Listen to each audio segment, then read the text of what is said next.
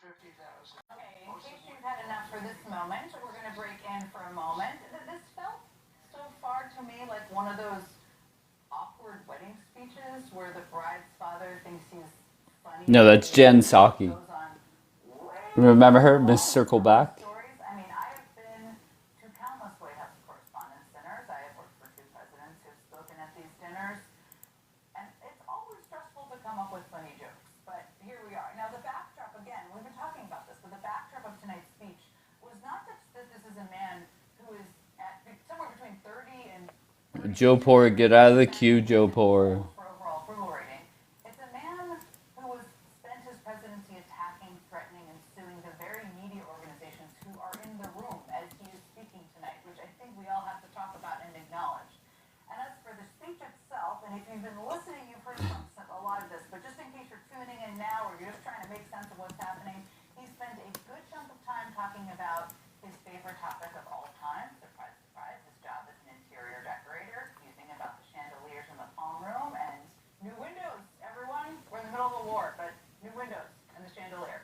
And of course, about his second favorite job as White House events coordinator, from the recent fight on the White House lawn, that was quite a horror show that we all saw, to plans for the future and his events he's planning in the future. He also talked in detail about the last correspondence dinner and threats on his life in gory detail at some point. He talked about the changes David Ellison might make, maybe joked about the name of the correspondence dinner being changed, joked about maybe a third term, which he said he was joking, but who knows. And also for a man Oh, I who converted to Islam as well? very heavy I thought it emphasis was just that I had tonight, a again, Muslim very wife. diplomatic. He Okay, felt good to like this know. was the moment to make an age joke That works about out well. Joe Biden of all people. So there is that. Maybe not a big room You today. guys just give me the The other script, I'll fucking read it. actual Okay? joke was a riff about RFK's love of dead animals, and maybe a little bit in the beginning, but maybe there's more jokes to come. We're gonna get that in a moment, but first let's talk America about hasn't seen leadership some yet. of You our tell him, Joe Poor. fine friends here who are at this table who have been to a lot of these dinners, aren't holding back on their thoughts a bit. Of course, Terry Moran and Eugene Daniels. Terry, you said something funny, which is there's always a tell with presidents, right? And with Trump, Thank you, Hardy. there's one when he says "sir" and he's telling a story, right? And he said to me, sir, and you And know gay. what he will say Okay. next is not true. That is his signal. And he said, sir, and then you know whatever he I says heard next. you are a court wife. What is a He's court got his wife? best behavior in some What ways. does that mean? He's not ranting at the press. But once again, I think that's evidence of Liberated. his So polls. where have you been? He's in charge. And I don't think he thinks he's going to lose power. He's going to, whatever happens in the midterms, he's going to attack the results if they don't go his way. And I think he's riding as high as he can. He's a megalomaniac now filled with authority. And he is making his mark on the country. Physically, legally, morally, in every way. There will be an age of Trump that will be remembered. I'm sure that's the way he thinks about it. Well, see, I have a very opposite view on this. I think he feels quite weak inside and under Thank threat you, Jeannie, because of baby. his poll numbers and because he can read a poll and sees what's happening out in the country Hi, and Vito. knows that if there's a What's going takedown on, of any Vito? part of Congress, that there's going to be a lot of attention paid to his administration, and it's not going to be as easy for him to avoid scrutiny, and that's part of it. And yes, he will certainly do everything you said, He'll attack the elections, and I think of he's got course a he will. plan to prevent anyone But taking that's power. a sign, I think, of feeling I think his nice thing is security. How are you? I'm great. How are you? I'm fantastic. So where have you been? I just took a little break and then I moved to a new house, so I've just been chilling. Why did you have to take a break? Because you moved or because like shit went down? You can say some shit went down. Okay. So what happened? No, just people are assholes. Like I'm just done debating. Like it's annoying. Why? Cause The like I get trannies got to annoyed. you? Oh no, not them. I get annoyed like really fast, and then like I just don't feel like getting my blood pressure up anymore. Uh, wait, hold on one second. You worked up Taz and Rudy. Did we lose sarcasm? Listen, I can't debate Rudy. Rudy never sticks to facts. And to be fair, I'm finding that out about Taz, unfortunately. Taz moves the goalpost. First, I asked her the question, who has murdered more people, illegal immigrants or ICE, and then she wanted to include all the police officers in the country. So Taz is no better than Rudy. All right, so it is what it is. Um, okay, so did you retire like from the debating scene Yeah. about trannies? Yeah. Forever. Yeah. Why? What is Plus it's just boring too now. So why don't you pick up something else to debate? I when I get like fired up about something else, then I might, but you know. Okay. Are you fired up? Are you fired up about Islam, that we should fear Islam here in America? Oh, not really. Oh, because that's all the rage these days, Yeah, apparently. not here in America. Right, exactly. But there are people Like, that lecture me that I or America should be afraid. of what? They're not like we're not an Islamic country. Like, Thank what? you. Thank Oh you. my god. Even my dumb ass knows that. Exactly. Um, Not that you're dumb. I mean that it's obvious that we're not in Islam. Yes. So but I don't get it. yeah, I don't either. I think like people are just paranoid and whatever, dude. They're all tripped out on something, but I'll drop. I just want to say hi, miss you, Miss you, bye. baby. Mwah, mwah, All right, mwah. bye. Night. All right. Why does she sound like she? I don't. She. I don't even know what that is. Like what that means. We aren't a Muslim country yet. Stop. Oh, so Jeannie, you're buying into the fear mongering. You believe that we can become a Muslim country?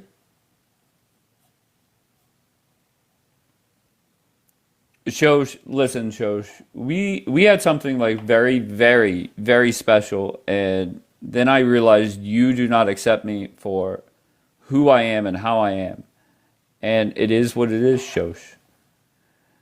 I mean, yeah, with immigration. So that actually proves my point that if people focus on the Democrats and keeping Democrats out of office,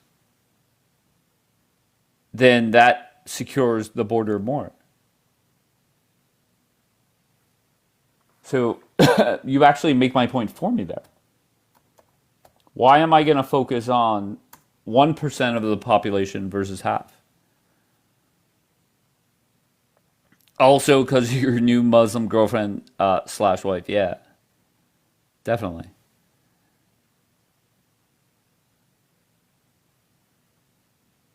I don't know what to tell you. Fair point, but it is legal immigration. Okay. So wait, should we worry about illegals coming in here or not? I'm confused by your few sentences. Scarface, what's going on? Jackie, thank you, love.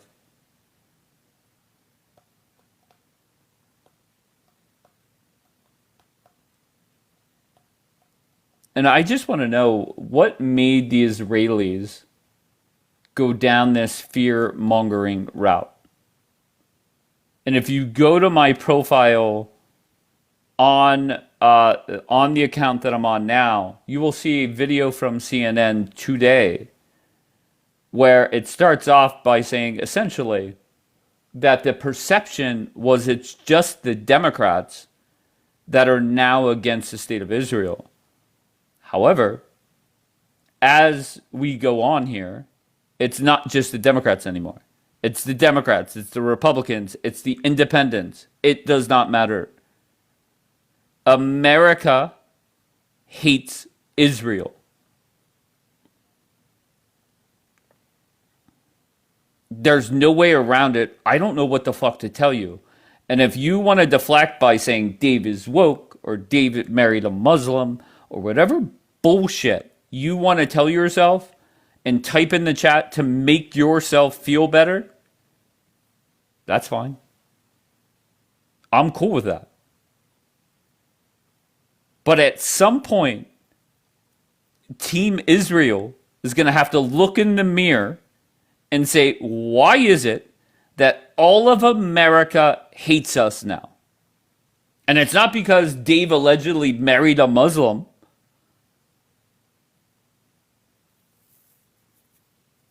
Look at Josh.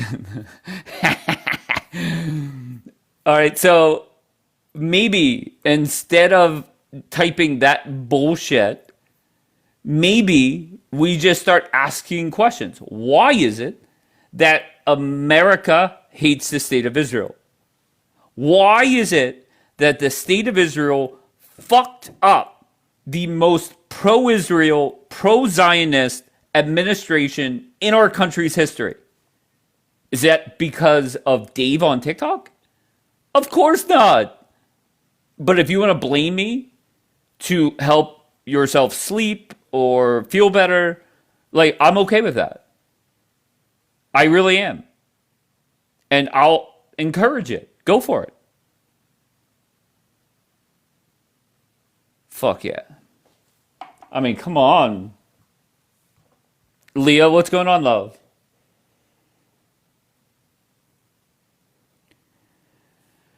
Maybe here goes Shosh. Shosh is always good for some nonsense. Maybe run for president. LOL.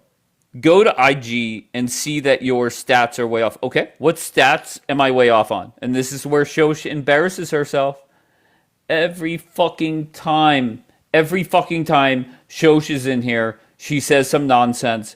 Go ahead, Shosh. What stats have I said that's wrong?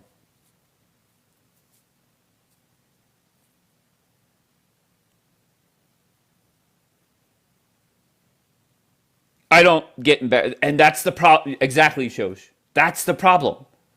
There's no embarrassment. That's exactly. Thank you. That's the problem.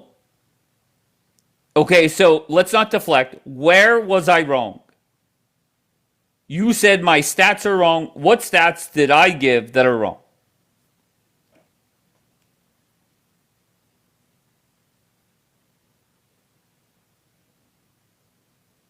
I wish I could shut off the whole chat except for one person.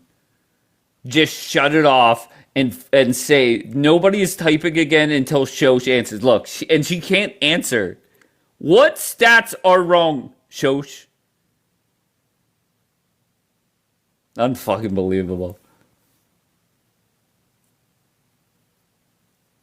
People with no shame lack self-awareness. Yeah. You're against freedom of speech now? Where the fuck did I say that? Where did I say I'm against freedom of speech? What the fuck are you talking about?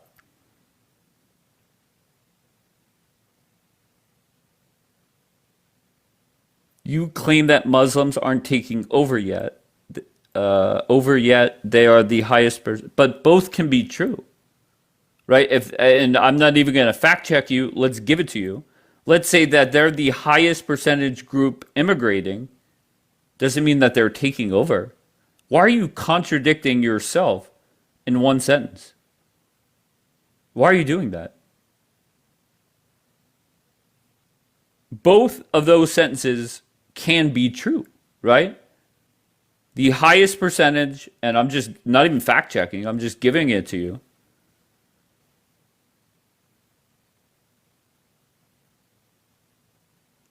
Some fucking moronic comments to start.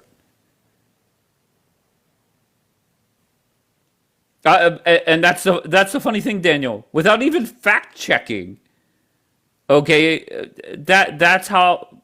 Whatever. Come on, guys. Let's get better. Let's be better. Let's lock in. And if you're gonna say dumb shit, all right, Habibi, don't. I mean, come on, what are we doing? Leftists will be hanged on a tree of freedom with ropes they made with their own hands. Okay, that's what that translates to from Habibi. Don't spam the chat. Hold on, let me mute your.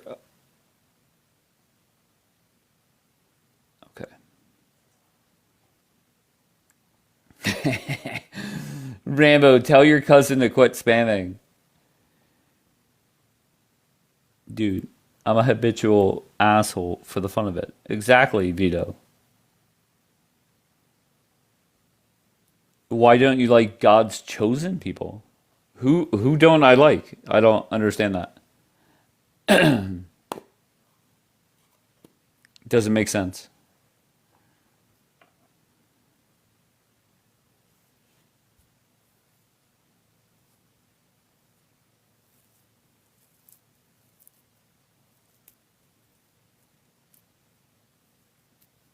Rando's cousins hate lefties or leftists. Translate his comment. I muted Habibi. Did I not? All right, let's start off. It's always good luck when you start off with a user account and they didn't connect. Or they did connect. User, where are you from? No fucking way, man. I'm from California. Okay, what brings you up? I'm interested in this topic, Dave. I actually am a little bit of a fan of yours, but in, not a good way. But I do think that you have somehow like have adopted like a third worldist like Islamic mentality. And I don't know if you have like an Israel obsession that has created it. Now, I do want to preface by saying I'm anti-Israel, but that doesn't make me pro like Islam. It doesn't make me pro like communism. I think this is a false dichotomy, and I think you've fallen victim to this kind of dichotomy where you have to choose between Israel or like these third world like communists or Islamists. This is a false choice. We have a third way. Okay. Can I just ask you, how often do you listen to me? Like, honestly, I scroll by your page almost every day. I do check TikTok live. I follow you. You are often active on here, so I see it all the time. Okay. Can I just say this, that I don't give a fuck about Islam or Muslims. I don't give a fuck about Israel or Jews. All I'm worried about is America and most importantly the Republican Party. And that's interesting to me. I'm surprised by that. I have not I heard say you it say often. I say it like multiple times every broadcast. Okay. I don't listen in for long enough apparently. So I'm gonna give you a little slack here. I'm gonna give you a little credit. I am willing to like concede certain things. Like, I'm not saying that I sit here on your live and I listen to the entire panel for the entire time. I do request up sometimes. I usually don't get it invited. Like, I would like to debate some of your panelists sometimes. Like, a lot of them talk a lot of bullshit, man. Like, it's okay to be anti-Israel. I actually agree with that. But like, a lot of these people veer into like this third worldist, like, oh, the only reason that we have immigration is because like America is evil and like they do the Jews bidding. Like, this kind of stuff is not acceptable to me. Can I just ask you, what have you heard me say as you're swiping by or swiping in or swiping out? What have you heard me say that led you to come up here and open up the way that you did? Perhaps I've judged you too harshly based upon some of the comments and the rhetoric that I've heard from, like, more from your guests than maybe you. Now, I will take a little umbrance with the bottom question on your panel, the who and what killed Charlie Kirk. Now, this one is like pretty inflammatory for me. Like, I do not believe that like you can open up conspiracy theories about like this kind of thing. Like, when it comes to like Charlie Kirk, I don't think that there's any actual solid evidence of anything except for, some like autistic kid like got on a roof and like sniped him out, man. I mean, Sure. I mean, What it's about just the like fact inviting. that Charlie's cameraman is now coming out and saying that there's a lot more to this story, that criticizing Erica Kirk and saying Erica says she wants full transparency, but if there was full transparency given, she would not look good. If there was full transparency given, Erica Kirk wouldn't look good. I don't think Erica Kirk looks good, like, basically in any scenario, like, post assassination, to be honest. I'm not I talking don't about think that she's a particularly good person. okay, and But that's at fine. the same but time, it I just doesn't want to mean focus that- on what I said. I'm not talking about what happened after the death. I think if you want to criticize a widow, go for it. Doesn't matter to me. Not my style. But Okay. So go ahead. the cameraman, is that his exact quote, or did he give any more context, evidence to like some kind of conspiracy? No, somebody shared a Did he video give with like me. No. He did not go down that road. At least not in the clip that I saw, and I really haven't Okay. researched it. so like he doesn't like Charlie's widow, and that's fair, but that doesn't mean that like I understand where this question leads, where it's like this idea of like, oh, Charlie started to get more critical of Israel, which he should because he was a smart guy. I think anybody who's actually pro-America will be critical of the relationship with Israel. We can all agree on that. But it doesn't mean that like the state of Israel like took out this podcaster. I find it hard to believe. I think they have bigger priorities. And I don't like them. They are dubious. They are not good people. But I think they have bigger priorities than Charlie Kirk. I really do. All right, brother. It's a stretch for me in the extreme. All right, give me a last word, and then I'm going to let you go and move on to somebody else. All right, Dave. I appreciate you for bringing me up. And you know what? I would like to join the panels more often. I'm not an unreasonable guy, even if I talk shit sometimes. No, I'm with you, brother. No problem. All right. Appreciate All right, you. have a good day and a good weekend, okay? You too, man. Thank you, brother.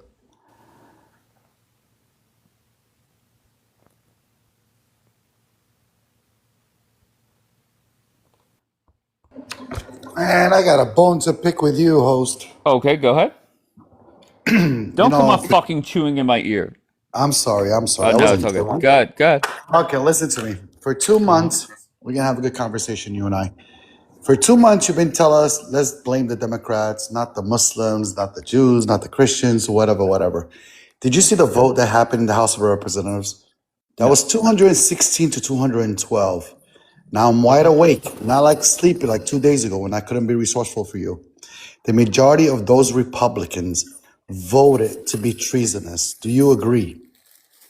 Can you elaborate? I don't know what you're really talking about. On the National Defense Act, the NDAA, Okay. Section Oh, 219, okay. The Section House 224. passed it. Yeah. Right, I got you. Okay, yeah. So if you want to call them treasonous, then call them treasonous. I don't know what to tell you. I don't know enough about the bill. That's one line in a large bill. Am I surprised that they voted for it? No. It was a Republican bill. Republicans control everything right now, and they're going to fall in line. But you understand when I tell you that they infiltrate both parties, now you get my point, right? Okay, hold on. Let me deal with Daniel. Daniel's deal with me was he was not going to tag the ladies in here and say horrendous things. You will never get another Holocaust. You won on Jews. That's, he's not talking about family members or anything like that. Is there anything else? Guys, I don't babysit here. Okay, I just don't get it. Okay, Daniel said he's not going to say horrendous things, and that's that. Okay, so let's not start off that way. Why they fighting or something? I don't think that's a personal attack. If Daniel was talking about family members or something like that, I would correct him. Okay, him essentially calling you anti-Semitic, that's not the end of the world. Not saying that you are anti-Semitic, but I mean, as long as he doesn't go personal, I'm okay. All right, so come on. Let's get it together, everybody. And, all right, so go ahead. So my point is that 216 to 212, there were 7 Republicans that opposed the bill, 7 nays or abstentions. My point is that it's not only the Democratic Party. So when I told you last night or the night before that we also have to look into the mirror because we got to blame ourselves. These are our politicians that are supposed to take our words, right, for the constituents. But how and then many they of took it them are on. out there advocating for the bill just because of the section 219 or whatever it is? Right. I think it became 224 now. Okay, But the whatever point it is. is, right. The point is that, I mean, what do you mean advocating? First of Like, all, how many of them were out there? Like, there have been Democratic senators posting videos that we must vote against the bill, right. and they have listed one of the reasons as that section 219 or 224. Okay. I see your I point. don't Probably, see any yeah. Republicans going out there saying we must pass it because of section 219 or 224. Okay. So I see your point. But do you actually, you have any hope that they're not going to pass it when it gets to the Senate? I honestly don't know. I've asked that question to multiple people on multiple platforms, and I've gotten very mixed answers. And if they I do don't see pass how it, if they need 60 votes, I don't see how they ever get there. right. Okay, if now somebody said, I think yesterday, that they only need 50, which I doubt that's the case, but maybe they were right. I thought it was 62. But what I'm saying, Dave, is would they let you down as a Republican, as a hardcore Republican that you are? Would you feel like you were let down by these politicians not listening to us? Because obviously the constituents don't like it. That's one line of the bill. I don't know what else the bill does. And to be honest, I really don't care. Well, the 1.5 trillion, 1.1 trillion plus having them included. But that has nothing to do with Israel. That was requested even before the letter was sent by Bibi to change it from aid to, I think he used the word partnership. Right. No. I was just telling you what else is on the bill. It's Right. obviously, inflating our defense amount, but obviously that making Israel inclusive with data and intelligence and technology. I know it would break your heart, David. If you have a real conversation with me, I'm pretty sure you're going to feel let down. Am I right? No. You really believe that we should be, sharing all our intelligence with the military? The reason why I'm not is because we're about to enter a primary season where Israel is on the ballot. And Democrats are going to bash the fuck out of Israel. And Republicans are going to be forced to come to the center and also criticize Israel. I posted a video on my profile. It's the most recent video, not the pinned ones. So I think it's the third or fourth video where CNN ran a story yesterday that it's no longer just a Democratic Party. Oh, It is every party. It does not matter. Right. I saw forget. that. Wait, what? I don't know. I saw the same video you're talking about. Right. I saw it. Okay, so whenever I think it's been 8 years, and there's been a 60, I think, right, 67 maybe, 67-point swing against the state of Israel. That's right. It was 51, and now they're positive 16 on the opposite side. So All right. Well, Daniel works for APAC, so let's see what he's got. does he really? No. I was just kidding. All right, go ahead, Daniel. Yeah, dude, John, it doesn't integrate all the intelligence with America. Are you insane? You think that we're going to share all our intelligence agencies But with another what foreign does country? it do? What does it do? I think Educate us. Go ahead. I don't know the answer, Daniel. Like we do share more things with Israel, but it's more about the future. It's more about like building AI software, spy software together, defense systems together. It just makes us more partnerships with certain projects. Like I haven't read the entire thing either, so don't get me wrong. I'm you understand- ignorant as fuck on this. But Daniel- nowhere near does it involve us sharing. Like it doesn't like open up the Central Intelligence Agency to a foreign country. It does not open up the national. It does not open up the NSA to a foreign country. Yeah, but the DOD is much more powerful than the NSA and the CIA. That's our whole doesn't fucking open. military structure. But what I'm saying is this, Daniel. Look. Our best and strongest ally since the inception of this country was Britain, correct? And we didn't do that with Britain during World War One and World War Two when they mostly needed us. But we're doing it with much smaller war cases like Iran to fully integrate our militaries. That's like You mean treasonous, Israel? bro. You mean Israel? What? Yes, Israel and the United States integrating their military is, to me, is treasonous. Oh, It could have been I thought you said Rwanda Iran. with the Congo sharing their thing, and I would still say it's treasonous because your ally today could be your enemy tomorrow. And correct me if Here, I'm wrong. Seattle says he has an update. Okay. Okay. Go Wait, ahead. Seattle, where are you reading this from or getting this from? The first Google, and then it links you to the Justice Department website, and you can look up. Right now, it's stalled. It needs a 60 out of 100 vote, like you said, but it likely won't even get settled until after the August recess. So it'll probably get settled mid to late September. And what it actually does is it removes the congressional case-by-case basis for intelligence sharing on future stuff.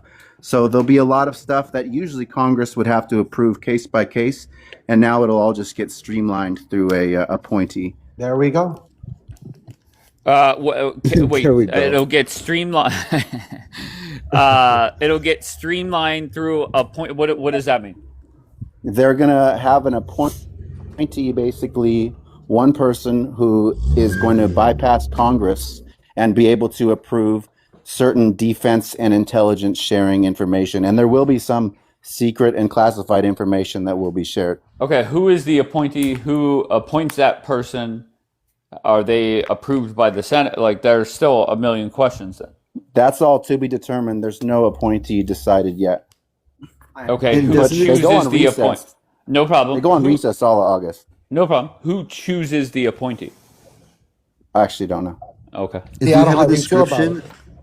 Do you have the description of the bill? Doesn't it give like a brief description in terms of integrating certain software, quantitative AI, things like that? Like it's not everything. It doesn't open up all our intelligence to a foreign country, John. Wait, I'm sorry. What was said? Sorry, my headphone fell out. No, I was asking Seattle if there's a brief description of the how there's certain things that we become partners with Israel on in terms of future projects with quantitative software, AI, certain defense projects, but it does not open up all our intelligence with a foreign country. So I was just asking him if he sees any of that. I thought I heard data sharing across the board, but go ahead. Go ahead. No, Seattle. dude. Data sharing across the board. That's what I heard. Fuck yeah, John. That's what I fucking heard too. Thank But you. to be fair to John, that's what the other side is saying. I don't know what's what, to be honest. But I know you're a little sad in your heart, David. You can't just sit there and say, Wait, sad about God. what? that if we actually go through this and the Senate passes it, it's gonna be a heartbreak for most Americans on the ground. John, do you think most Americans will even feel a difference or recognize a difference? Maybe not, but Yeah, I was you just know gonna ask what? him that. You know what? I think when they really, really think about it, that it might create turmoil in the streets. That's what I think. Okay, I looked it up. The Secretary of Defense will choose the appointee, and it has to be a senior member of the Pentagon. Okay. So And how do you feel about it, Seattle? I think it's a bad idea. I There you don't go. trust There you foreign go. governments getting our secrets. Thank you very much. That's all I'm saying. You could pick any two governments, and I'll tell you it's wrong. Because today's ally is going to be tomorrow your enemy. How many times we had an ally that turned enemy, guys? Even if you want to include Iraq, Iran itself was an ally, and so on and so on. My examples are good. Imagine it was Ukraine. We would be up in arms about it. Thank you. I Yeah, think but it's a very bad idea. Ukraine doesn't have the same relationship. You guys don't understand. You guys should go look in. You should guys go look into the details with the relationship that Israel has with America. They're really intertwined, whether you like it or not. There's no conceivable way they will ever be enemies against each other. That's not true, Daniel. You don't know that. You cannot foretell the future. You got to understand something. Wait. Hold on. Instead of just elaborate. I'm going to elaborate. No, Daniel. Oh. No, he's the one that okay. made Yeah. the claim. Yeah, okay, yeah. Now keep in mind, I'm specifically saying the word enemies. I mean, it's like, don't get me wrong. I'm not saying it's impossible, but just from everything that I've been reading about the between their economies, the agreements they have, the arms deals they have, it's just I feel like I can win the lottery 10 times over before those two countries would ever be true enemies against each other. I agree with the it's statement really difficult. that I agree with the statement that they will not be enemies. I think our relationship with them is forever changed after this war. And the reason for that is the American people as a whole. Okay, first it was the Democrats, then the Independents. Now here come the Republicans being anti-Israel. Exactly. So we Yeah, and I don't. wait, just one more sentence. The politicians have no choice but to adjust. But could I say And I, something? No, let Daniel respond, oh and no, then I I'll was you, just, John. respond to Daniel, by the I'll, way. Go I'll, ahead. I'll be Just quick. relax, John. I don't. I'll be quick. I don't disagree. All the strings that are attached between the two countries, many of them can be cut. That I definitely see happening, and it's very possible. I don't disagree with what you just said. Okay, go ahead, John. Again, we could be friends, we could be allies. I'll just give you one name, Jonathan Pollard. He took our naval intelligence. Hold I on, don't don't know who laugh. that is. Jonathan Pollard was an American naval intelligence officer Was of he on Jewish Taz's descent. live? No, never. Oh, okay. He's actually he was in prison about for to be. over. She would. That's He like was her. over. Can I just Her finish my Moby statement? Dick. Can I She finish would my love to have statement? him. Can I finish my Sorry, go ahead. statement? He was in prison for over 30 years here in the United States. He was finally let go after 5 administrations because Bibi was kissing every president's ass to let him go. Okay. And he sold our naval intelligence to the Mossad. I'm sorry, he gave it to the Mossad, and the Mossad turned around and gave it to the KGB. Okay. So, yeah, allies can turn into enemies. I don't believe sharing all our information is proper. I have one question for Daniel. Yeah. What about the Pentagon's Defense Intelligence Agency raising Israel's counterintelligence threat assessment to critical in late May and early June? Like the counterintelligence, the spy threat for Israel in America has been raised to critical from the Pentagon. What do you think about that? Okay. Well, so I'm not an expert in terms of the levels that they have, but imagine the most critical possible level one country could have against another in this category. If America had that with Israel, and Israel had that raised America's level with their country, it wouldn't faze me the slightest bit. It's not a surprise to me that countries spy on each other at all. I have no doubts that Mossad and the CIA both have interests out there in the world that spy on each other's governments. Yeah, Okay. but the It's fact not that used they to were be. spying on Witkoff and Kushner, the two people besides Trump that have done more for the state of Israel than anyone else, is mind blowing. Yeah, And but I don't critical know. is the I highest don't know the possible exact. designation, just so you're clear Okay, on that. yeah. Okay, so then there you go. So I don't know exactly the relationship that how it works between, let's say, the Mossad and the rest of the Israeli government. I don't know how separate of an entity they are, but What are you talking about? they. Bibi's always shown meeting with leaders from Mossad. Yeah, but in terms of information sharing, but I do know that it. Listen, it was. We can all agree. We can all agree it was in their best interest to try and find out information as early as possible. So Daniel, we So I'm get not it. surprised. We get that you're pro-Israeli. Would you allow Israel to share its intelligence with Turkey, for example? Are you insane? Well, there you go. So why should we share our intelligence with the Israelis? Dude, do you not? Dude, can you, You at think least make you a think decent Israel and Turkey question don't or a get decent along? argument? Daniel, Turkey houses Hamas leaders. Turkey. You think I And want Dan- Israel sharing information with Randall's cousins? Daniel, do you know that Turkey and Israel get along under the table? Dude, stop. Okay, No, you're no, just seriously. pushing propaganda. Okay, really At least quick be question. genuine if you're gonna ask me a Bibi question. Netanyahu has shook hands and met Erdogan, and even in Jerusalem, and they've hugged and they've talked, and they even shared naval training out in the sea. Right or wrong? Is Yeah, that right? okay, I listen, didn't if know you- that. Yes, it's true. So Then why why would you is Bibi pretend? trying to go to war with him? He's Exactly. not trying to go to war with anybody. He What? wants. Did you not hear him? Listen, It's theater. Erdogan is very unpredictable, and he has done also many things that go against Israel's interests. Like I mentioned it last week, how Israel has this new energy alliance with Greece and Erdogan and Turkey. They've been trying to fight it, have this like maritime war with Israel and trying to break up the energy alliance that they just made. But John, really quickly, dude, if you want to attack my bias, why don't you at least ask me how would I feel if America had the same deal with Britain? I'll help. That's a you, good question okay? for you, Daniel. Daniel, Yeah. how if Israel could step over the line or Mossad could step over the line, what would that look like to you if that's a thing?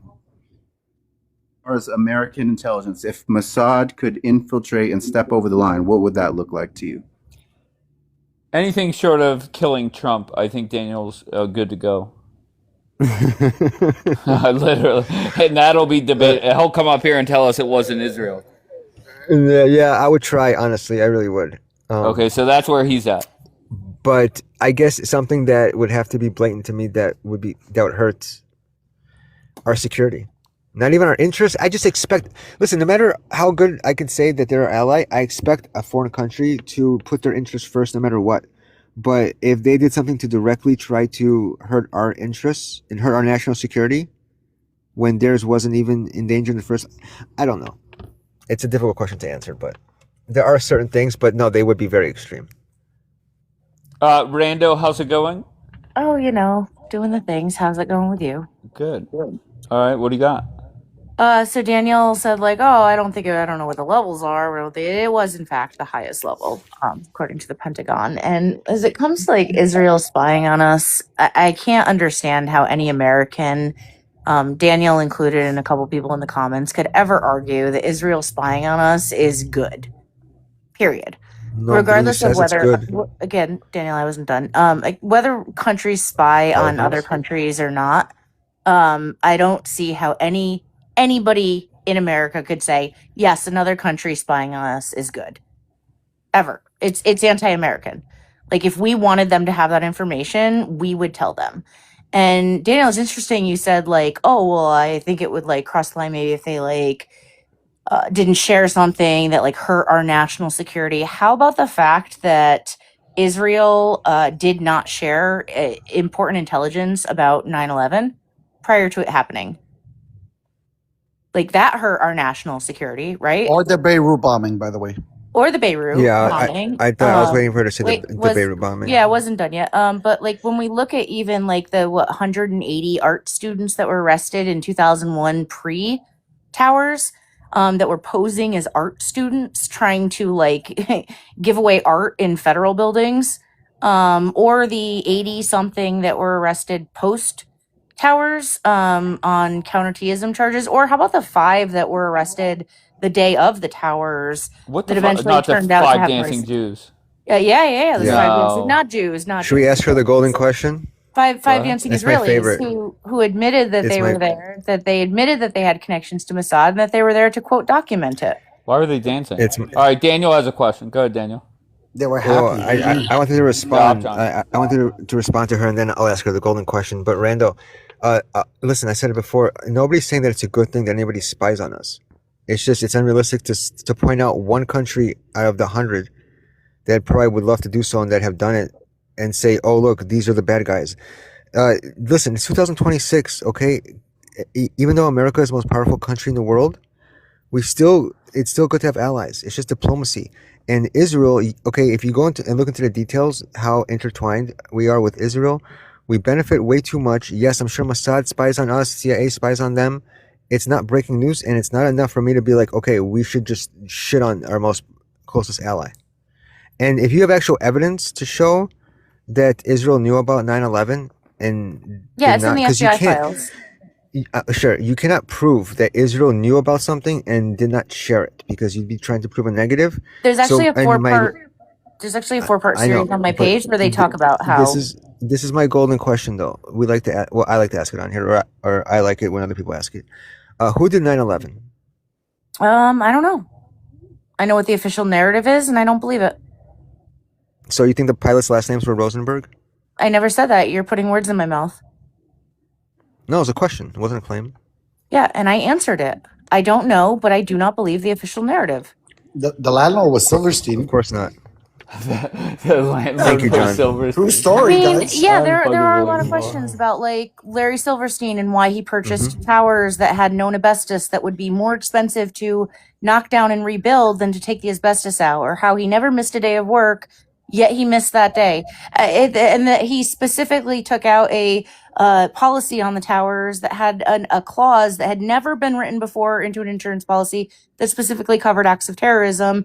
And never again after that was that clause ever put in another insurance policy. Yes, there are questions, but if you want to come up here and ask me who did it, I don't know. Dude, I don't work for the Pentagon. I just know I No, have of course not. questions.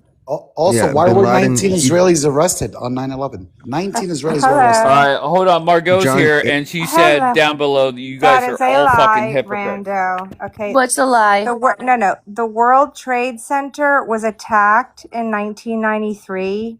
Mhm. Okay.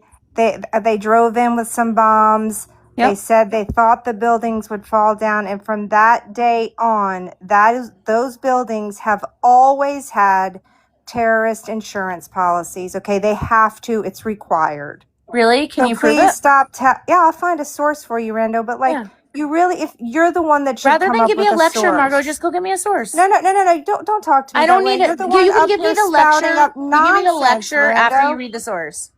You're not going to tell me what to do, Rando. Why don't you show me your source? The point is they raised the insurance on terrorism. That's the point. People raise insurance every flipping year, dude. Yeah, Like but a week before he got the lease? Why is this? You all will find a He just got the conspiracy in lease. anything. Yes, and guess what? Terrorist insurance is in that building every year, and lots of buildings in New York. Okay. They won't insure it without it, especially since we've had attacks on our buildings there before. Just So how like in did Building 7 go Oklahoma, down? they have to have it too. Like, you people will make up more shit and you'll spout it as if it's fact. It's insanity to me. Rather you than explain- soapbox, It's crazy. Go get a source, No, I'm not Margot. on a soapbox, Rando. I'm just trying to teach you a little something, okay? Hell yeah. You're trying to lecture me. You've No, literally I'm said telling no. you that you are That's speaking incorrect, nonsense. and then you haven't brought a source. I want you to show me the source of your nonsense. Surprisingly, Margot's right here. The insurance was already Surprisingly? included. I'm always right. Extremely surprisingly, Wow, Margot, wow, good job. wow. It was included, but he renewed the insurance Thank lease you. on July of that year, 2011. Yeah, Exactly. he And renews. You have to Building renew 7 it just goes every down. year. Okay, terrorist insurance on those buildings is required. You cannot get insured without it. It's part of the package. It's in there whether you want it to be or not. Just like in Louisiana, when you buy homeowners insurance, you have to buy flood insurance. We have a lot That of is hurricanes interesting here. that he just got the lease from If the we state don't and have it gets flood 50 insurance, billion. that we will not be covered under homeowners. It's the same thing in New York. You have to have terrorist insurance on these buildings or they will not cover them at all. Margaret, do you know what the Okay, payoff so was? wait. Before I go check that source, is there anything else that you want to lecture me about or tell me that I'm lying You about? seem very insecure, Rando, about it. You know, like you seem like you just want an argument. Yeah, is it? No, Margot, I will willingly You're admit if I was lecturing wrong. me just because I told you that you were incorrect. Again, Yeah. you'll be okay, Rando. I would It's like a okay. I know source. it's hard If being a you- liberal, but it's going to I'm be not a okay. liberal. Hell yeah. Your feelings, It is hard being a feelings liberal. don't need to be hurt I every agree. time somebody tells you find a source or that's incorrect. Okay, What was she Margot, wrong is there about? anything else that I was incorrect about before I go check? I'm sure you will be coming up, but I haven't heard you say anything else. Okay. So So you Celine, acknowledge wait, that stop. Celine, how's it going? Good. How are you, Dave? I'm great. What brings you up? Honestly, I just watched a video and I was hoping you'd be live because it was the funniest thing I ever watched. It's called a fact check debate about Israel. And it was like both sides were conservative, pro-Israelis or anti-Israelis. Okay, and the anti-Israelis were just again like regular Americans. And when you look into the who won, like who lied the most, basically, it was the anti-Israeli conservatives, 7-14. So 2 times as Were you much surprised? lies.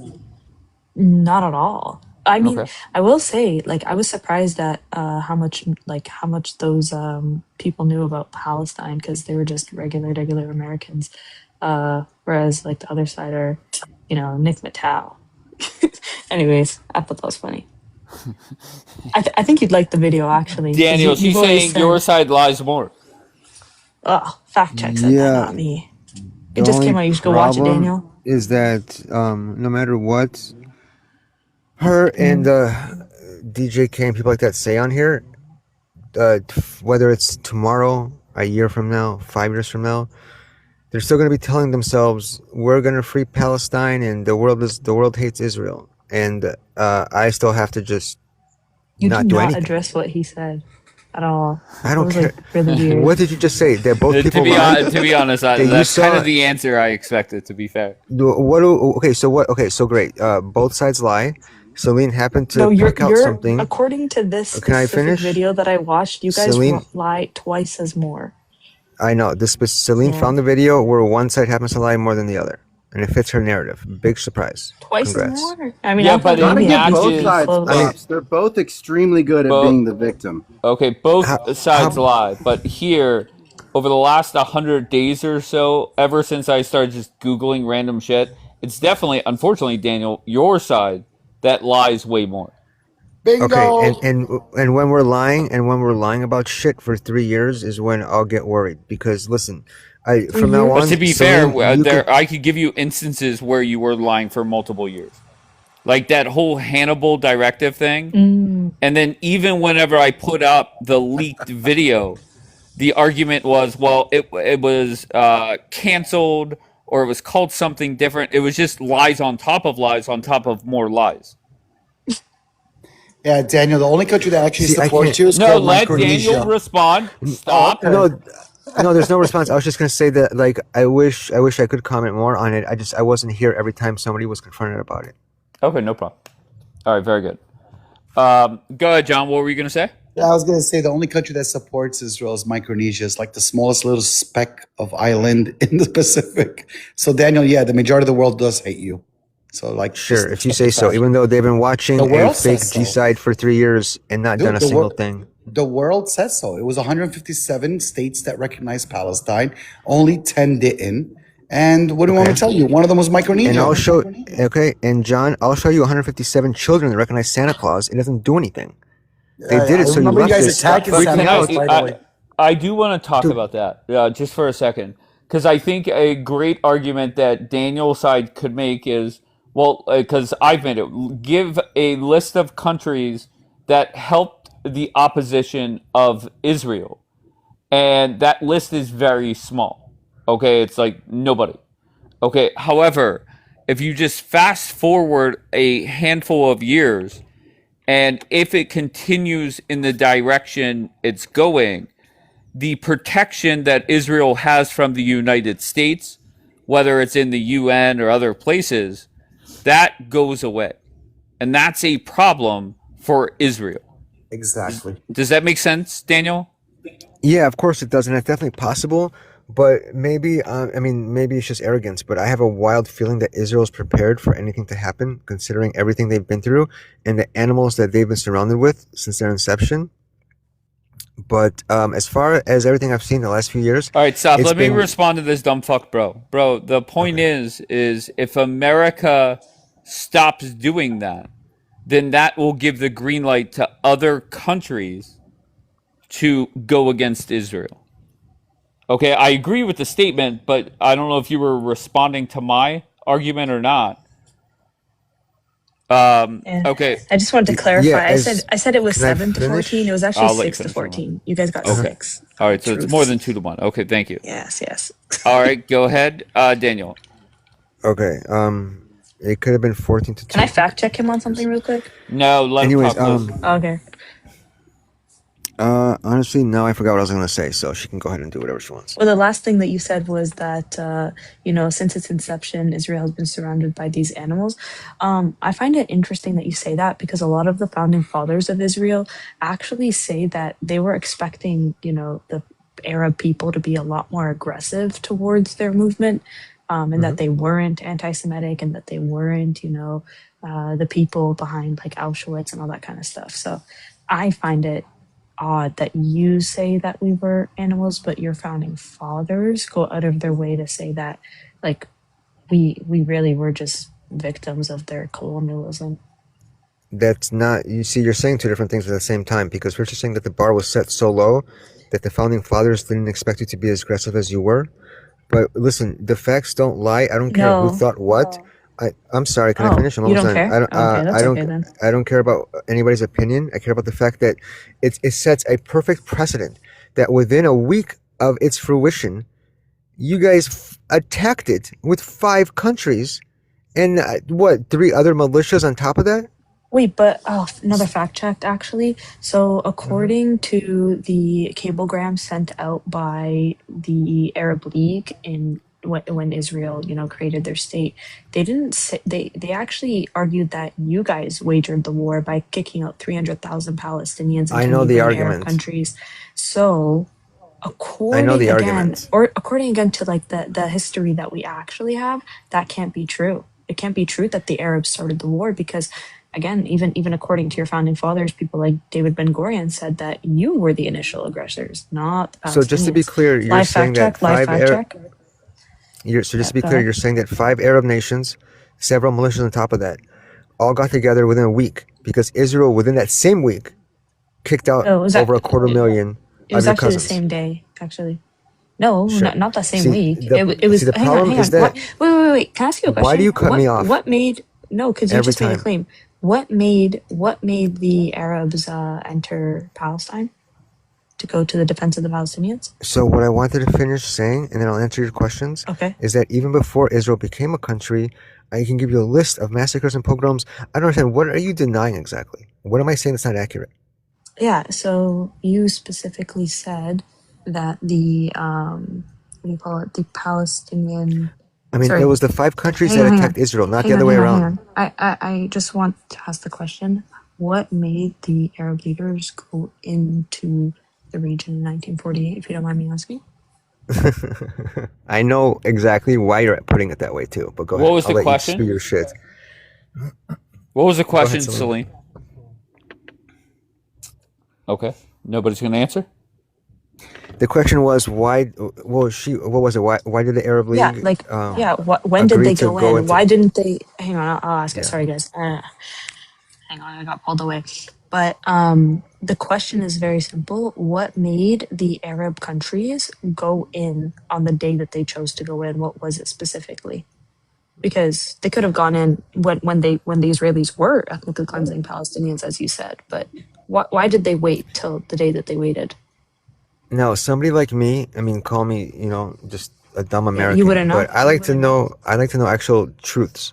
So the way I would ask it is, who initiated the war in 1948? Israel. Was it Israel, or Yes, the 5 Arab nations? That's what I would Israel. ask. Yeah, Israel. So ask Israel. it By then. every single definition of yeah, you asked me Do the you want to? question. No, Yeah, I didn't ask you you the question. I said that's how I would type it in. That's the question well, I would no, type. no, no. Who Hang initiated on. the war? Yeah, Israel or the Israel. 5 Arab nations? Israel, That's what I would because do. Israel. Yeah. So I'll answer Well, the why don't you type it question. in and see if you're right? I dare you. Israel, Israel initiated the war by ethnically Hmm. cleansing 300,000 Palestinians. So by every definition of initiating war, they started it, right? Okay, so why don't Aside you from type it that, the question in aside and prove it? aside from that, okay, sure, we You can won't do do that. it. But let me let me Okay. let me let me just ask you the question that I asked you earlier. Why did the Arabs choose to enter on the day that they chose to enter? What happened on that day? For the same reason they started every other pogrom and Why massacre aren't you prior to answering the that. question? I Okay, am. since he doesn't know the answer, I'll answer it. The reason why the Arabs chose How to did I go in on answer? that's you're not You answering didn't it. answer I've good asked it enough. 3 times. No, he Oh, I didn't didn't even answer answer. good enough. He just said the same reason why they went in. Not a single Arab country entered prior to May 15th, 1948. So I don't know why he means like That's because when Israel when only you existed answer for a like that, week. that's wrong. There Yeah, was no but Israel to even invade. It only existed for a week. no, it didn't. Hang on. You are arguing that the same reason why you said your answer to my question was the same reason why they initiated any other program. They didn't initiate any other program. They never entered I said the before that. same reason why Arabs initiated all the pogroms and massacres Okay, well, before that's still that. a wrong answer. So, the reason why the Arabs, whatever answer you give, and not only is the statement wrong, Of course, but whatever like answer I the give is going to be answer is wrong. also wrong. No, the reason why they chose to enter the day that they did and wrote the cablegram the day that they did was because the British left, and the exact verbiage that they cited was that peace and order has been uprooted within this land because of the British leaving. So the British left it. It wasn't because of Israel claiming independence. Celine, are you going to put in Nobody the question who recognized their initiated? independence, by the way. So that made Are no you going to put in the sense. Okay, question okay. who I'm gonna initiated the put. Hold war? on one second. Hold on. We had Rando. What is on your screen? Zio Troll put in the chat. That's a bad source. I don't know what it is, but explain, please. So, Margot was correct in that there was insurance that covered terrorism. It didn't specifically cover terrorism. There's another screenshot I have. It says right there it had to be included. Yep. Again, Right. so despite the T attacks in 1993 and 1995, insurers didn't view Tism as a risk, and it was generally considered. Where's the language? His bill, Peril, right? unnamed peril. As Exactly. such, Meaning you terrorism have to coverage. purchase terrorism insurance. They are in all of the policies that are underwritten for that building since 1993. No, it was literally an unnamed peril. It wasn't Right, but specifically terrorism. It was such a it low just risk says of happening. terrorism coverage was an unnamed peril that was covered in most standard all risk commercial and homeowner policies prior to the attacks on September 11th, 2001. Right, it was included in general policies, as right. in That's what I Margot. said. Terrorism was included in all of the policies for that building. Yes, like and I said to you, and I said you were right. you're proving my point. Margot, Okay. just listen. I'm trying to give you like a couple flowers here. I You were don't need correct any. in that it was in the policy, but it wasn't specific to terrorism, right? It was a general unnamed policy, like in my homeowner's insurance, it doesn't say like if my gazebo goes flying off my thing. It says like act of God, right?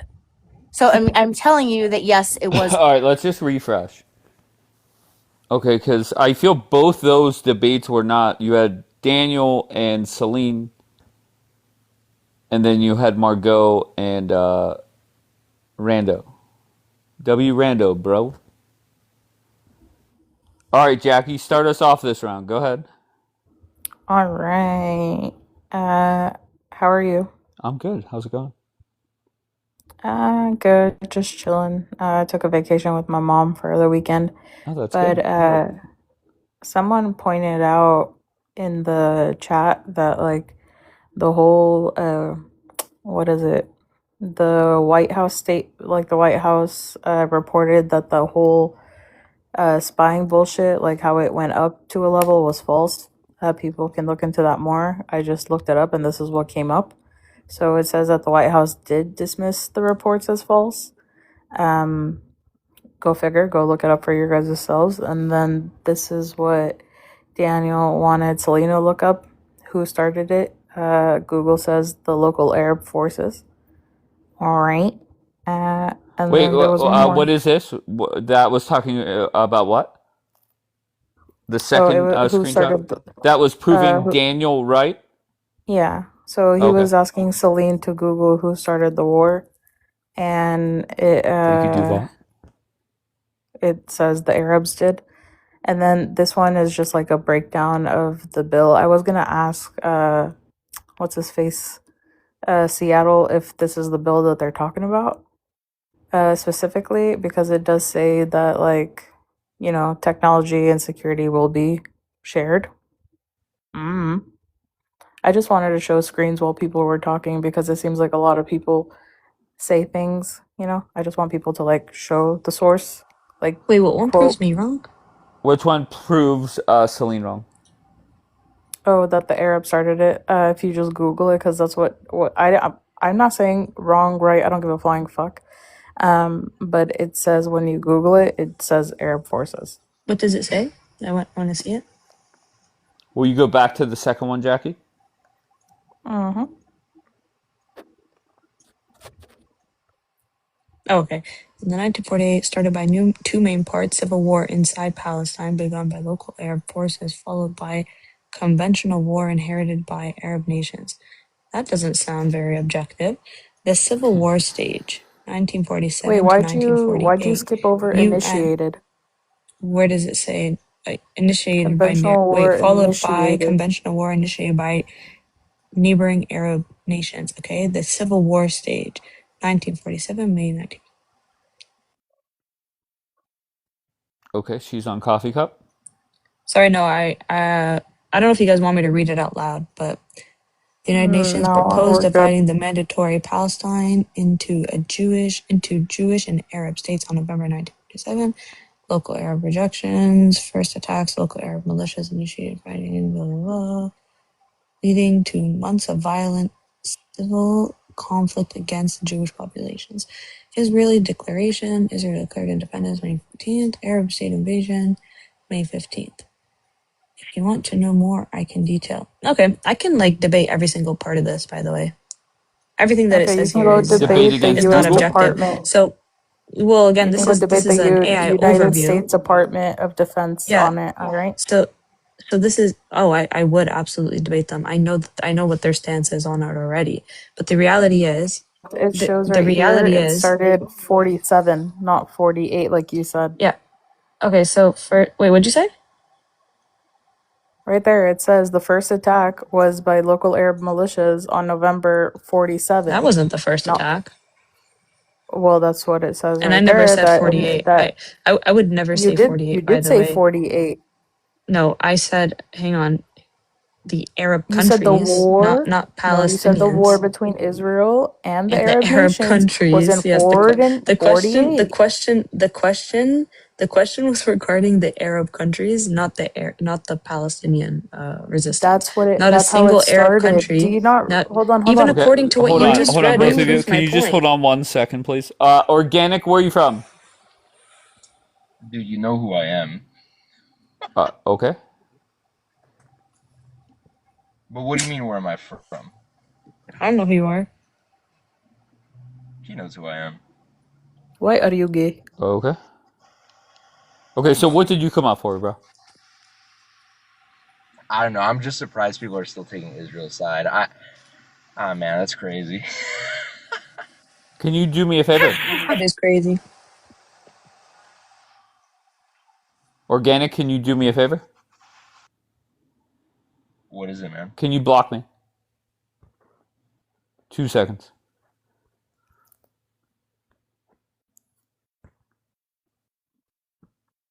I don't remember him. Who was he?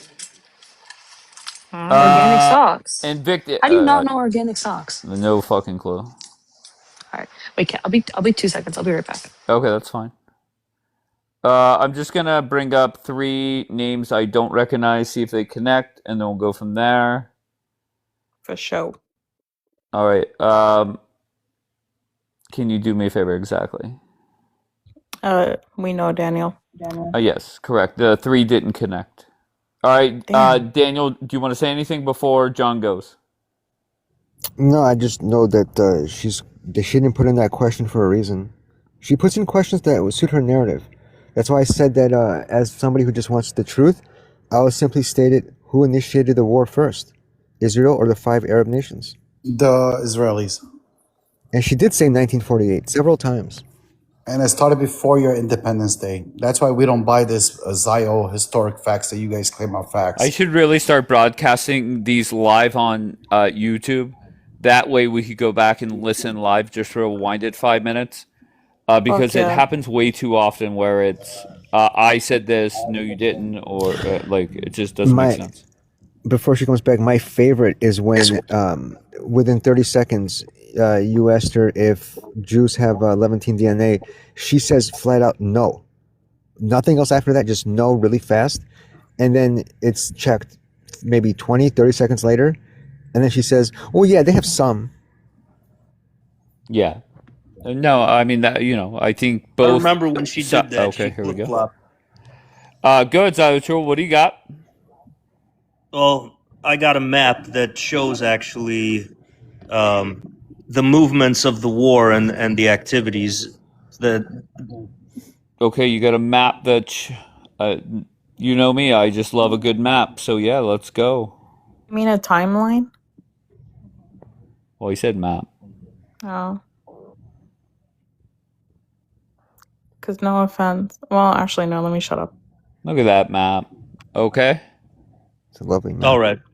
So you see that there were 5 Arab armies that attacked. Right there, the main arrows. But what you also see right there is pockets of Jewish settlement that were being attacked in the shaded part. So it's kind of like grayish. I don't know if you call it grayish, but dotted, right? You see that like in the north, especially, and all around.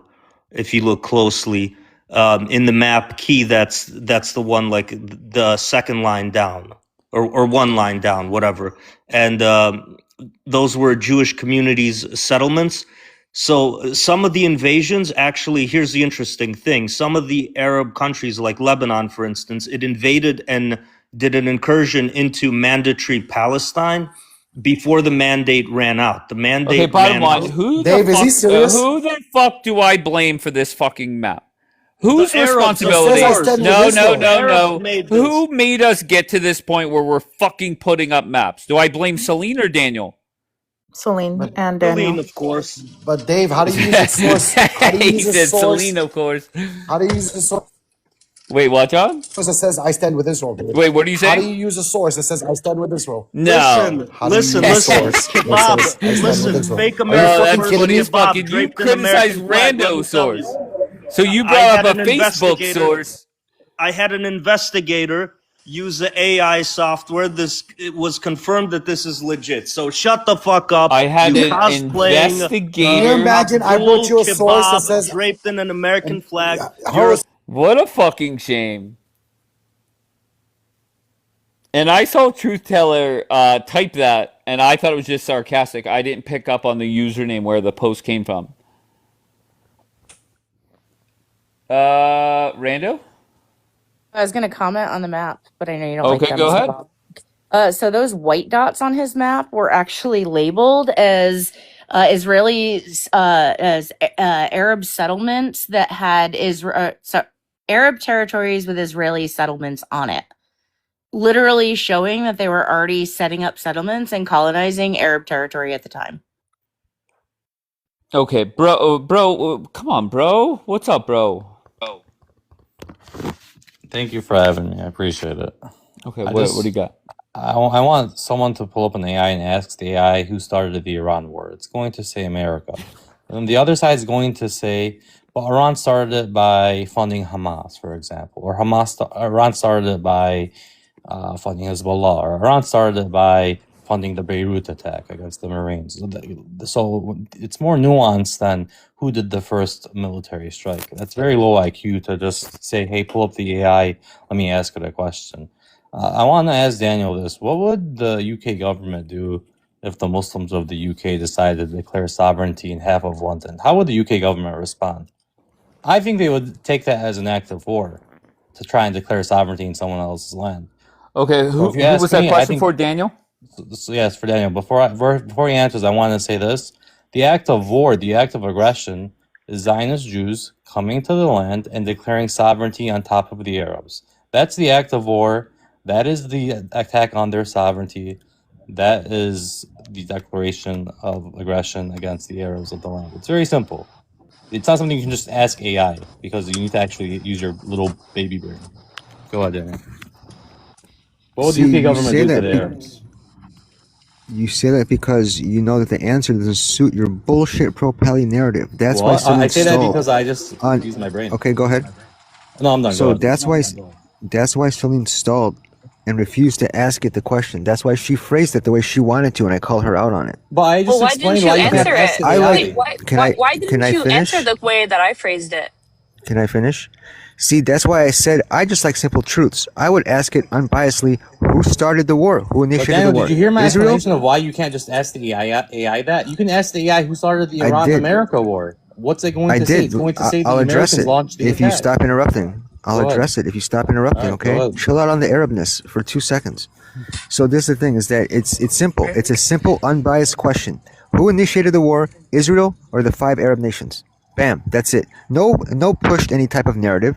It's a simple, unbiased question, and you get a simple, unbiased answer. All You right. get a fact That's a simple, that anybody unbiased can answer. verify. It Now, if doesn't in a somebody were to, single unbelievable, Celine. What do you, Celine? Do for you you have a to tick argue, to interrupt? yeah. For you to argue that was a simple, unbiased answer, and it didn't mention a single Zionist attack is kind of crazy, right? Like that. Well, the For thing you to is, argue that that is let me count to biased is 20. weird. Let me finish responding. No, you're The not thing done is, because you're already Hey, wrong. let I need to Come on, respond. come on. Let Daniel talk. All Go right, ahead, then Daniel. the thing is that nobody's denying that there was conflicts from both sides. Nobody's denying that. But the specific act of the war initiated was done by the 5 Arab nations. It's a historical fact. Okay, no matter how much you can try and sway it on why this and that, and if somebody asked anybody why who attacked first, America or Iran, and they don't say America, then they're delusional. Okay, Wait, I'm pro nobody asked America. who. Can I finish? No, he said that as an example.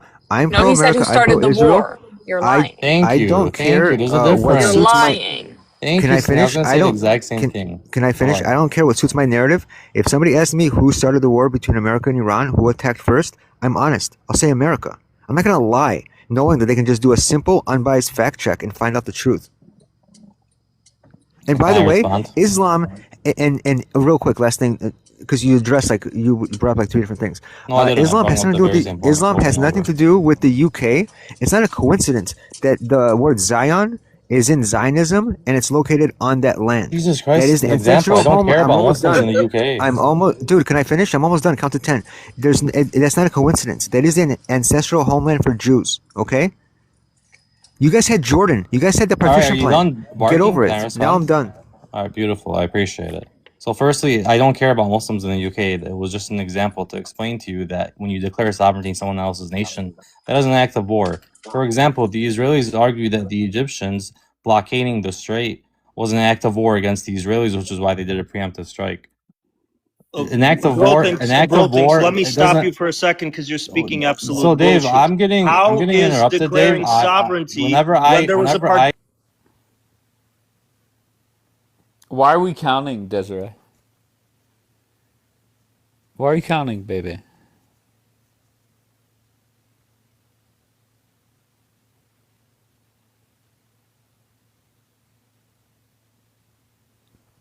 Seriously, what gives? Yeah. I What's was going just on? doing what Daniel told me to do. He said count to 10, so I was just counting to 10. Oh, he told you to count to why? No, Why did he tell you to not me. count? Not to me. He was just saying count to 10, count to 10. I was just being a smartass. And you were Okay, right on cue, and then you just literally. okay. Daniel, Yes. what were you guys even arguing? Me and the people on the panel. He asked me. Yes. Okay, he was trying to compare Jews saying that their ancestral homeland happens to be Israel to what would happen if the Muslims tried to declare sovereignty in the UK. Even though Would the you British. consider it an act of war? Was the exact Can question. I finish a sentence?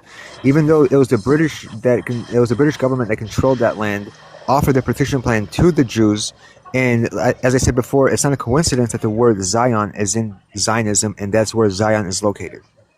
Yeah, nobody knows what that means. The question is very simple. What would you consider somebody attempting to declare sovereignty on your territory or your Yes, land as an act of war? That was the yes, simple, plain argument. Okay, great.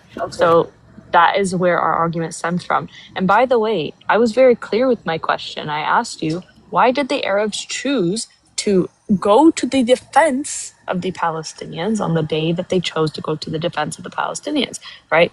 It's because they chose to do it in the most legal manner possible, which is attempt to do it by waiting for the British to leave. The British gave up inside the region. They pulled out of the region. Their mandate ended. And then that's when they decided to go to help the Palestinians because the British were no longer there. Now, with that being said, you refuse to answer the simple question of why would your founding fathers all agree that your movement was the initial aggressor? To me, I mean, they seem to agree that it was an aggressive movement, and they seem to agree that they started the war, but you don't. Why?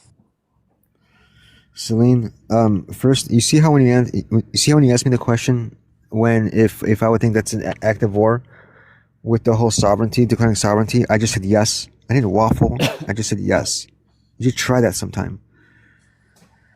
What was the thing you said after that? Yeah, the question was very simple. I knew that your Arab countries waited until Israel was at its most vulnerable state, considering it was a new country and the British government had completely moved out. Yeah, they didn't even reference that a single time. And they waited until then to attack it.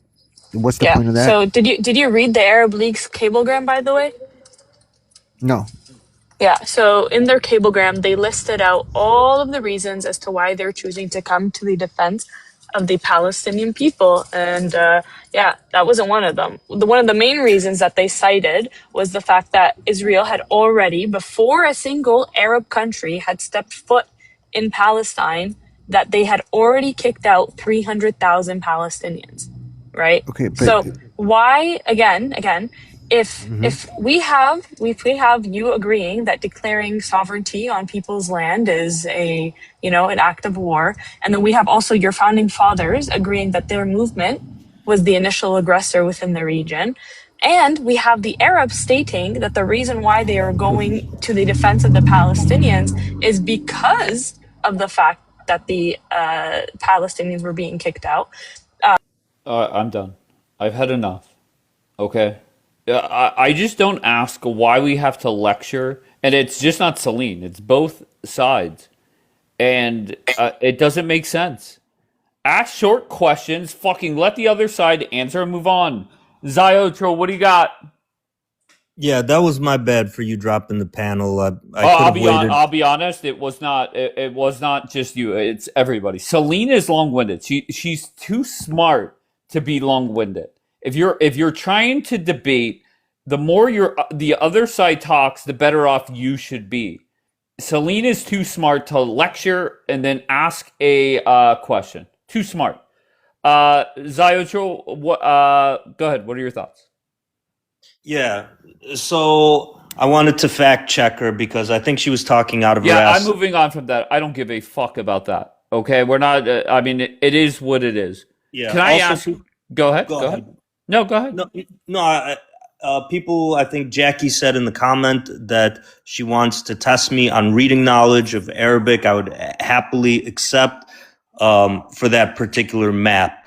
I would rather get a root canal done and get run over by a truck than test your reading skills in Arabic. Okay, fair enough. Like, I'm not even joking. Jackie's saying, let me test them. Like, I'm sorry. Yeah. Can I want to zero in on this right now. CNN aired a piece yesterday on Friday that Israel is getting even more unpopular. First, it was the Democrats and the talking point from the Israelis and the pro-American Israel people were, well, it's just the Dems. Now, then second came the independents, and now the Republicans are following, and there's been a 67-point swing on the approval of Israel in 8 years. Your reason? Okay, so what are the final numbers we're looking at? We're looking at more Republicans and independents being anti-Israel. Well, let's just keep it simple. It's no longer, and CNN said this at Harry Enton, it's no longer a partisan issue. It's now just a national issue where we went from Israel has a plus 57 approval rating to, I think, negative 11 now. Why is that? And Mystique, Don't embarrass yourself, Mystique, with that kind of response when it's every fucking poll. But go ahead, respond. Why is Israel Who more? did the polling? CNN? Sure. Who was the pollster in this one? Uh, I might have okay. missed it. No problem. Let's just say it was me. Why is it that Israel is getting more and more unpopular? That's what I'm looking for the answer Well, for. I need a pollster. Okay, no problem. I need a pollster. No problem. No problem. I'll get somebody else to talk about it. No big deal. No big deal. The question is simple. Why is Israel now more and more hated in America? That's the question. There's no debating it. There's no, well, it's just CNN. Come on. I'm going to ask Celine this question. And CNN, or Celine, I said CNN. Celine, why is Israel more and more unpopular? Just a I short think answer. because now, for the first time in history, people are able to access what Israel is doing across the world with ease. Like they're more aware is maybe the right word. They're noticing. They can actually see what's happening, right? Like you can literally search up everything that Israel has done, and maybe not even like that's not even all of it, but you can at least see the videos of what they've done to the Palestinian people. And then they can also see, the lies that they made in order to start the Iran war or the Iraq war. The Mossad intelligence, that was lies when it came to the Iraq-Afghanistan war, Okay. all that kind of stuff. All right, let's bring up, we have Bon. We're going to go with 3 pro-Israelis. Okay, and just one or two sentences, starting with Bon. Why is Israel more and more hated in America? Go ahead, Bon. We are not hated. We are Disliked? loved. Wait. No. Well, We are polling data loved. does not scream loved. Celine hate us. Celine, the Muslim. You're deflecting to Celine. This wasn't Celine's poll. This has nothing to do with Celine. We are very loved as how you call us, the special group or the chosen one. I prefer proxy, but if you want to go with chosen one, you can go with that. You can tell all of our haters to hate us more. Whoever hates us, as far that I know from the Sunday People book, would be cursed. You didn't, Daniel. Okay, Bon. I said one or two sentences. And whoever will bless us will be blessed. To make a long story short, we are still popular. And 27th of October, Bibi will take it again. And So I we're just hope telling lie also after lie your after president lie. will take it a third turn. That he will have another term. Okay? Now, Okay. All right, Bon. miserable Stop. Americans that you Bon, lost stop. your... I'm landing it. I'm landing it. No, Bon. When I say one or two sentences, make it one or two sentences. Why do you do that? You come up here and you fucking talk until I drop you. Or drop everybody. Okay? Mets, why is Israel more and more disliked now? And it seems to be increasing, to be honest. Go ahead. Yes, it is increasing, and it's going to continue to do so. And there's 3 reasons. Americans, just like everyone else, are susceptible to propaganda. There is an increased amount of foreign involvement in changing the views of Americans' minds on Israel, specifically Christians.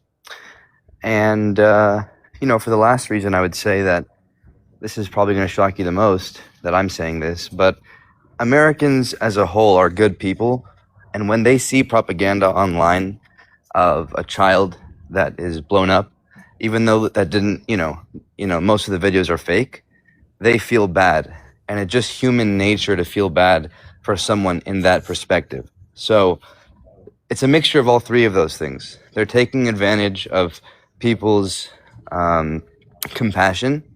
They are being influenced by Qatar, Iran, Russia, China. All of these foreign governments benefit from the division that Israel has created. Okay. Between Democrats and Republicans. All right, let's go to Daniel. Daniel, why is Israel more disliked? than ever I would before. say, I would say arrogance mixed in with a complete disregard for reality and a total lack of self-awareness. That How's sums that for a up couple sentences? that sums up Israelis on TikTok pretty damn well. Yeah. What if I'm sitting with BB, okay, and I'm hosting Maddie and whoever else is your TikTok superstars. First, I think just acknowledging anything would help. Just saying that everything that Americans saw is a lie and propaganda in regards to Gaza, I think that's a slap in the face. I think Yeah, it's they went patronizing. very good. Yes, I agree.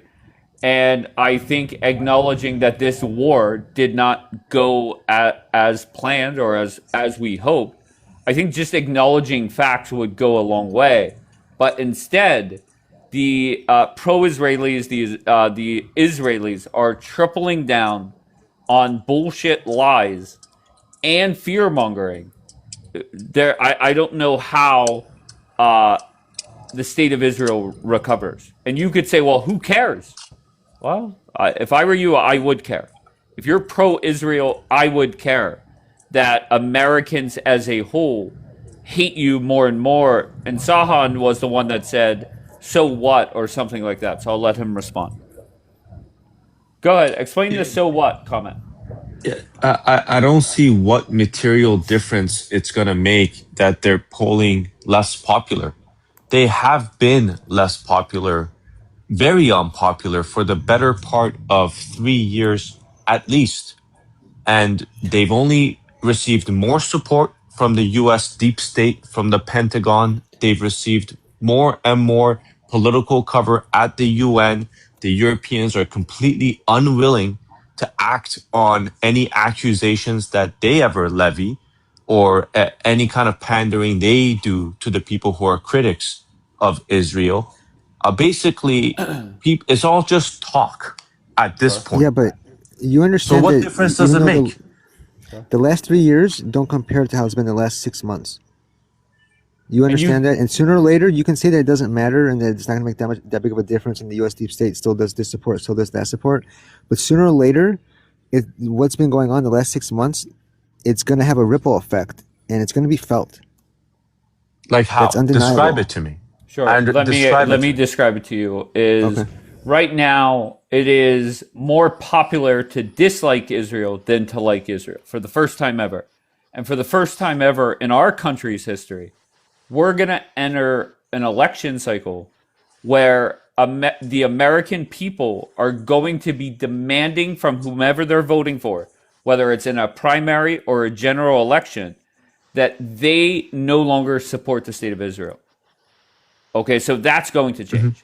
Then, so let's say we go through 2028, we have a new president, whoever that is, we could talk about that at a different time. Now, that president is less pro-Israel, okay, which allows other countries to follow suit. And that's a problem for Israel. Do you agree with that so far? I need to see some. If you had told me this a year or 2 years ago, I would have clapped. I would have said, makes sense. At this point, I'm like, again, so what? What can they? What would be the specific outcomes from these politicians making promises that they're not pro-Israel? They make all kinds of promises all the time, and it doesn't materialize into anything. What could it materialize into? Sure. Sanctions against Israel? Okay, Wait, can I ask a question? Okay, go ahead. I'm just curious, like, do you think the general public's opinion matters in terms of, like, who America should support? Like, does their opinion matter or no? Like, Are you asking me? Celine, I'm sorry. Are you asking me or him? I'm asking Sahan because Okay, he go ahead, seems to Sahan. think like, oh well, who cares? Like, do you think that it matters what these American people think, or To you don't some care? extent, yeah. No, to some extent. I mean, it doesn't matter whether I care or not. We're just trying to gauge how people's perceptions and beliefs Right. are going to translate into policy. Well, To okay, some so extent, always, yes. my thing is I'd assume that it would transcend into, okay, well, our voters don't want to see us, providing aid to Israel or doing these things for Hold Israel on, tax Celine, just one dollars. second. Sahan, I And just want to give you an example. In 2020, the whole Democratic primary was all about immigrants. The very first question from Mhm. MSNBC on the debate stage was essentially, will you allow illegals to come into the country? Everybody raised their hands. What was the end result of that? I don't know, 10, 15, 20 million illegal immigrants coming into the country under Joe Biden. Go ahead, Celine, finish your thought. yeah, yeah. So that's I guess an example. My point is like, if you have Americans who are not in support of a country that America is supporting, don't you think that that would transcend into, okay, well, maybe America is going to no longer fund or support? We saw similar things happen with apartheid South Africa, where the views of apartheid South Africa shifted amongst Americans, and then finally they were boycotted and divested from and sanctioned. So boycotts, divestment, and sanctions are on the horizon for Israel. No, That's what we're saying. that's actually not my argument. My thing is it could be the case where America doesn't actually care what Americans thinks and just continues to support Israel regardless. That is possible. But my thing is do you think that that is a good thing? That despite the fact that the general public does not support Israel and America is still choosing to go against their wishes? Because If it's supposed that's to a be a good thing, democracy. Yeah, like do you think it's a good thing that they'd be ignored? The general American public's opinion on a country? no. Generally, no. You want to have a system where people's political beliefs are efficiently translated into some kind of political power that's acted on. So Okay. it's generally not a good thing. But I Right. think we can all agree when it comes to American democracy, what the people's perception is and what their opinions are, it doesn't translate very perfectly. There's all these other factors that play into it. Now, from the perspective of someone who sat here and was so hopeful that there's going to be some kind of pause to the conflict that was going on in Gaza, because it looked like they weren't carpet bombing the place overnight. They were just doing it very gradually, so they can get away with the claim that they weren't doing it. But then we finally saw the clips about a year and a half later, and the entire place is demolished. Like entire cities don't exist anymore. I had to take a step back and ask myself, there's never been more pressure on Israel ever. And it basically amounted to no material outcomes, nothing of actual value other than a lot of slogans, a lot of flags burned in streets, and a lot of protests and a lot of show standing on the grand global stage. Like, whatever, man. Like, it didn't actually materialize into something that was gonna is gonna result in outcomes that are better for people or that make people happy. So again, uh, what I'm seeing is that it sounds like the next president or the next Congress that forms isn't going to give Israel the $5 billion that they were going to use to buy American weapons.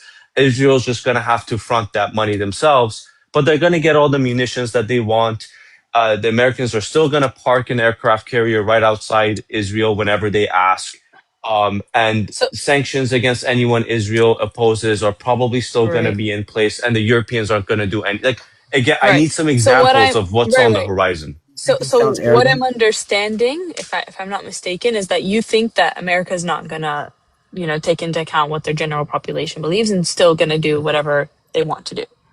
Is what I'm I'll understanding. give you the other side of it.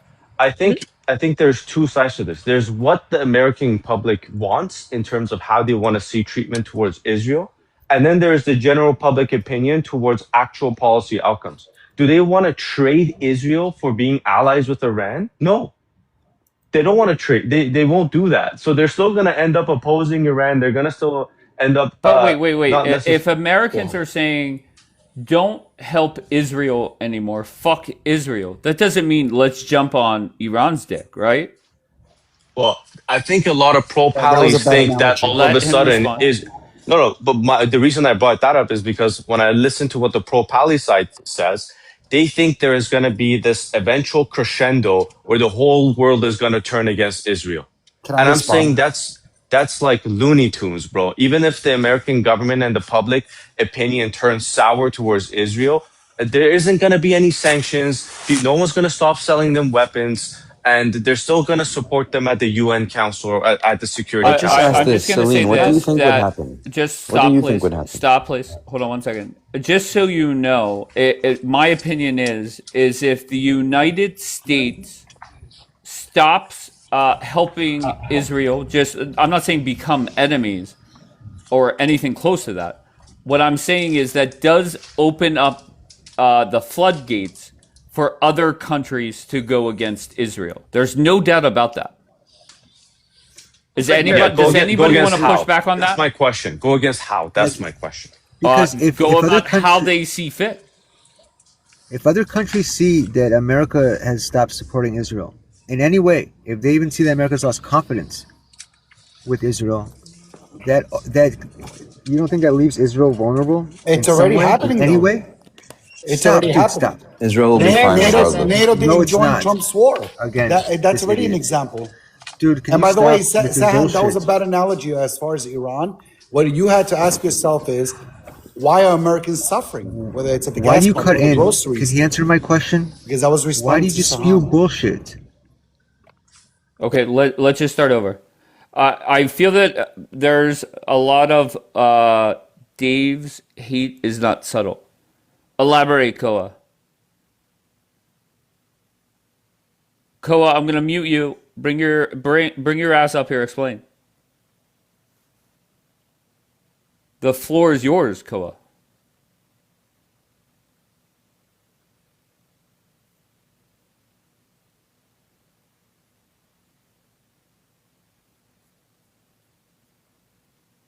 Koa, why are you not in the queue?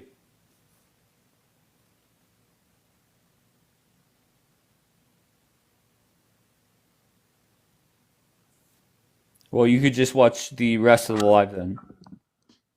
All right, Julian, what do you got? Okay, the future of Israel in the Middle East. Wiped off the face of the planet. That's your answer, right? No, what do you mean by wiped off the Okay. face of the planet? Well, I mean, No, you have used those words. occupied Palestine will be free. Okay, that land will Daniel still said, be there. "How's that working out?" That's what Daniel said. Oh, it's working out.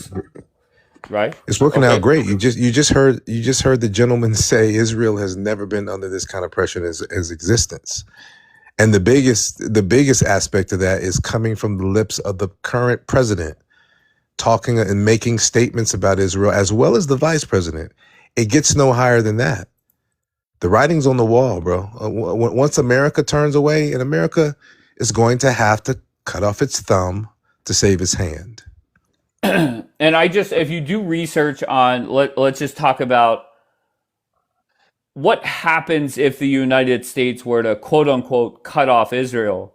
When you look at how the United States has protected Israel at the UN, right? 51 different times the U.S. has used their veto power to protect Israel. Yeah, that's a big thing. Yeah, there's no way around that. Well, the world knows that the United States has been the big brother, the protector, the bodyguard, so to speak, for Israel. Once you lose that, once you lose your bodyguard, that's your ass. All right, Daniel, do you want to respond to the 51 times, or any? You could respond to anything. Go ahead. No, I just think it's a problem where people think that the consensus of the American public will have no influence on the government, and then if the government does make decisions, it will have no influence on their relationship with Israel, and that if they do, and that if that does have influence, then it won't have influence on surrounding countries, and so on and so on. I just think it's a problem of that way of thinking. You mean, what do you mean, the Arab world? No, he was basically you're saying that his questions, Sahan, his comments, meaning like, well, who gives a fuck? That's a little crazy to think. Is that correct, Daniel, or am I off? Yeah, it doesn't make sense to me. I understand. I'm with you on the fact that so far, it's been nothing. Who gives a shit if some countries recognize a place that doesn't exist just so a bunch of assholes, stop spray painting government buildings? Fine. But, I've never seen it where so many people have been against Israel, especially the last 6 months. I don't know if you live in America, but do you understand that first they see, fine, Israel's attacked, okay, just a music festival slaughtered, the whole nine, hostages, fine, but then the next 2 years they see just rubble. They see AI images that they don't know if it's AI or not. They see narratives being pushed. They see morons protesting, encampments, the whole nine, right? Then comes Lebanon, same thing, rubble, and displacements. Then comes Iran war, right? And again, they hear Israel. And again, and now it's their gas prices going up. It's inflation. And no matter. So basically, they see the truth. Everything you just outlined was the truth. Even though I understand it's Iran, sending proxy groups and continuously keeps attacking Israel, and Israel just wants to defend themselves. The average person in Kansas or in Oregon, they just keep seeing Israel's name. All right, let him attached to respond. something. Sahan, do you want, stop. Sahan, do you want to respond to that? Yeah, we're again talking so much about how people's perception has changed about Israel, what we've seen from Israel. My question keeps going back to what is going to be the material difference? Dave gave me an example. He said there's 20 plus or however many instances where America used this veto power to the benefit of Israel because somebody was trying to pass a resolution that was going to be bad for Israel, etc. I'll take a look at those resolutions, Dave. That's a really good example. I'll see what kind of resolutions they were. I just want to clarify something. That you're not going to see anything. I mean, Trump is Trump. He's a wild card. He could throw Bibi under the bus again this morning, right? He's a wild card. But if you're asking for when am I going to see policies passed by the House and the Senate and signed by the president, that will not happen until after January 20th, 2029, when the next president is sworn in. You're not going to see anything that you're referring to until then. I don't think the Democrats are going to do anything either. That's my point. I think that the establishment will not have the guts. And it's not just that they don't have the guts. Somebody asked an important question. Don't you think that support for Israel dropping and the president not committing to supporting Israel is going to leave them in a vulnerable place? Great point. Vulnerable to who? To Hamas? Sorry, to H Group? To Hez? No, to Iran?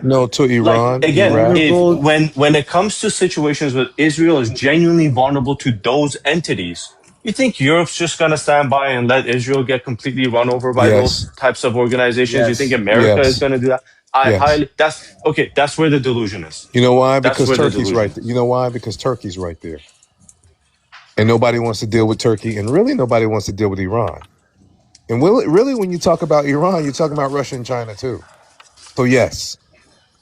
Wait, and I'm beyond, curious. and the American people, furthermore, the American people are starting to wake up to the way that the Israeli lobby has worked, and starting to wake up in terms of things that's happened in history, including the USS Liberty. So what you're saying is, especially on the eve of this bill being signed that would integrate our military with their military, what you're saying is what I've been saying. It's going to come down to civil war. The people are going to rise up, bro. Oh my God, you're so fucking annoying. I know. We're having a decent conversation. Why do you spew your This is the nonsense? most armed people. Okay. This is what I'm talking about, Dave. We saw a little bit on January Once 6th. again, there's a big difference between reality and Julian's fucking bullshit. Civil war is coming. I don't get it. But Celine, you said you had a question. What was your question? Yeah, I don't understand why he thinks like Europe Who's would he, care. first of all? Oh, Sahan. Okay, go ahead. Yeah, like Sahan, why would you care? Why would Europe care if Israel was being attacked? Like, why don't they care when other people are being attacked? Like, why specifically Israel? If you don't mind me asking, if I don't have enough information to give an educated answer, because I can give you an answer for why that's the case in America. I have a better understanding of how there is a lobby group. Well, I mean, clearly because there is a lobby group and multiple different entities that try and persuade these politicians, and if they fail to persuade them, try to get them primaried out of the race so that they don't even get to represent these voices of dissent within Congress. And then there's the fact that there is a deep state that is so greatly aligned with what is in the interest of Israel. So even when you get the politicians in there, they're getting advice from a Pentagon that is slightly aligned with what Mossad is feeding to the president as well. Like it just runs so deep in America. Oh, But okay. Europe, I'm not Wait, entirely sure, but I agree. Okay, wait, hang on. If that's his stance, I actually I understand his stance, and I actually agree with it. Actually, Wait, for I'm sorry. people who asked if I What do might you agree catch, with, Celine? Say it to me. I agree with the stance that, like, okay, if America is not going to like care or intervene or do anything to actually affect Israel, it's because of the lobby groups, right? Like the Israeli lobby groups that have money in people's pockets, that have, partly. yeah, yeah. Like So to a great that's extent. I think the other side of crazy. that was that the opponents that Israel has happen to also be the opponents that For America has. So yeah, even if but America for the doesn't want to person who thinks, explicitly, for yeah, the go ahead. person who asked if I work at a cashier, no, I was just opening a Pokemon. Okay, that's I wasn't. I'm not a cashier. Okay, what the frick. Bassam, Anyways, are you saying that we need civil disobedience? In other words, Tell me first what you want to see, because because I'm no, I having kind of a agree hard with time. you. I kind of agree with you when you're saying, what are the actions? What's really coming out? We hear the voices, we see the flags, etc., the protests, but there's no real change on the ground. So, do you think that it's going to take something like the '60s, the civil rights era, where there's actual civil disobedience for these politicians to say, "Hey, enough is enough"? There goes all right. So It you're on depends. Julian's thing. But listen, it Guys. depends. Okay. Stop, please. Okay. To me, you're gonna have a whole election cycle where Israel is on the ballot. And that, okay, let's go with the civil disobedience. What happens then, John? So what? We're going to go start looting? Oh, no. I'm just saying, Okay, I'm so, asking Sahan, is that what he's saying? Is it going to take civil disobedience for these okay, no politicians problem. to Okay, actually? so, well, Jolene said civil war. Okay, so how else does it happen? Let's start off with the question is, the United States and Israel separate. How do we get to that point? My answer, a full election cycle bashing the fuck out of Israel. Give me other scenarios where it happens. Jolien said civil war, Sahan. Again, it depends on what this separation means. If the separation is simply in the minds of Americans, they get to come out openly and say, we don't support Israel and policy doesn't matter, then that's it, just an election, because these politicians are going to lie to you anyways, tell you whatever you want to hear, and that's the end of it. But if you want to see America levy sanctions against Israel, yeah, you're not going to get that through voting at the ballot box. You may need to actually go out there and protest. Does it require people to actually use 2A? I don't think so. But if you want to see Israel wiped off the map, yeah, buddy, like Well, I more don't than think civil anyone disobedience is going that road. Well, I mean, actually, I should well, look at on my this panel, panel. no, Yeah, maybe I not. Well, literally, look, as I was fucking saying that, I have what to did he realize say? who is here. What did he say Okay, at the end? You cut him off, host. What did he, well, Sahan, civil if you want disobedience Israel where? wiped off the map, go ahead, finish the sentence. Yeah, if you want if you want Israel completely removed off the map, I think more than civil disobedience is what it's going to take, and still probably won't be successful. But All right, John's ready. If you want to give him a plan, he's Well, ready to oh my fucking God. execute it. I would Hold say, on. like, My civil war scenario comes at the end of a war which America loses, and the American people are blaming these particular people who support Israel, who have I taken was going over to our say something government. different. Okay, let him talk. Guys, No, stop the interrupting. Everybody. Okay? Julian, finish. Go ahead. I believe that this war is going to escalate, and it's going to escalate to a fact where the economy is going to crash, and the American people are going to look at the politicians, and they're going to continue going down the Tucker Carlson road of what is our relationship with Israel. But there's only one politician that they're blaming, and that is Trump, and that's right to do. Right? No, but So you see the writing on the wall with J.D. Vance starting to speak out here and there. They're propping the Republican Party is propping the next face that's going to be America First, nationalism. And who's that? It looks like it's going to be J.D. Vance. It was supposed to be Charlie Kirk. Oh, hell no. Okay, Daniel, go ahead. So far we have civil war, we have an election cycle. How do we get to the point where American politicians are saying no to Israel? Ooh, I I think have an that answer to even that. if Okay, hold on. Daniel first. I think I swear, the only she has way a that Wait, chip. you'll I said have Celine's fucking with me. Oh, sorry. I She's thought dis- I I thought she you said has a Daniel first. disability. Go, said. Sorry, go sorry, I ahead. sorry. swear, It's okay. It's okay. I'm Go not ahead, even being Daniel. sarcastic. I think it's like a tick she has. No, no. I Listen, swear to God, I actually I wasn't No, paying attention. I'm just in the answer, car. yeah, Daniel. I swear to God, you have a tick. But listen, it's not even about. I just don't understand how people can't see it, because even if it's not as bad as you're making it seem, right? Let's say I'm extremely optimistic. It's still a trend has been happening the last few months, and I mean now everywhere I look, I see people counting APEC dollars. And APEC, I mean, I double checked today, and it's not even the top 20 or 30 biggest lobbyists in America, and people are focusing on fucking APEC. You Well, know, to and be yeah, fair, they fine. Like always did that. John always did.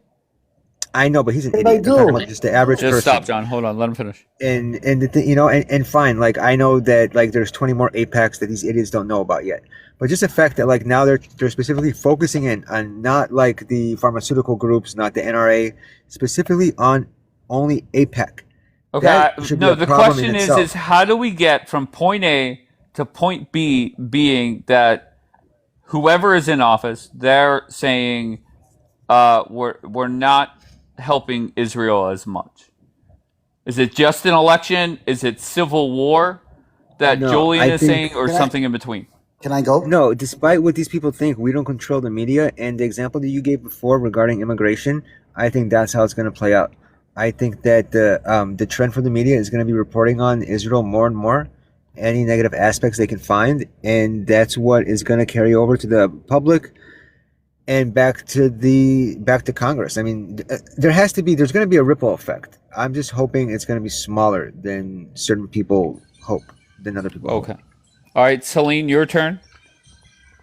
I mean, for me, I believe that in order for American politicians to actually echo the values and sentiments of Americans, they would need to, stop allowing foreign groups to, influence their opinions. I mean, just not that long ago, we had Bibi Netanyahu thanking a American congresswoman for, what was it, like echoing his ideas in Congress to get that question passed, which is crazy, or not passed, But but if like they have the same addressed. interests, but if they have the same interests and it benefits America, who cares? Oh, well, their interests Like, seem to be is there very something heavily that? aligned with Israel. That's the issue, But I have a despite is the there question, something fact that that you Dave. can? Americans don't actually want to be associated, as we were seeing, with Israel. No, Uh, you're seeing polls, okay, and I understand that that's a Oh, problem in so you itself, don't but it agree with the doesn't polls mean anymore? it's not about whether I agree with it or not. It's about how much stock I put into it. But at the very least, I can admit that it's a problem and it's something that we didn't see a year ago, for example. Okay. Like I'm Let not me ask you a unrealistic. I'm not question. Do you blind. do you no, no, think no, that no, if no, no, no, people no, no. We're not Mhm. going. No, I want to hear uh, everybody's answer to this question. Okay. okay. Very, Ran- very simply put, I think that it has to do with the money. If we stop allowing people within the Congress to have their pockets lined with foreign opinions, this would no longer be a question. And just, I just want you to just think about this as I get to Rando, but just for a second, just imagine if one of these Democrats came out in a very strong way and said, APAC, they have to register as a foreign agent. We have to limit Israel. We have to make sure Israel does not, they give all the talking points that go against Israel. That person, whoever it's going to be, they are going to skyrocket to the top of the Democratic ratings for their primary. And Yeah, somebody's going to do it. And I feel it's going to be something that maybe we're not talking about or thinking about now. So if you want to run for yes. president and you're a Democrat, somebody get fucking Taz in here. Okay? Roll Taz Kana. comes out with those talking points. She's going to skyrocket to the top. Roll Kana's Okay? doing it. Yeah, 100%, Okay. 100%. And I mean, even if they did make Israel registered as a foreign lobby, it would make that person skyrocket to the top of the list. But at the end of the day, I mean, listen, if you're a foreign lobbyist, you can still have an effect. You can still have influence. But the idiots that care about APEC so much, most of them, they would be like satisfied with it and think it was a victory for them. All right. Can I hear from Rando? Rando, what do you want to add? So I think it really depends, right? I see your ideology, like it would take a clean election slate, but What we're seeing now is that politicians in America are already like starting to back off on their support, especially the Democrats. Unfortunately for your team, Dave, you should tell your Republicans to like be Wait, more. wait. I'm sorry. Wait, hold on. I was switching headphones. What the fuck did you say? I said we're seeing more politicians today kind of back off like their Yes. support for Israel, especially the Democrats. So that's Okay. it's unfortunately for you, like, and that's what Americans seem to Why want. is that unfortunate for me? I don't get that. Because you're Republican. You got to tell your Republican buddies to start like backing off a little. Rando, listen, I don't need a lecture from a I'm not lecturing. 90-day Muslim candidate. I can assure you the Republicans are just fine. Continue with your point, love. Anyways, but we see it like in New York with Mamdani, the three Oh, people fuck. he had backed that were anti-Israel. They all won the election, right? True. So once we put people into power that are anti-Israel, which is looking like that's where it's going, if Okay. they do not stop supporting Israel, I think we then escalate to protesting, and if it continues, like it will escalate. I do believe that we have. What do you mean it escalates? What does that mean? I agree with all your talking points, to be fair. But what do you mean it escalates? What is that like? So What does that we're mean? protesting, and it's not. So if we do the election process and we get people in, and it doesn't work, and we start protesting, and that doesn't work, Americans are going to get more and more agitated, and those protests are going to escalate, right? And I do believe that Julian is correct that it could end up being something where there's like a revolutionary style, where there are like weapons and destruction of buildings and stuff like that. I think it's So a we're gonna have a Black We're the Lives most. Matter movement over No. support but for I wouldn't Israel. say it like that. I think that Americans are in a pressure cooker right now, and the more our politicians, the more our democracy fails us, and Americans aren't getting what they want, the more riled up we're going to become. Yeah, more Okay, fear mongering. I will say this: if you're rooting for American politicians to say "fuck you" to Israel, you have a good 2 years to do it. Because once we get to the end of summer, early fall 2028, it's going to start focusing on the economy. And reality is regardless of what is going on in the world, American elections are won countrywide based on the economy and the vision that the candidates give for the economy. So we could say Israel is going to be up there, just like the last election, illegal immigrants were up there. It's still going to be the economy. So you have 2 years to really pound this into the politicians' heads before we really start getting serious. Am I next? Well, Israel in the economy is synonymous, though, Dave. Yeah. Because it's Am I war. next? Okay, but John, I swear to God, John, you see the order I have gone, right? Yes. So go you ahead. could figure out who's next, John. Okay, I think Julian, that'd be me. tell me one time that when a politician running for president said they were talking about the economy and mentioned Israel along with it. Go ahead. Never, probably. I Okay. can't think of any. All right, but it's not okay. All right, But fair enough. Okay. the war is directly related to Israel, and the war is what's Okay, gonna fair cause- enough, fair enough. If the war is still going on in 2028, then it is what it is. I hope to God it's not. Maybe it is. Okay, but I don't want to go down that road. Okay, if it is, then yes, it will be tied to Israel. I'm with you. Ziotro, what do you got? Yeah. So I think, as usual, the Palestine side, vehement anti-Israel people just they keep blaming and blaming and blaming everything on the Israel lobby and so-called warmongers. Well, their side is winning. That's reality. No, there's a couple polls. I'm so sorry. I'm so sorry. It's not the winning. country as a whole hates Israel more and more. There's no way around that. I'll say it again. It's not Okay. true. It's a couple polls, and it's mainly relying on young people, the demographic Wrong. that matters Wrong, a wrong, lot. wrong. It is Just hear me out, Dave. No. I'm not going to let you spew bullshit. It's not bullshit. Every demographic. It does, because the first answer is always, well, that's Qatar. They're spending money at the colleges. Stop just stop. I hear you, but what demographic? It does not matter their age, does not matter their sex, education level, political party, does not matter. They hate Israel. Who turns out to the more. polls more, and who's sitting on their couch with their dick in their hand? Dave. It's the boomers. You're and responding other old to an argument I'm not making. Why are you doing that? Because listen, because some Why do you always demographics vote more, and other people don't. But guess what? They hate And Israel some more people too as well. contribute more, and they're involved in the donor class, and other people don't. There's a lot of people like Gen Z that are very opinionated, and Gen Z evangelicals and Gen Z minorities that are just not politically active. They're on social media active. That's Thank you, it. Sarah. Okay. They're not doing shit in the real world. So they're gonna talk about protesting, and then they're gonna sit at home. Just give me a yes or no, Zayotro. Do you agree with me that the Democratic primary will be in the spotlight first because they're not in power right now, and they are going to be very anti-Israel? Do you agree with that? Of course, they're gonna be anti-Israel. Okay.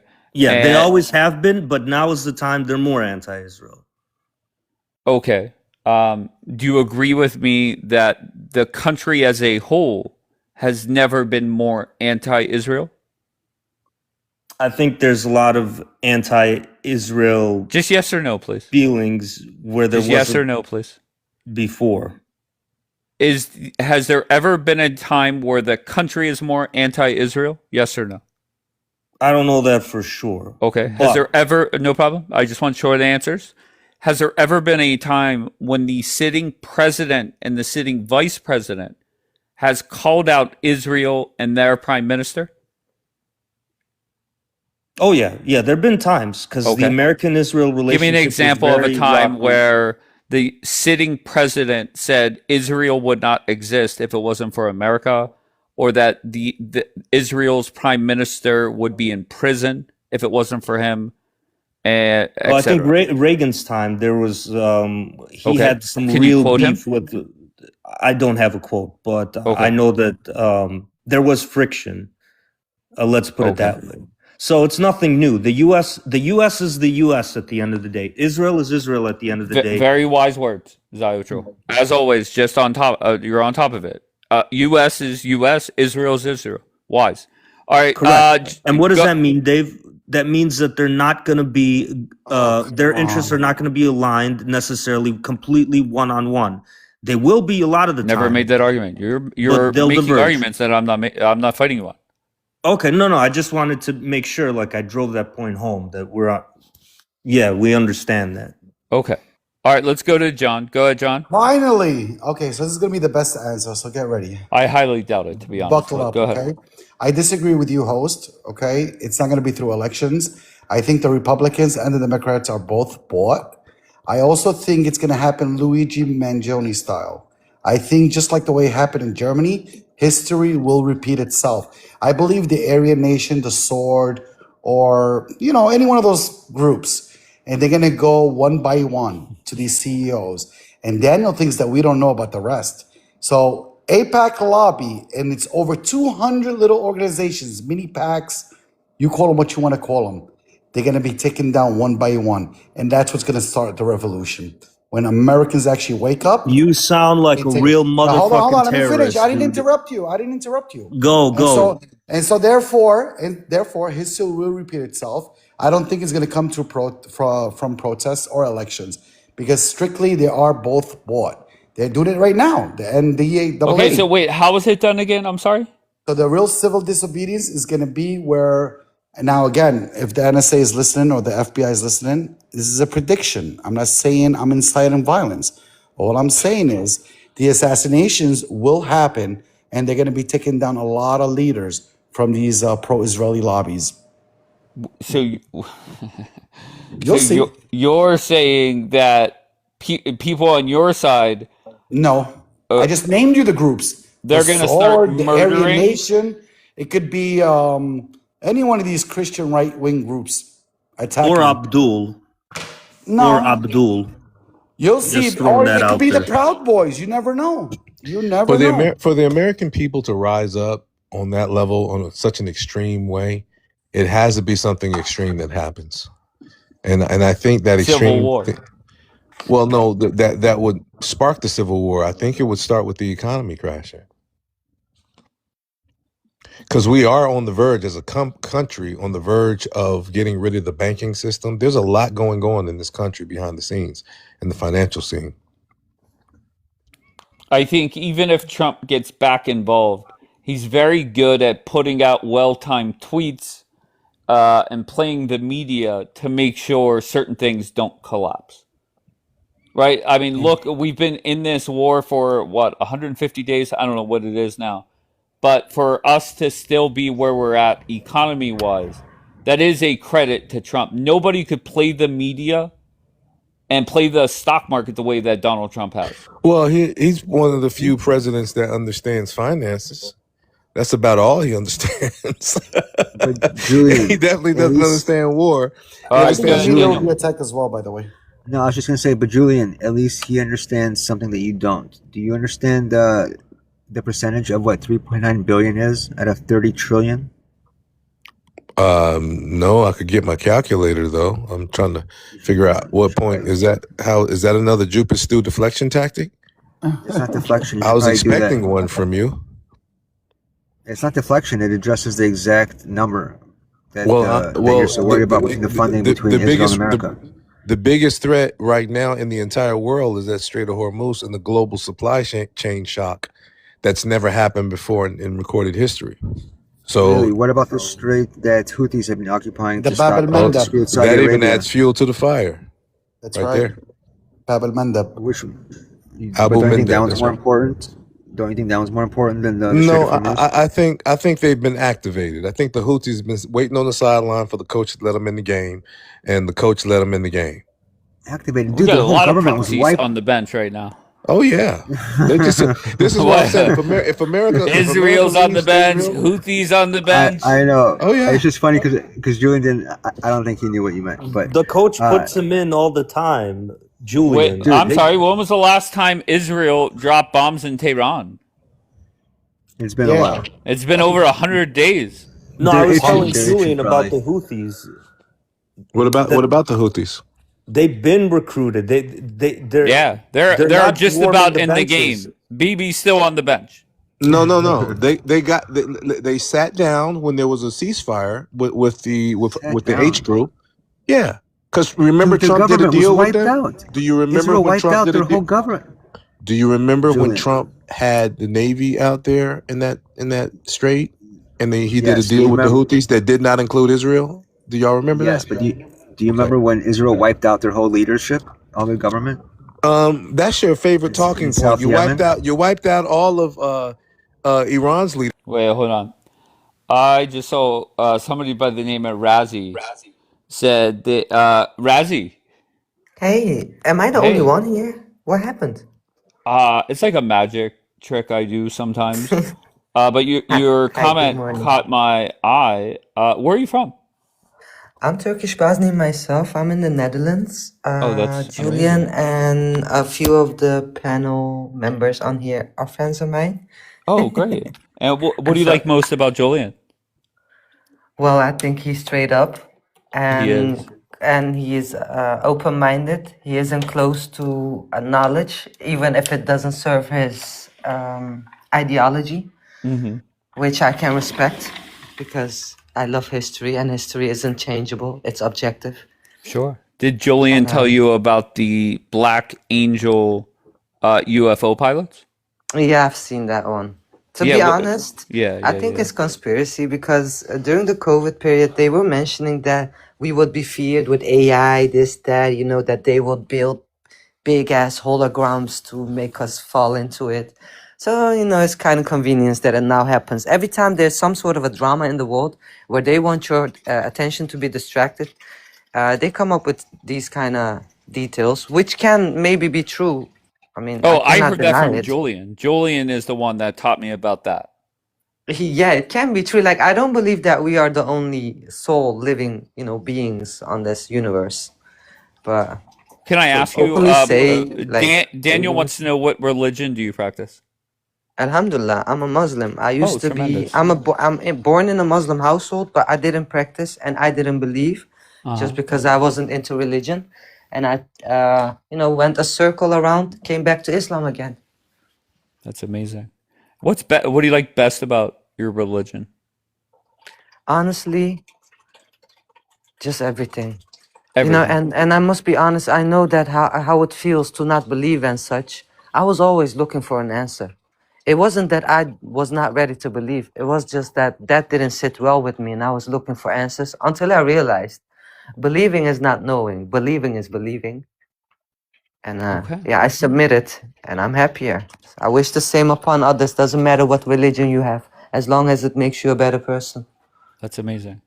All right, so let's get if we can't just get back to the Yeah, war. let's get back to the What topic. Tell me. do you think is should happen or will happen in the coming weeks, months, maybe decades? Who knows?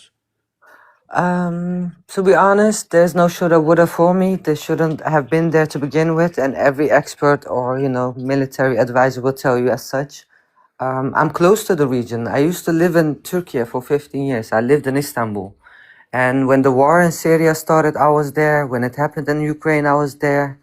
Just now with Iran, I'm not there, but we have seen the outcomes of and the effects of with the coming in people, their stories and such. So it's been hectic, and to be honest, my idea is something that Trump insinuated, and it seems logical. But bear with me, okay? I'm kind of a theorist when it comes to these political things that I try to tie together. My theory is that, and this is something that many people won't really agree with me or like me saying. Listen, I'm pro-Palestinian, okay?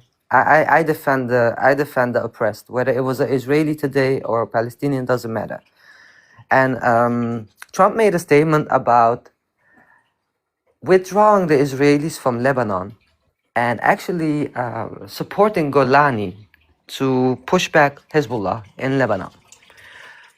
My belief is that these guys' issue is the network, the economical network in that region, and that's being, intercepted by the Houthis, by Shia regimes and such. In turn, the English Mediterranean Gulf regions are also bothered with them because of the same reason. It all has to do with money. But yeah, I think that Trump is going to push back with the Israelis because whether they're partners or not, I know that Americans as a mentality is a what's it called again? Is an exploitatory country. They will exploit you nonetheless, whether they're your partners, allies, whatever. I believe they have shown a stick under the table when they went to NATO and gave those F-35s to the Turks while Netanyahu didn't want to because it will widen their airspace force. And yeah, basically make them not be the only one that has a air superiority in that region. Can I ask you on think the that scale was of his stick under the table to show the Israelis, like, I work with you, but if you go too far, I still have others behind me. Sure. I think it was that. He's just showing two dogs to each other. And I'm Can I sorry for calling my country as such. I don't want to mention that. It's just a saying. But I think it is that. I think there is an internal struggle visible on the field, but they're not going to pull out because they don't want to admit they lost, but they lost big time. There is no United States in the future in that region. All your bases are gone. That void will be filled, and it won't be the Americans. Gotcha. Can I ask you on the scale of 1 to 10, 10 being the highest, how much do you hate Israel? I don't hate Israel. Okay, I don't have no hate for problem. Israel. Okay, no problem. Listen, Do you have hatred for? objectively, I was going to ask you the same exact question for the United States. zero. Zero. Okay. Zero. I don't Okay. hate. I don't hate countries. I hate the Sure. way they are What about ruled the or the leaders of the governments. country? Yeah, just the governments. You know what the thing is? We are all civilians, right? We are not kids. I assume that you have lived in a country where with a leader that you haven't voted for. Why would I, hate a whole ass nation while trying to defend the oppressed? That goes against my rhetoric. Gotcha. You're not a fan of BB? Oh, definitely not. Okay. I'm Are not you a a fan fan of of Donald BB. Trump? To be honest, I fell for Donald Trump. I fell Uh-huh. for the whole rhetoric that it used, that it was going to be Biden or Kamala Harris going to Palestine and doing what they do now. But I'm fooled. I'm an idiot. I should have known when he opened up Jerusalem. But yeah, I must be honest. I didn't hate the guy. And as a Turk, he's beneficial for my country. But above all, Trump has no say. He's a puppet. You can Wait, are clearly you tell he's a Turkey first puppet. or Palestine first? Of course not. I'm Islam first. You're I'm Islam. humanity Okay. first. All right. What's No, second I then? will never be Turkey first, Palestine first, because if there's an oppressed one in Israel, I'm Israel first. It doesn't matter. Gotcha. I'm not in it because I wanted to pick sides for the Muslims. I'm in it because I know about Palestinians for years. This isn't something new. I have kafiyas older than 20 years old. It's just that I'm happy that because when Muslims said it, and I understand, they just thought we are biased. Muslims hate Jews. It's such a classical thing, when you grow up. So they didn't take us serious. Now everybody's eyes are opening, but you are now in the same shit. So good luck getting out of it. Gotcha. Would you consider yourself pro Hamas? Definitely pro resistance. Sure. I wouldn't say Hamas. Al-Qassam, by the way, is the actual name. I wouldn't say Okay. Hamas per se, but any resistance that is protecting their own population and their own country is in my favor. I will always back them up spiritually. I've asked a lot of people this question. I'm intrigued by your answer. Was October 7th smart to do? October 7 was a resistance that basically had no option left. Was it Okay. smart to do? Yes. Okay. Honestly, you know what it is? Sure. They could have also just awaited their death. They could have just awaited their demise. Every time they went to school or work, it could be one of them in due turn, which happened. These people never got to actually raise their kids or enjoy the houses they bought and such. It was always a hassle. I know a Palestinian in Belgium now, close by me. You know why they have shot the guy's legs? They asked him, do you have a car? He said yes. They asked him, do you have a house? He said yes. So they said, hey, you have blue eyes too. One must go. You have enough for yourself. So they took out his leg. Like, see, for that stupid reason, like, it doesn't matter where or what. I will always defend Palestine, Palestinians, and any oppressed in Congo, Sudan, whatever it is. I will always do so because one, they have always been just as us. It's just a location that's different, and it's just that their countries unfortunately have minerals that got others rich. Those people are just like you and I. We all have an international court of law where, for example, kids are a protective group of people. How about Palestinian kids then? How about the kids in Congo that are driven off to mineral mines? Can I ask you if we made a list of positive things that came of October 7th and made a list of negative things that came from Wow, October 7th? good Which question. list would be longer, the positive or the negative?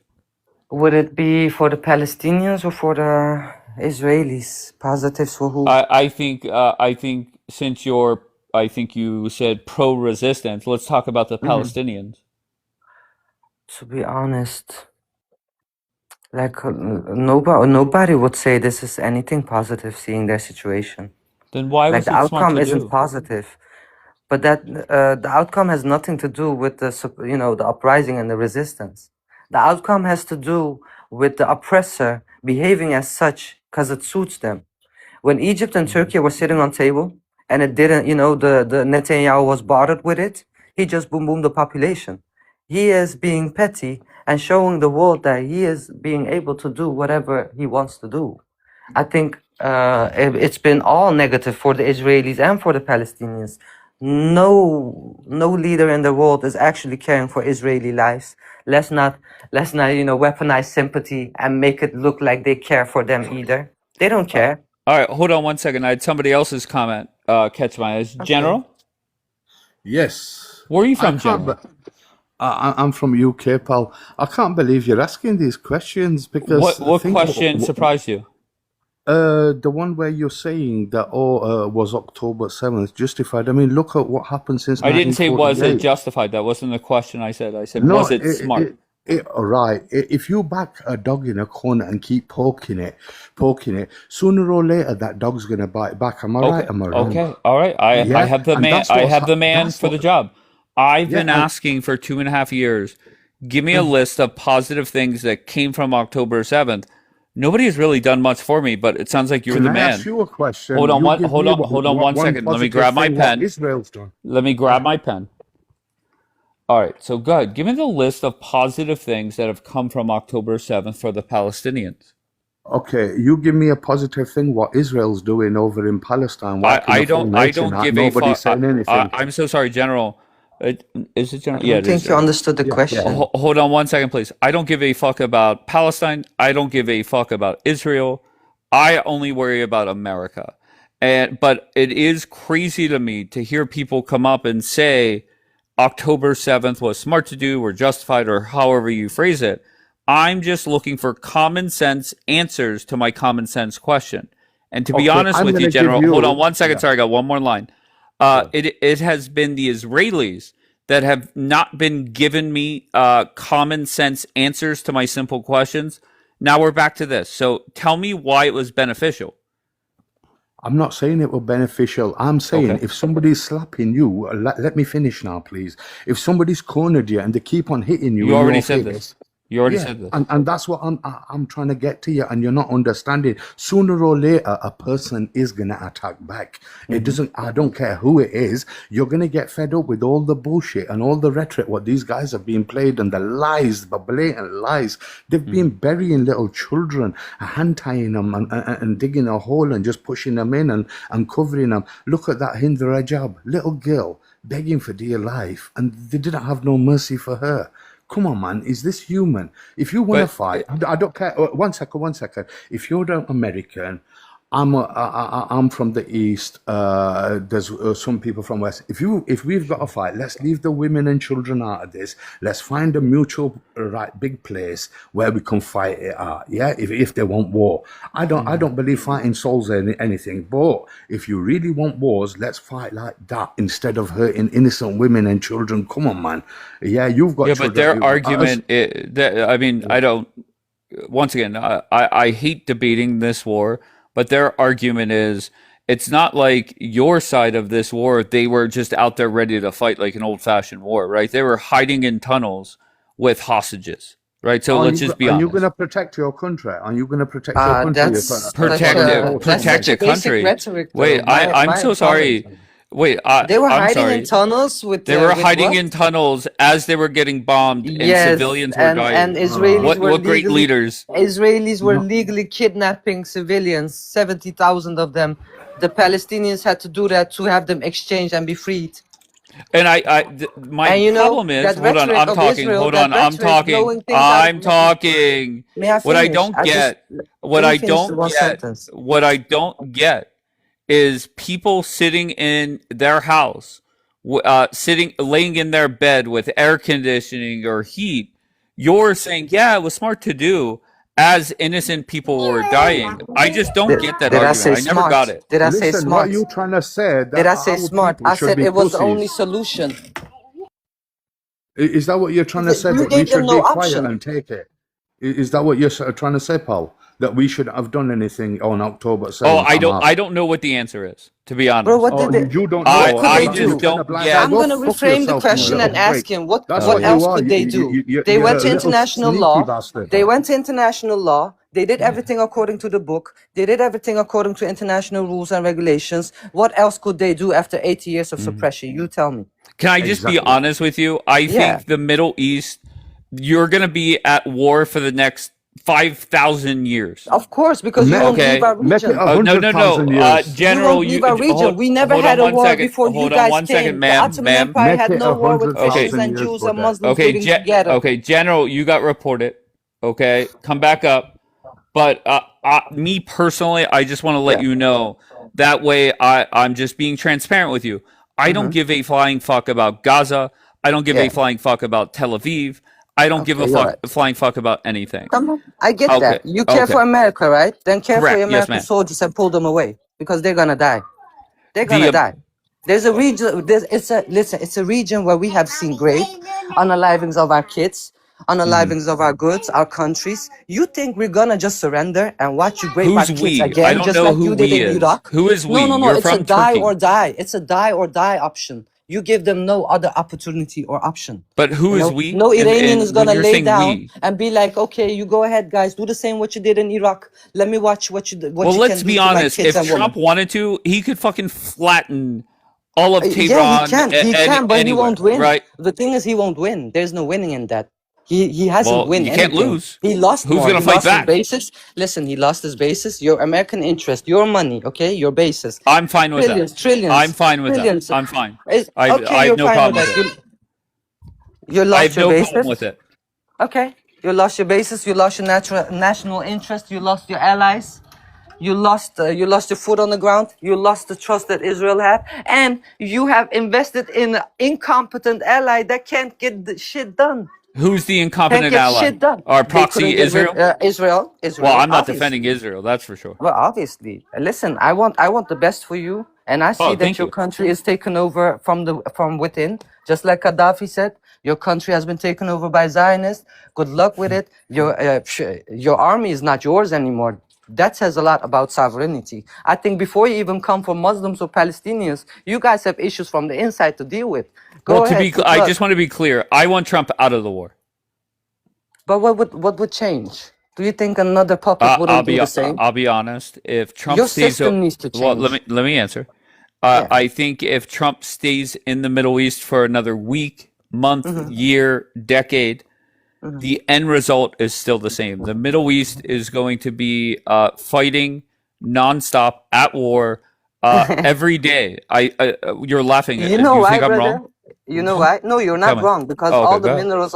all the minerals that you guys want are in the Middle East and the African continent. As long as you are greedy and as long as you're colonialist, we will know no peace. We were good. The trouble we had were like siblings in a household. We didn't need no outsider to come tell us what to do with our lives. But you know what? Every time they come with the colonialist mentality to think they can suppress us with, trying to have a Western mentality being opposed on those people, the chemistry is off, just like they did with Pahlavi. There's a reason for the IRGC to grow so big because the United States suppressed them with a Pahlavi dog that also chemically attacked their civilians. And after he was gone, they wanted another leader to have them protected. This is what happens. Extremism, suppression bears resistance and extremism. Simple math. As long as you keep dropping your weapons there and not giving a damn about the groups of rebellion that exist there, the axes and such, your paid militias, you want to keep telling me that we will have issues because it's because of us? It's because of your meddling and your paid dogs being there. How about you guys go home, leave us be with us, and see how it is resolved? The Ottoman Empire showed you how it could be. Ever since the Ottoman Empire collapsed, there's no peace in between Jews, Muslims, and Christians. And that's not because of the Muslims. Trust that. All right. Can I ask you one more question? Then I'm going to let others up. What I don't Go get, ahead. I get that somebody like you're against innocent people dying in Gaza, right? Everywhere, yeah. Okay, no problem. So what about the innocent people that the IRGC murdered? I agree. Okay, I'm so against the IRGC. Listen, I'm against the IRGC and Hezbollah. Refreshing for you. it I'm is. against them. I know what they have But done in why are you Syria. against them but for Hamas, it seems? I am confused by that. The thing is, Hamas is consisted out of 80% of what's it called again? Orphans. Okay, Hamas is local civilians. So I can get that the oppression and suppression they have went through will be some sort of a response to it. But with Iran and the IRGC, the reason I'm against them is because they have weakened their ties in the Sunni with Sunni Arabs and in that region so much so that the Israelis grow up to be stronger from it. They weakened each other. That's what Israel got them, and I think that's why Israel gained ground. Okay, I that's my must tell you, reasoning, it and is for the very fact rare. that what Hezbollah did in Syria. It is very No, rare not that somebody is pro Hamas but anti IRGC and anti Hezbollah. One is resistance, the other is a government. What is there not to Okay. understand?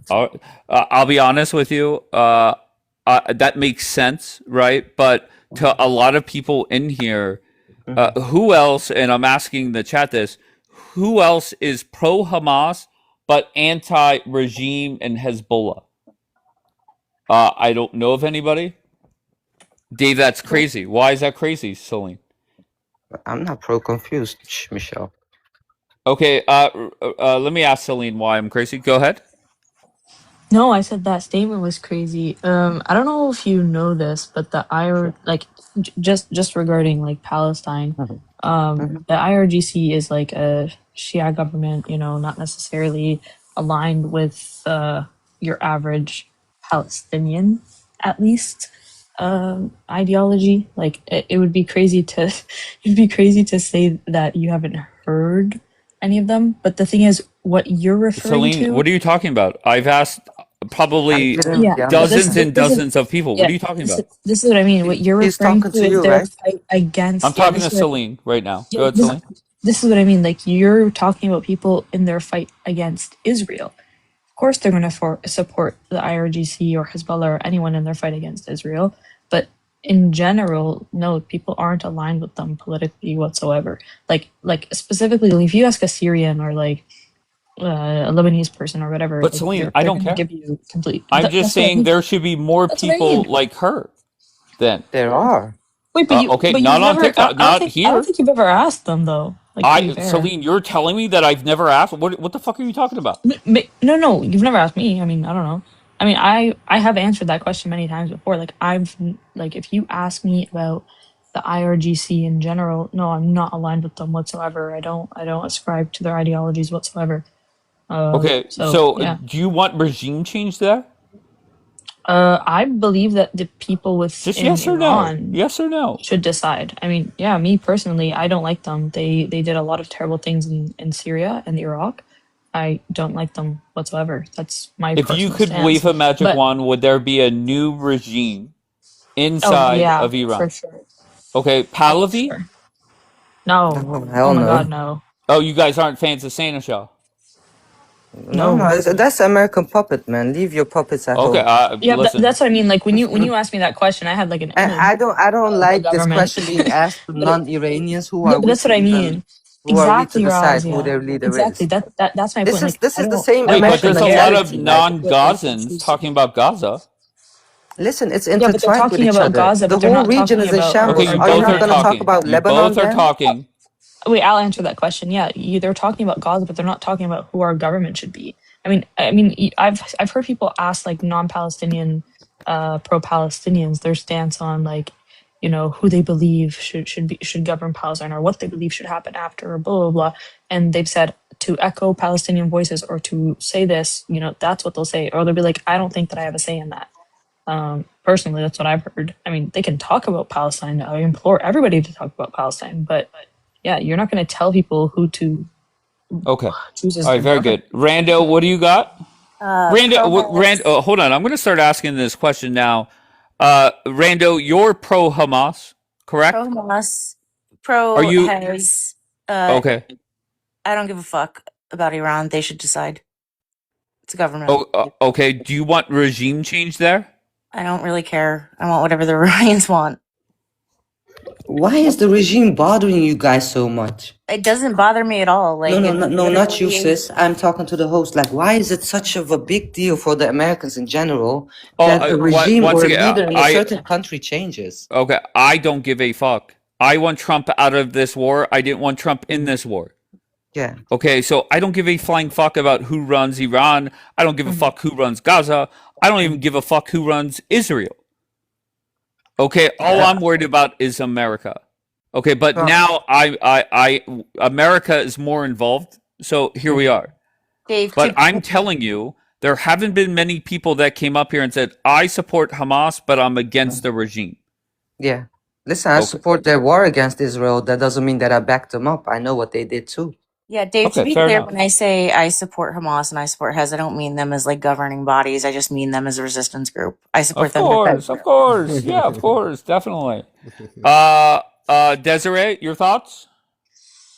So I guess I'm a little confused because I mean the whole, you know, October 7th Confused happened with and who? Who are you talking to so they just could in respond general, back? I guess not, it's just more in general. It's just a general asking because this is the thing. It's like I feel like a lot of people are against, you know, everything happening with Mossad and all that and you know, with civilians and all that, but it's my understanding, and correct me if I'm wrong, but everything that happened on October 7th was civilians. So I understand resistance. I understand, sticking up for yourself as a country, or not country, but, just sticking up for your people, whatever, resistance side of it. But what I don't understand is like the people that were unalived were civilians. So how is Yeah. that like that doesn't really that kind of it seems a little hypocritical to me, but I don't know. May At the I end of the day, respond to that? I'm not supportive to any of it, to be honest with you. Fuck yeah. I Fuck them want all. the fuck out. I want the fuck out. Yeah. Fuck them all. Sorry, guys. So, I agree with may I you. ask you something, host? Sure. So you're not, I understand that you want the best interest for your country, no losses, Yeah. no American soldiers there, this, that. Sure. But when they go in deeper, we, it seems to me like if you love your country, you just have to support them forcibly, or will you still go against the grain and be like, no, man, we should still stop this? No, I've been against this war since about the 49th minute. The first 48 minutes went well. After that, we should have just got up. Yeah, and I want to, okay. May I respond to the girl next to me with the horse? Yeah, quickly, and then I could get to Daniel. But yeah, of Yeah, course you can. because she mentioned that October 7th was including civilians, as if Palestinians were not civilians the past 80 years. Plus, most civilians have been unalived by Skorskis, by the Hannibal director. But ask the Israelis, they must know how they I'm unalive not their for that civilians. either. No, I know. But you must see the bigger picture before you No, can but because you make a comment as if to make it seem that the Hamas was only unaliving civilians until this time, and Israelis were never doing I so. didn't You say gave them that. no option. No, No, I listen. did not say You, that. you must watch your statements when you speak as such one-sided, because it will give people the I'm not assumption one-sided. first. I'm really not. No, I'm not. I I said know, both. I get you, but you made a one-sided comment, and I'm telling you, Palestinians were civilians too. If you care about I civilians, literally let's not said make it Mossad does militarized. the same thing. So they literally went in and did the same thing that they were No, basically they did not fighting do the same against. thing. They did not do the How is it same not the thing. same The thing? occupier, listen, the occupier is legally not even in its right to defend itself. You're an occupier. Anything I do on you, anything I do on this land to an occupier is legally Thank you, Renee. permissible. Did you know that? I'm not No, in I the did not. wrong And because you're again, I'm occupying. Listen, no, you no, came and to I'm my not fighting country. against you. I'm No, I trying get to you, but understand. I'm trying to yes, I understand just where you're want to coming make from. clear that if you suppress someone and barge in their homes, you don't really have a say.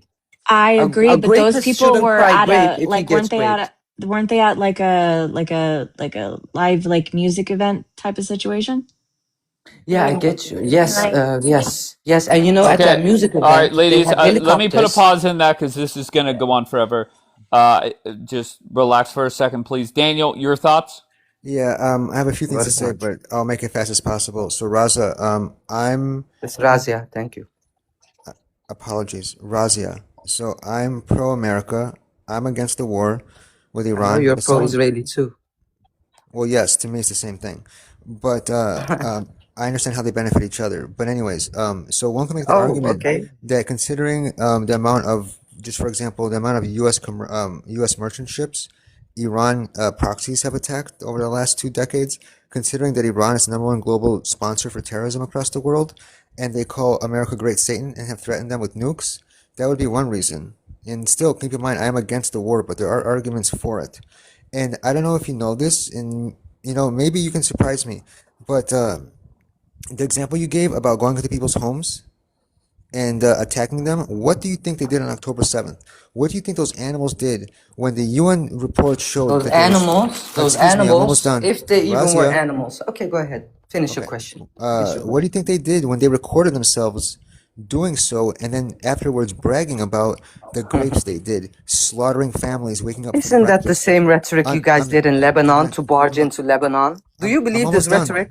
Who believes Razia, this rhetoric of the Zionists? Put your Razia. hands up. Hold on, Daniel. I got you. Yeah, yeah. All So right, you're just supposed to. everybody take You're a minute. Hannibal. Listen. Hold on. We're gonna do He made. showtime. Relax. Go ahead, Daniel. So this is the thing, is that it's not rhetoric because your animals recorded themselves on footage doing everything. They sent clips of it to families of the victims on Facebook. There's footage of them in the aftermath bragging about how many women they raped and executed at point blank range. They slaughtered people at a music festival dancing. This is what your people did. This is what you call resistance. Okay, maybe you're incapable of understanding or being able to look up how many times your precious Palestinians have been offered their own state, their own sovereignty over the last few decades. And they said no every single time. Where do you think they'd be today if they said yes just once? If they said yes just one time to one of those offers of their own state, they would not be intense. They would not have needed to start a war. In their own words, by the way. They declared war in their own words on October 7th. All right. Now we have the consequences. Proportional or not, don't start war. Don't advocate for violence. Don't spew bullshit about oppression when there's no one being oppressed. Shut the fuck up, you Zionist. Come for me. Shut the fuck up. Don't start wars. Don't start wars. I think it was your population that got sent away 109 times out in the world's history and still doing the same shit. You're still doing the same atrocities. When it comes to those guys you call animals, actually, it was your own Skorsky scorching all of those festival goers. Those grape stories have been nullified and debunked like years ago. But yeah, keep repeating the rhetoric, man. Keep repeating the rhetoric. You're so, human. You're so caring about the festival goers. How about the Palestinian kids that we have seen on full screen? HD, genocide. 80 years, man, 80 years. It didn't start with two to 3 years ago. It started with 1948. You planned it in 1933. You unalived your own civilians in Germany to get them shipped to Israel. You want to talk about atrocities and about evilness? Oh, we can talk about that till ages, though, when it comes to Jews. All right. I like how she throwed in there Jews casually, not just Zionist, showing just how she thinks. Want to know what she thinks about the 1988 Hamas charter, the OG Hamas charter? It says there, Israel will exist and will continue to exist until Islam will obliterate it, just as it obliterated others before it. Quoting the martyr Imam Hassan al-Banna from the Muslim Brotherhood. That's in the preamble. Also, Article 7, the Hadith of the Tree and the Rock. The Day of Judgment will not come about until Muslims fight the Jews, killing the Jews, and when the Jew will hide behind stones and trees. The stones and trees will say, O Muslim, O Abdullah, O servant of Allah, there's a Jew behind me, come and kill him. What is Are we telling like end time prophecies? That's wild. So Daniel, you said like we were gonna get they were screaming like they were gonna get nukes. Actually, Iran specifically had a fatwa against nukes before we went in there and unalive the guy. We talk about the Nova Festival. We can also talk about how they used helicopters as Haaretz. I had to use Wayback Machine to go get it because they pulled the article down. But if you look at this, according to police source, investigation also indicates the IDF combat helicopters arrived to the scene and fired at terrorists. There apparently also hit some festival participants. Of the, 4,000 people that were in attendance at the Nova Festival, I believe 250 were unalived there. And that's also including on Road 242, which led up to it. In regards to Daniel's UN report, we can look at the report from. So again, you can deflect all you want. You can push whatever narrative you want. They recorded themselves doing everything. They recorded themselves slaughtering people. They recorded themselves sexually mutilating bodies. They recorded themselves, and then afterwards they're on record, on footage, bragging about it, bragging about grapes, bragging about executing women, on footage themselves. Now, you guys can say it's cartel footage, like I've heard some pro-pally say. Others have said it's AI. It doesn't matter, okay? It does not matter what you say with your coping. Whatever bullshit you're trying to prove, it doesn't matter. People know the truth. You lefties can believe whatever you want. You can try and convince other lefties to believe whatever they want. It doesn't matter. Okay? You guys have been exposed. And Razia, you blaming Jews for, fraud and framing by unaliving themselves in Germany, that was beautiful. You saying Jews instead of Zionists is beautiful. I would bet money right now that you don't even know what a Zionist is. You can't even give the exact definition of it. But thank you. You're great. Free Palestine.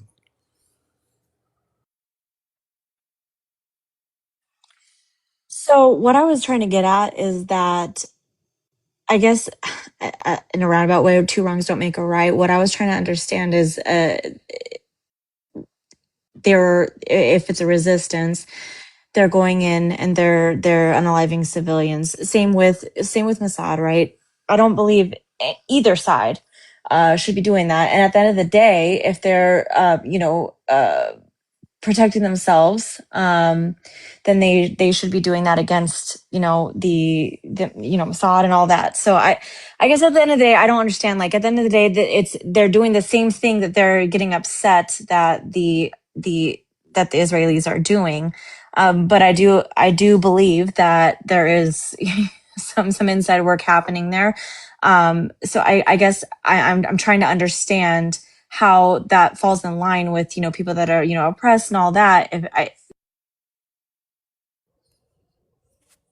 So this is the thing: is that oppressed how? People say that it was a blockade, but they don't mention how Egypt has a blockade wall 10 times the size of what Israel had. Israel had for their security. It was a reaction every single time. Anyone can look it up. Every time H group acted and did a T attack, Israel reacted. It's really simple math. When they got tired of all the T attacks being committed in the West Bank, for example, they put in checkpoints. T attacks dropped by somewhere between 80 and 90%. All right. Every IDF operation I've ever looked up has been in retaliation every single time. They've never initiated anything. They don't wake up and just want to attack people for fun. That's not what the Israeli military does. Again, you can argue proportionality, but stop attacking Israel. You'll stop seeing consequences. I'll say it again. Show me a time where the IDF has acted where it was not in defense or retaliation, because you can't. All right. On October 7th, they targeted civilians. They targeted them. They went into homes, targeted families. Daniel, shut the fuck up. And W Razia, bro, she cooked the shit out of you, Daniel. If I were you, I start taking some lessons, bro. Look, even in Europe, they're not sleeping. We thought it was just the United States. She's obviously in Europe, very well educated, and knows your bullshit. She smells it 2 miles away, Daniel. The key numbers are 109. 109. Stop your propaganda. The people are tired of your fucking propaganda, bro. You guys are oppressive. Before you talk about Palestine, talk about what happened in Europe. See how the Christians oppressed the shit out of you. Don't take it out on the Palestinians. They did what every American would do. Come attack an American home, and you'll see how fast the Second Amendment is activated. They'll fucking shoot you off the fucking Porsche. So stop your bullshit. And guys, pro-resistance is pro-resistance, whether it's the IRGC, Hezbollah, or Hamas. Okay? And W pro-resistance. I don't know how you can say that there's no oppression going on. I mean, when you talk about the rubble and all the infrastructure just destroyed, I just don't know how you can say it. I can name you plenty of times where the IDF hasn't acted in self-defense. How about the 15 paramedics that they slaughtered and buried in mass graves? How about Sidra Hassouni and Rashab? I mean, like, what about Naif Samaro? Yes, you can call it self-defense. There was a mass raid in the West Bank because of children allegedly throwing stones. And during that mass raid, Naif Samaro, whose wife was in labor with their firstborn son, walked out to buy baby clothes and he was shot in the head, caught in the crossfire. And he'll never hold his firstborn son.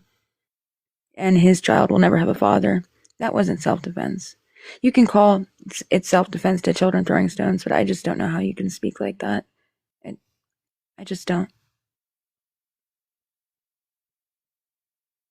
Yeah, again, if anybody has ever seen an IDF operation where it was not in defense or retaliation, please raise their hands. And by the way, I usually don't even say this because I embrace pro-pally stupidity and ignorance.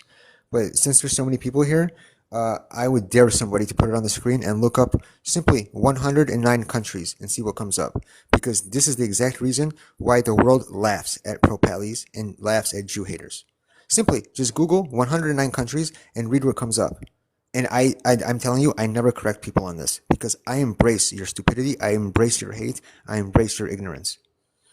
Okay, you guys have no idea what you're talking about. You're just pushing bullshit propaganda. H cost this, blaming Jews for October 7th, blaming that Jews did that, blaming Jews in green headbands, right?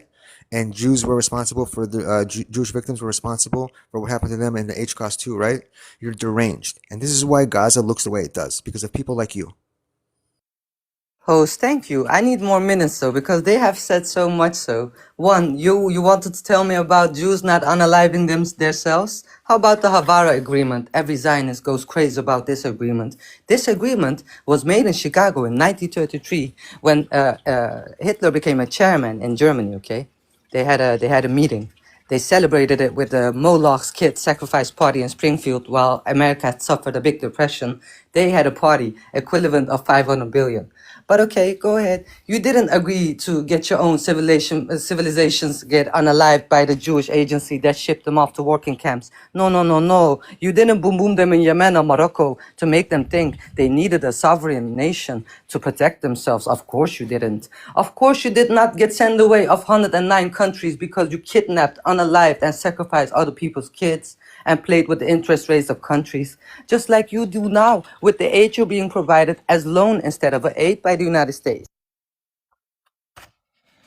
Okay, so we heard John, do the usual big up to terrorism, Malvina talking about unfortunate, unintentional civilian deaths of people unalived and trying to use emotional heartstringer things. But I want to talk to Razia, since she mentioned she's Bosnian and she mentioned Nazi Germany. What does she have to say about this guy on the left, the Mufti of Jerusalem, Haj Amin al-Husseini? He met with the Fuhrer in November 1941, and actually, Mustache Man Hitler, he was a pro-Pali. He promised to support the Arab cause in Palestine. You could read all about it in the documents from the Reichsministry. He also, by the way, formed the Bosnian SS, Waffen SS. Okay. First of all, Daniel asked the question, I dare you to show me times that Israel attacked unprovoked. Yeah, I mean, before even H group existed, Israel went into Gaza in 1956 unprovoked. And you can see the New York Times reports on it, where they literally labeled it, this is not Poland. This is not H cost camp. This is Gaza. And it was a picture of lined up Palestinian like cattle who had just been unalived, execution style. Yeah, there's so many different examples. But aside from all that, there's this is something that I always wonder, right? Because Daniel just brought it up. H group recorded themselves. They recorded everything that they did, and we have all the tapes of what they did. Then how come we have all these claims that of things that didn't happen? Right? Why was there even room for that? Also, Lavina can have my spot now. I hear the Razia, I hear Celine, and I hear also the venom of your religion, which cannot see that Jews would be alive. This is what I hear. Now, Razia, if the Rothschilds in the business of banking are getting interest, this is their business. There are two parties. They have an agreement. One needs the money, and one is ready to pay in interest. What it has to do with all of the other 16 or 17 million Jews? Dumbhead. Explain it. Take your religion, clean it from racism against the Jews, and maybe your life would be better. Is this guy really claiming that Islam is more racist than their Jewish ethnicity, where you cannot even become one if you become a revert? That is actually ethno-religious. You want to tell me Islam is racist? But okay, hey, there's too many statements for me to respond on. Which one should I respond on? Like I said, the Havara Agreement, never been spoken about, never responded. They just had to disperse the topic and bring it to Islam and their leaders and such. So what? You know what? We have protected the Jews from the Andalusian Empire back in Europe. 250,000 of yours came to their hail and protection under the Ottoman Empire. Okay? So you want to talk about an Ottoman clergy talking with Hitler? It's maybe because he was your guy. Hitler's dad was a Jew. See, they were not racist. They could work with you guys. until you yourself have decided to have the Havara agreement put in place. You want to say that that agreement was nullified or canceled? How about them shipping them off to Palestine then? The same people. Razia, you're a damaged human being, and you want somebody to address your points when I brought up several, addressed yours, but you haven't addressed a single one of mine. Your precious Palestinians have been offered their own state several times throughout the decades. They've said no every single time. Address that. Where do you think they'd be today if they had their own state, if they would have said yes? They were given, dude, they were given a gift. They were given an amazing piece of real estate on the Mediterranean coast. And what did they do? They started sending rockets into Israel every year. Thousands of rockets every single year. Okay, you cannot deny reality. No matter how much you hate it, no matter how much your problem with Jews at our age cost is, you cannot deny reality. You're just a bitter, just evil person. You're just hateful. Okay, and under the Ottoman Empire, it was not peaceful. Anybody can look up historical facts, all the conflicts, all the massacres that happened during that time in the 1800s. I think you're just crazy, honestly. You're just a hateful person. You have issues. Two-state solution, address it. I'm not going to address the two-state solution, but I am going to address something Daniel has brought up multiple times today about grape videos and this and that. So this is AHRC 5626, June 2024. And in this, it specifically says that paragraph 26, give me a second, sorry. The commission reviewed testimonies of rape obtained by journalists and the Israeli police, but has not been able to independently verify such allegations, owning a lack of access to victims' witnesses and crime sites and the obstruction of its investigations by Israeli authorities. They were unable to review the unedited version of such testimonies. They also, in addition, the commission found specific allegations to be false, inaccurate, or contradictory with other evidence and statements and discounted them from assessment. Literally, they lied. They lied.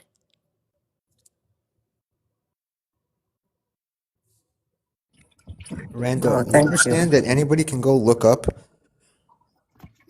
Listen, what we are looking up is filtered October in your 7th. Zayo I'm Google sorry, I filters. was Look up speaking. Why do you books. I'm interrupt? gonna give you books. All right, well, that was as predictable as the fucking sun rising. When a showtime ends, multiple people start talking. I mean, it's just predictable. That sun is going to rise.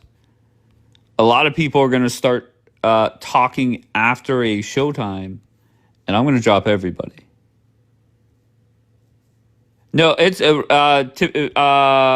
Razia, please don't. It's not just you. I mean, it's just anytime there's showtime. So you don't have to. Don't ever apologize.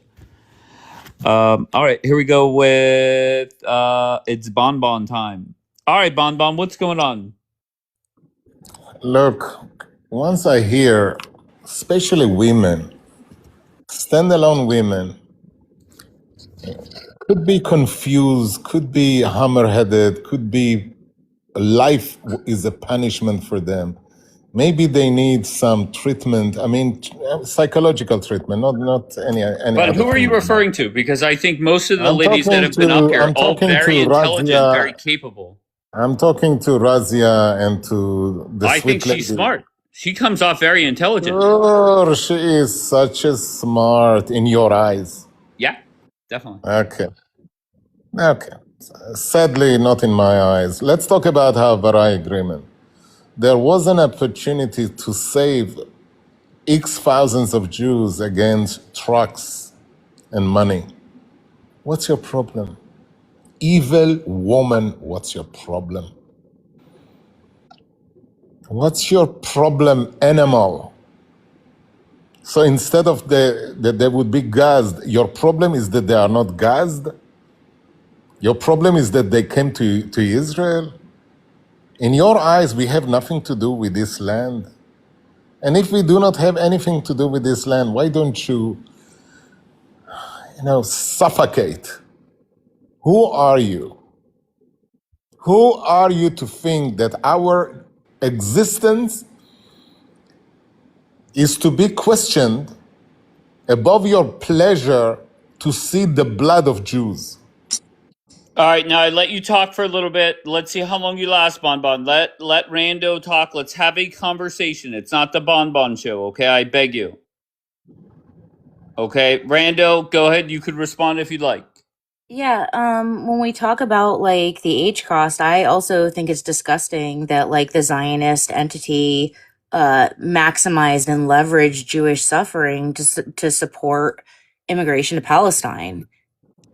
Like Ben Gurion, you know who he is, right, Bonbon? Continue. I want to catch you with your tail. Okay, I'm gonna catch you in your tail. Tell me more, a little bit I don't more. have a tail, but You have a tail. I believe it was in 1938, if I'm not mistaken, at the MyPay conference. So you are talking from your nose now. You are not sure. She Why was don't telling you the check truth, actually. yourself? You guys have Yeah, PR'd your way if you into let me richdom. if you let me Yeah. just finish it, you can double check me. I might have gotten the year wrong or might have mispronounced the conference name, but Ben Gurion said that if he could save all of the children of Germany by moving them to London and only half by moving them to Palestine, that he would choose the second option because more important than the individual lives of those children was the establishment of a Jewish state. He talked about using Jewish suffering as a lever to force immigration. So I agree that the H cost was horrible, and I think you should also like dislike the Zionist entity because not only did they maximize your people's suffering during the H cost, but now they're doing it again. Let me know once I can answer you. Go ahead. Okay. Whether you like it or not, whether it doesn't sound for you reasonable or not, our tendency to stay alive is above your pleasure to see that we will not exist and we will evaporate. You are nobody for us in our concern. Jews will not be replaced by Muslim troublemakers like you. There is so much space on Mother Earth. Go ruin anywhere else with your narratives of Why did you come to Islam. the Muslims then if we are troublemakers? Why did you come Okay, to I our will land? answer you. Why I did you will come to us answer if we are you, troublemakers? brutal, You brutal. headless woman. Ah, shut up. I know you love men. Just say it Uh, openly. uh, Just Dave, say it openly. Be fair, Ban kick her ban. out. Ban. If you haven't been a Goya and I had to have you, okay, as the last woman on earth, I would not touch you with a stick where there is a poison in the end of it. Okay, so stay out of my sexuality if this is your way to win this game. Now, let me tell you the following thing. I know what bothers you. The Jews are in Israel. You cannot see the Jews have a roof under the sun. This is the bottom line of Islam. The bottom line of this Nazi, fascist religion that wants to unalive anyone, anywhere, everywhere, all the time. Stay away from us and life will be great, brilliant. Yeah. I wouldn't even touch you if you were gold, my man. Listen, nobody is interested in your religion, your ethnicity. Nobody hates you because you're a Jew. You haven't responded to any of the things and claims that Rondo has made or anyone that I made, for example. But yeah, go ahead, pull the victimization card. Okay, guys, then for the America Firsters, I want to ask, why did the Israeli flag hung next to the American flag in 1904 while there was no Israel to begin with? Why? Because it's a political entity. It has nothing to do with Jews. If they actually cared for Jews, they wouldn't boom their own population to convince them to have a country, because they wouldn't want to come to that country if you would not suppress them and fearmonger them and unalive them in several countries. You know that too. But go ahead, cry victim. You have unalived your people more than anyone else. Go ahead. Yeah, I don't know about 1904, so I can't respond to that. But you have no right to talk about who's responding to what when you never responded to the fact that your Palestinians have been offered their own state several times and have said no every single time. They were given Gaza as a gift, and they shit all over it. Okay, you want no war? You want no war? You want peace? Tell them to behave. Tell them to act civilized. All right. There's a reason why the Arab nations signed the three no's of Israel, where they refused any recognition, they refused negotiation, and they refused any peace with Israel. Okay, your friends did that. Randall's cousins did that. That's what Israel's had to deal with for decades now. It's really simple. You can go look up the three no's of Israel. And Randall, you're gross for denying the grapes on October 7th. They're on footage bragging about it, admitting to it. Aside from the fact that anybody can look up October 7th grape evidence, UN grape evidence, and see it. I mean, you're really eager to call me disgusting for reading a UN report. Like, that wasn't my own opinion. That wasn't like NATO, but weirdo. That was the UN. And I just read the report. When we talk about acting civilized, right, we recognize this whole time that the entire state of Israel from like 1920 to 1948 was established on Jewish terrorism. You can look at Yitzhak Shamir saying that Jews were justified in using terrorism to create a state, but the Palestinians are not. And he was a commander of the Lehi Gang, which was a designated terrorist organization, as was the Irgun. And the Haganah, it's disputed because they didn't really have lists back then. But even before them, like the Hashomer and the Bar Giora, all of these, quote, militant groups that would literally go in and raid and loot and kill Palestinians on their own land. Yeah, I think that's what's disgusting, not me reading from a UN report. So everything you're saying is bullshit, Randall. And honestly, like you're a sad case, and I think you're undergoing a phase, and I know what it's like. Like, I mean, I see myself in you, like for real, because I was once you, Randall. I was pro Pally in junior high, pro IRGC, pro Hezbollah, pro Hamas. I would go on these websites of the Hezbollah group, and I would see like pictures of unalived civilian kids and all that doctored outrage mongering propaganda that was supposed to emotionally manipulate, and then talk of imperialism, stolen land, this and that. You've just bought into it, and you've created a cause to latch onto, and that's all there is to it. Yeah, I literally read a UN report. What do you mean, like, extremist propaganda? It's the United Nations. Like, let's be clear. Israel was requested, I believe, 14 times. They requested information from Israel, and all 14 times they were denied. They asked things of Hamas. Hamas responded. The state of Palestine, they responded. The Gaza Health Ministry, they responded. Why is Israel denying access 14 times to the UN? And then in their own report, they said they couldn't verify anything. And also, like, Israel provided false and misleading information. Don't give me a psychological assessment. Don't give me your opinion of me. I really don't care. Debunk me if I'm telling lies. Bring me another UN report that says the opposite, please.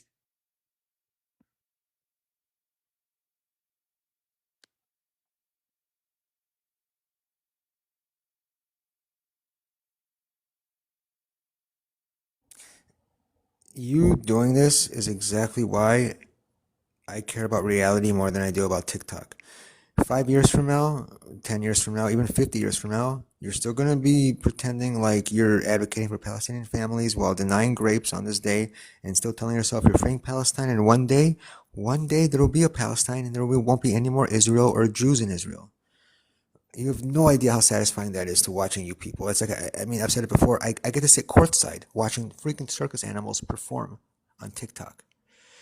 So you only bring up what suits your narrative. You're the most dishonest person, one of the most dishonest people I've ever seen. There's UN reports literally stating sexual mutilation and sexual violence on that day. There's footage of them bragging about it. You don't address any of that. You just keep repeating your same bullshit.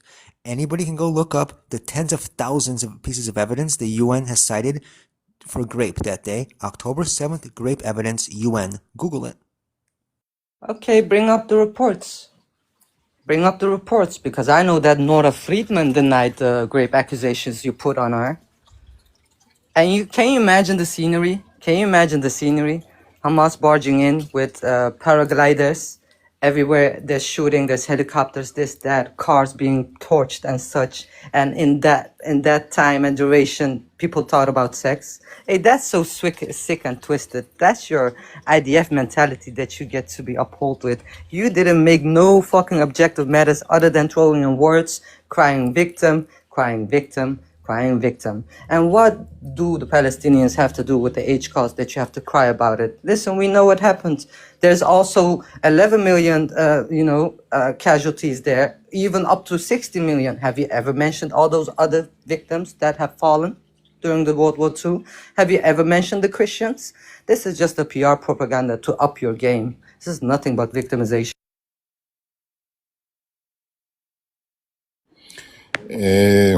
Lovely lady from Bosnia. I think you need a treatment, really. I really believe that you are a sick person. You don't have to believe us, whether you believe us or not, but just let me tell you who is the United Nations and the reports of it. This is also for you, Rando, smart Rando. Who is in the United Nations? 57 Muslim, trouble-making, autocratic, primitive countries, 99% of them. Who is else there? Many African countries that would be happy for $1, and in one way or another, you can have them in your pocket. These are your people.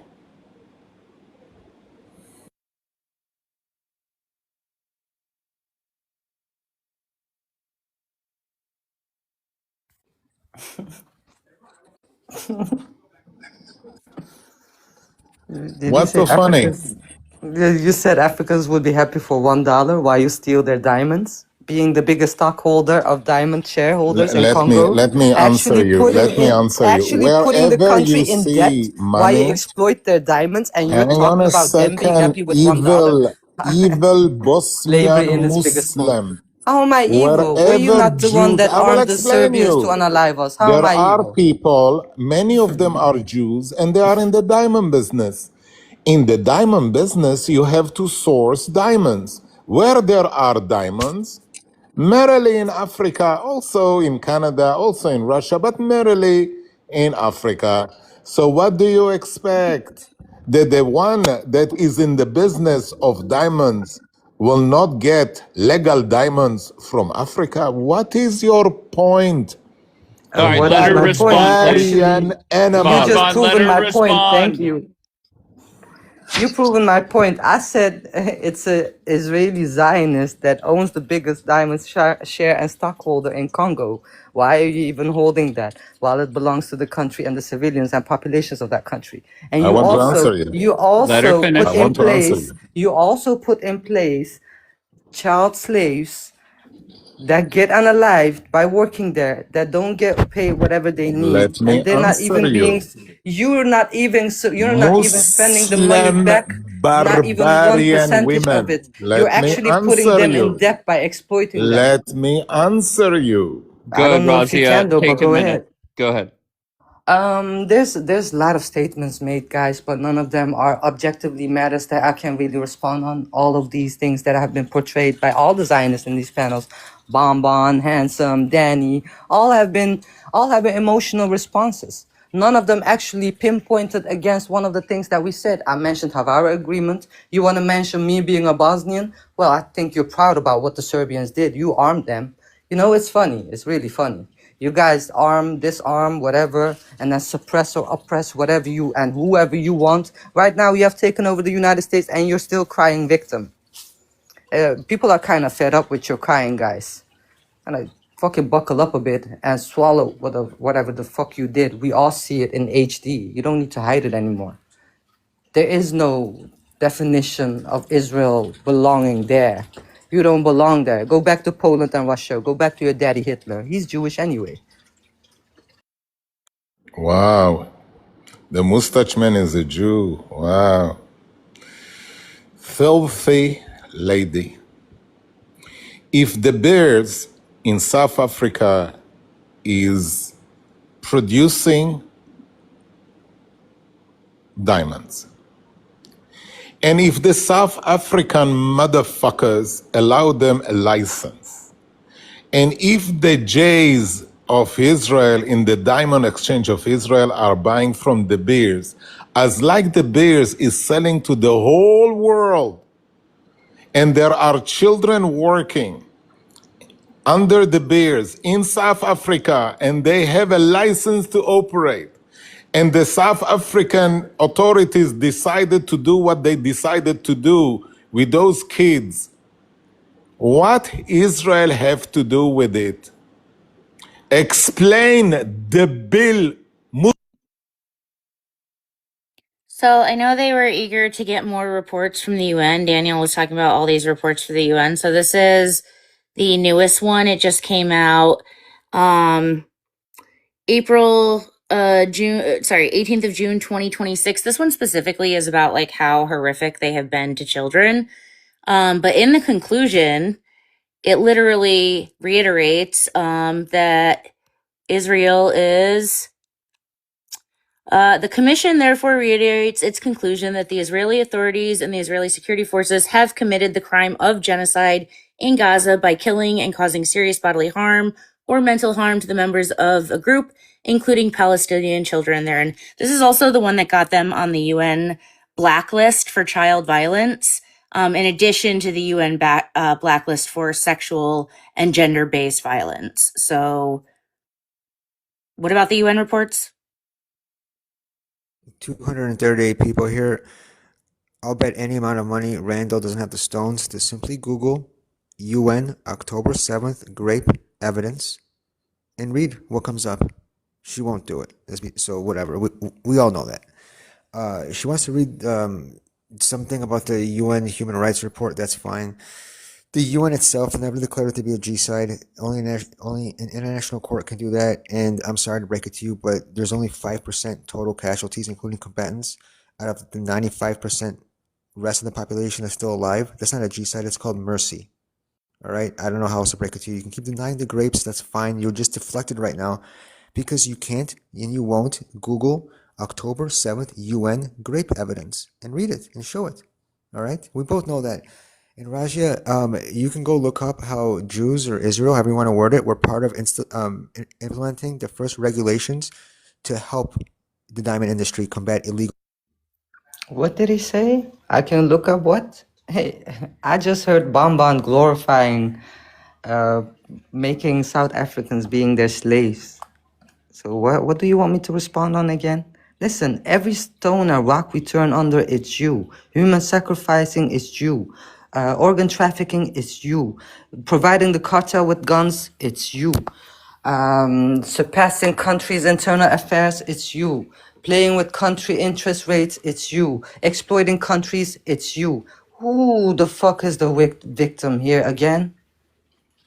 Just stop crying, okay? Just stop crying. And you actually trying to give me examples of exploiting South Africa, Congo and such.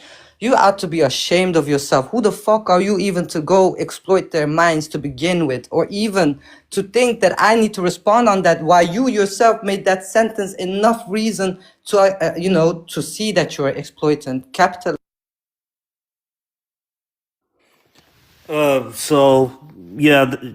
She's just firing off a juggernaut of anti-Semitic conspiracies and the usual tropes, blood libels, other such accusations. Who's responsible for organ trafficking? Who's responsible for moral corruption? Who owns the corn industry? Who's responsible for degrading morals? Shut the fuck up with your lying bullshit already. You want to talk about facts? Let's talk about facts. You're from Bosnia. So Jews took part in the liberation of Yugoslavia. They fought in the side of both mainly Tito's partisans and the Chetniks, the Serbian Chetniks, while your precious Bosniak Muslims joined the 13th Waffen-SS of Hajj Amin al-Hussein. Dave, you can just skip me. They haven't brought up anything to debunk what I've been saying, so just skip me. Thank you.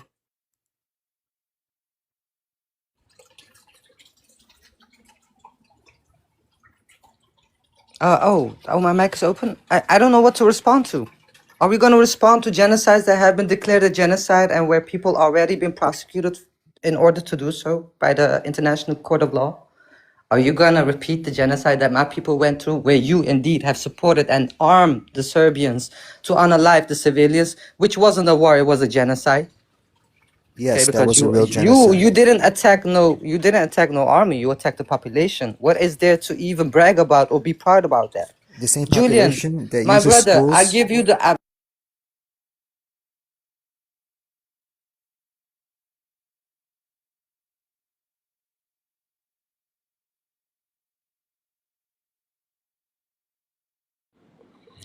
Let's talk about South Africa. There is a country which is bashing Israel. Their name is South Africa. In South Africa, there are X kids and Y kids are working in mines. They don't go to school. This is type of schooling for them. I don't know what. It is a country that loves you, appreciate the radical Islam. There is a company with the name De Beers, and there are Jews in the industry of diamonds.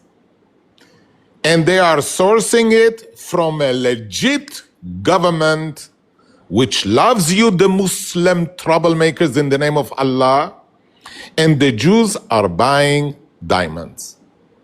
What's the problem you have? Animal.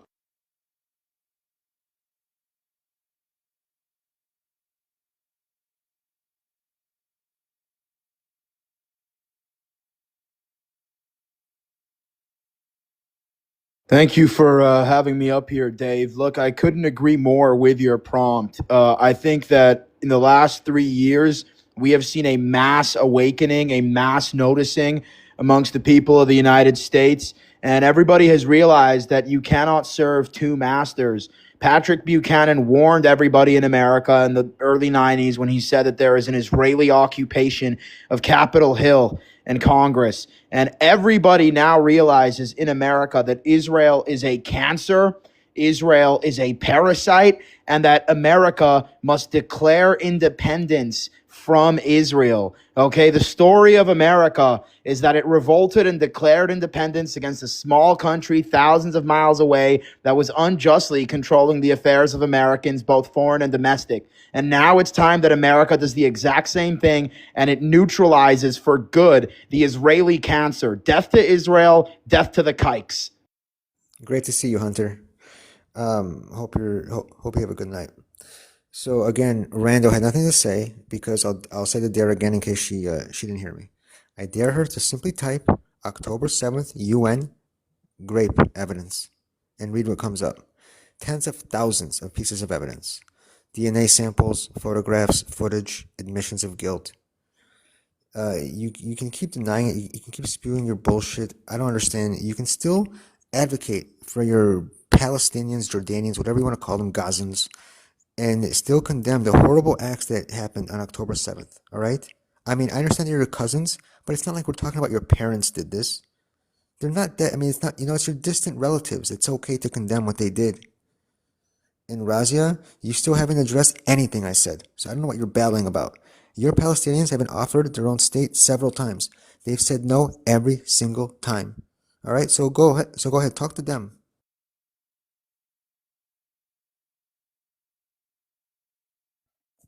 Yeah, Daniel, I'm not going to do your homework for you.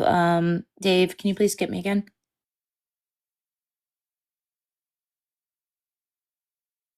All right, so Daniel said, look this up. There's been a lot of things you have no problem looking up. So, Rando, I gotta, that's the first time you've had issues with looking shit up. So, why not, let's start here. Why not just say horrendous things happened on October 7th? Why not just acknowledge that? Okay, why not do that? All right, and I'll be honest. I think this debate, Hamas versus Israel, I think you're giving them an out.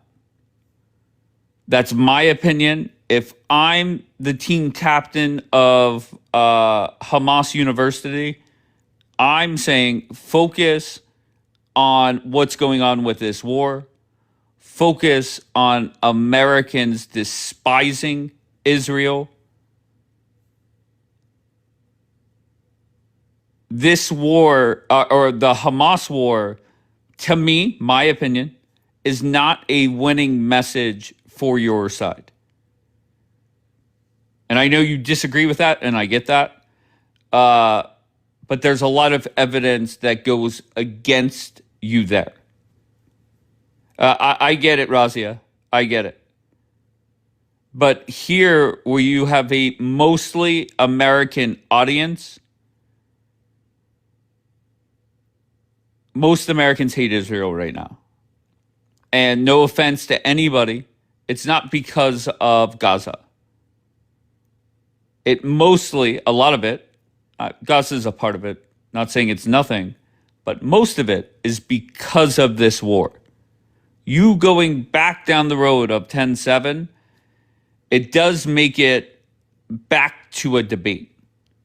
There is no debate on what's going on in America right now. Americans despise the state of Israel. So it's either you focus on where they have zero evidence to push back, or you focus on an area where they can push back, and that is October 7th. So that's up to you, of course. Yeah, Dave, I'm willing to always condemn anything terrible. Like, I acknowledge that innocent people died that day. I've never been wishy-washy on that. In fact, the other night with B, I gave part of a story. B said that wasn't true. And I was willing to condemn it on the spot. I said, if that happened like that, I condemn it. And unfortunately, it turned out that what happened? It was the IDF that killed that kid. So, like I said, I'm not wishy-washy on it. Like, I do not support killing innocent people. Okay. But I will say at the same time, I think it's important that people know what happened that day, because that was the consent to start what they did in Gaza. Okay. I get your angle here, but once again, you're gonna say what you want to say. Razia is gonna say what she wants to say. Bottom line is, it does leave them wiggle room to have a debate and have talking points, right? The U.S. despises Israel. There's no debate there, and they look silly. Okay, you're going down this road. You're opening it back up for a debate, and that's fine. If that's where we're going, that's where we're going. Ziotro, what do you got? Ziotro, you're much better under Showtime, where you know you have a minute. It cuts you off. You're more effective that way, my friend. I mean, I guess, yeah. Yeah.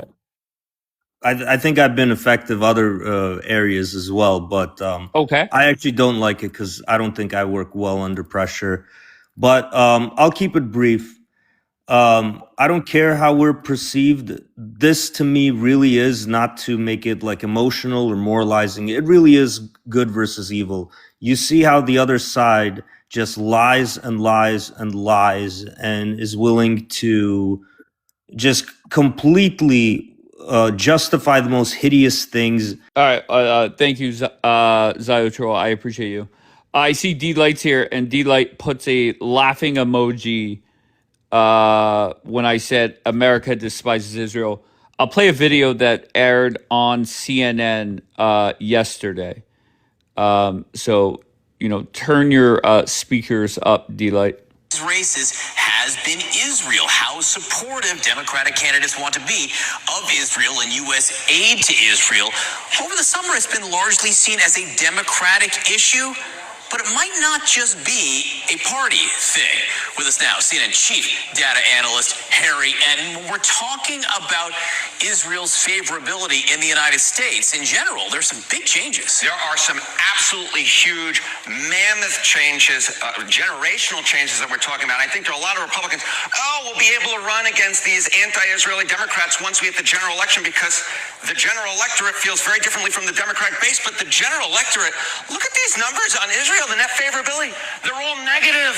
They're all negative. Ipsos, minus 10 points. Fox, minus 11 points. Marquette University Law School Law poll. Look at that, minus 20 points. Pew Research Center, minus 23 points. Negative, negative, negative, negative. And Gallup earlier this year was also negative. We're not just talking about the Democratic base anymore. We're talking about the general electorate as well. The general electorate has turned against Israel. This is not just a left issue. It is an American issue when it comes to opinions on Israel. What's the trend line here? What's the trend line here? The trend line is unbelievable. Look at the trend line here. Compare this to Donald Trump's first term. At this point in Donald Trump's first terms, Israel's average net favorability. Wow. You go back here, look at this. It was plus 51 points. Wow, Johnny says. Wow, Johnny says, because this is wow, plus 51. It's minus 16 points in the average poll now. That is what, a 67-point shift against Israel in just 8 years. Israel used to be a consensus issue in American politics, and that was a pro-Israeli position. Now the consensus has actually shifted, and now when it comes to general electorate, it is a minus. Israel is now seen negatively, and we're seeing it in poll after poll after poll. You just had this vote in the House where 100 Democrats voted against military assistance to Israel. How is that specific issue seen right now? Yeah, you said wow, right? How about wow again? Take a look here. I never thought I'd see the day. Military assistance to Israel saying U.S. should reduce or end it. Overall, 55% say they should reduce or end it. And it is true across the educational spectrum. 51% of non-college graduates, 62% of college graduates. So this isn't just an issue right among white liberals in Democratic primaries. No, no, no. This is true across the educational divide.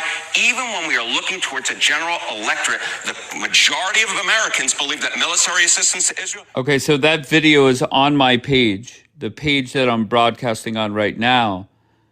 Did D-Light type throughout that whole 2-minute video or 3-minute video, whatever it was? I saw somebody, I think it was Jess Fax said, D stop typing. Yeah, she's driving, can't listen. So if I'm pro-Israel, if I'm in Israel or New York City or anywhere in America, I really think the question has to be is, why has there been a 67-point swing in 8 years against Israel? The talking point about a month ago, well, it's just the leftist. No, it wasn't. It wasn't. Okay? Reality is more and more Americans despise, like I said, Israel. It's everyone. There you go. And then whenever you take a deep dive into the polls, okay, on the video that you'll see in my profile, you'll see 4 different polls cited. Even if you throw the Gallup one in, that's 5. Every single demographic, does not matter male or female, Republican, Democrat, does not matter what age bracket you fall into, does not matter your education level. More and more, the United States hates Israel. So instead of sitting around denying it and deflecting, maybe come up with some ideas on how it changes. And you could say, well, Dave, it's just TikTok here. Okay, well, there's a lot of people that are on TikTok. And do you think the majority of the pro-Israelis that come up here, do you think you guys do a great job of helping? Be honest. Some, I will say, yeah. Okay, I definitely will admit, yes, they do a great job. They do as best as they can to defend the indefensible.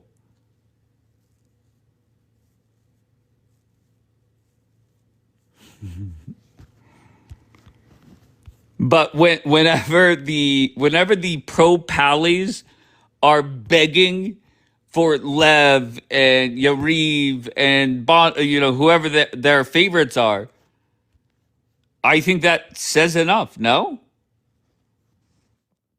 All right, Bon. So just give me a sentence. Why are the majority of Americans hating the state of Israel more and more? I will tell you. Okay. You love gifts. You love it. You love once somebody else is paying your bills. See the universities and the money you get there. See the last generation of this David Koresh coming from, this stupid lady that is so confused that she needs to embrace herself with the new religion of Islam. There are millions of confused, headless, brainless, spineless kids that they are in haze, and they need something, a professor in their university which will give them direction to elevate humanity. It's okay to be stupid. It's okay. You lost a full generation. I ask you, do an experiment. Embrace Palestinian narratives, Muslim narratives.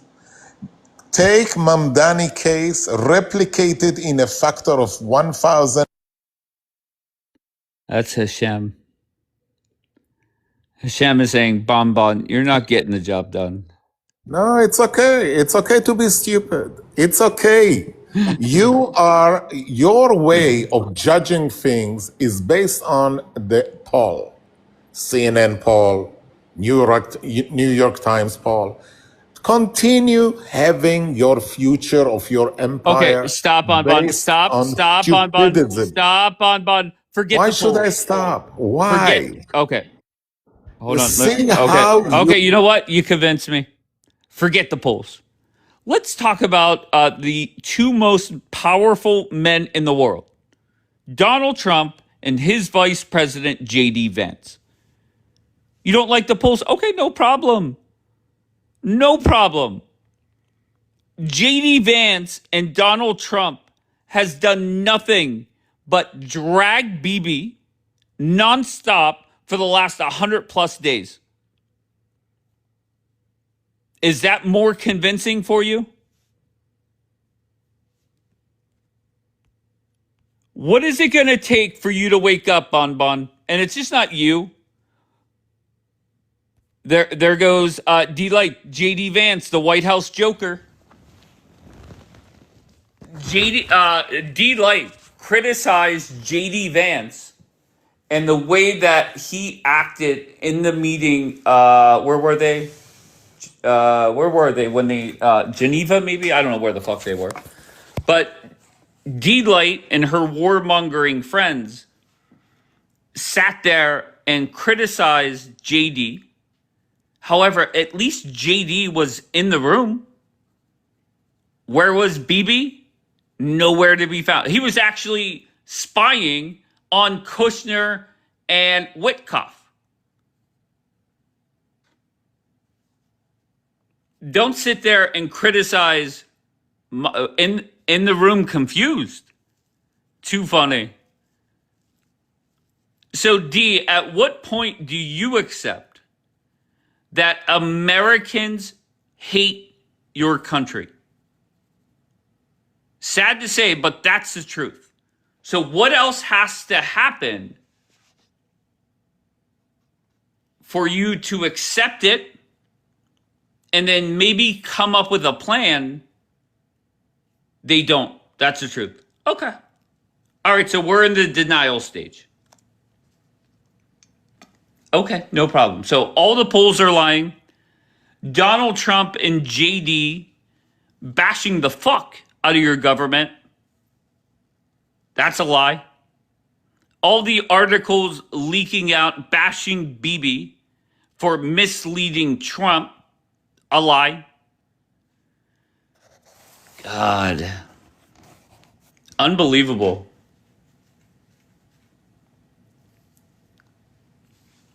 Is my president bashing my country? I'm so sorry. Do you not recall whenever Donald Trump said, if it wasn't for him, Bibi would be in jail? Are you not familiar when Trump told Trump told Bibi that everyone hates you and hates your country because of this war? And then the instant lie is, oh, Trump never said that. And we heard that lie for about 48 hours. Then Trump went and did an interview with Miranda Devine and said, yep, I said it. I said it. So did Trump say it, yes or no? D, can you answer that for me? Did Trump bash the fuck out of Bibi? Yes or no?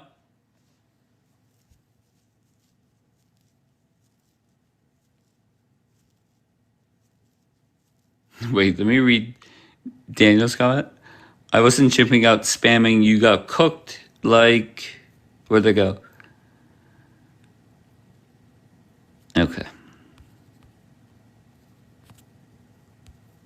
Bon, I don't feel that you can answer me because your response was something about hating the Jays.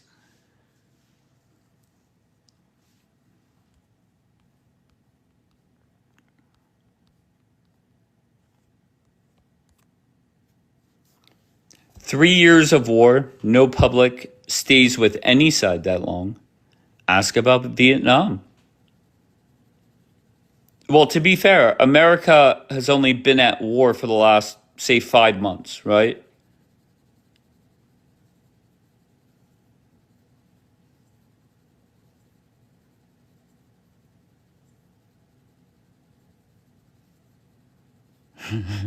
Dave, I'm living. It's okay to ignore me. Have fun. Bon, if I was Bibi, and keep in mind there was that Time article where Bibi was, the Israeli government was spending millions of dollars to undermine Donald Trump in the Iran deal.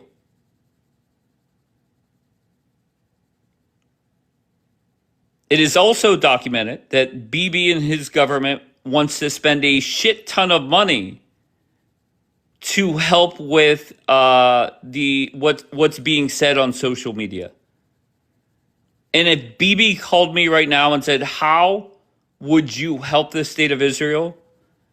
I would give him a list of about 50 people.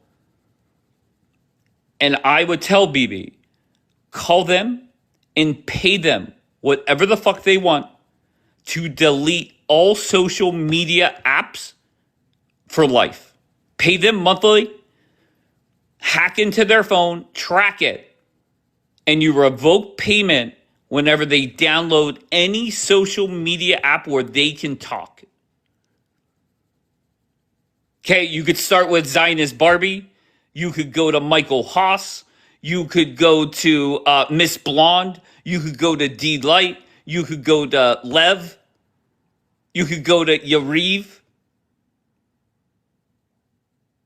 You could go to Paparazzi. Ariel, another one. And the sad thing is, and this is what we're talking about when we say zero self-awareness, they all think they're doing great.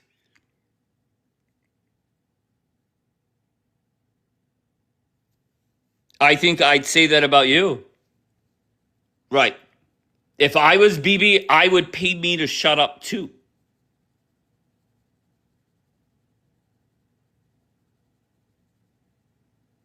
They are doing great. If we could take that core group and triple them, okay, Israel's approval rating will go from like 30% to about 4%. And that's no joke.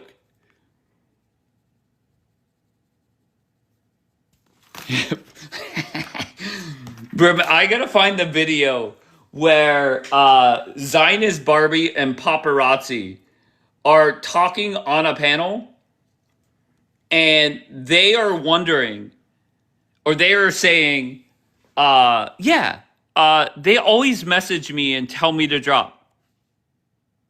Wonder why. Why is it that people from your own side are telling you to drop? Is it because your answers are so amazing? Is it because you're really teaching people? No, your answers were embarrassing. They were terrible. They weren't helping the case. And they wanted you to get down to stop embarrassing your side. Don't forget, she emailed YouTube. Correct. Look at D like, what narrative are you pushing today, Dave? I'm so confused. Really? You're fucking confused? Is your internet going in and out?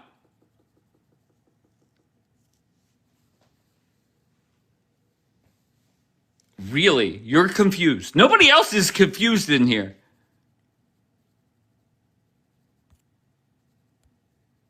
What a fucking joke.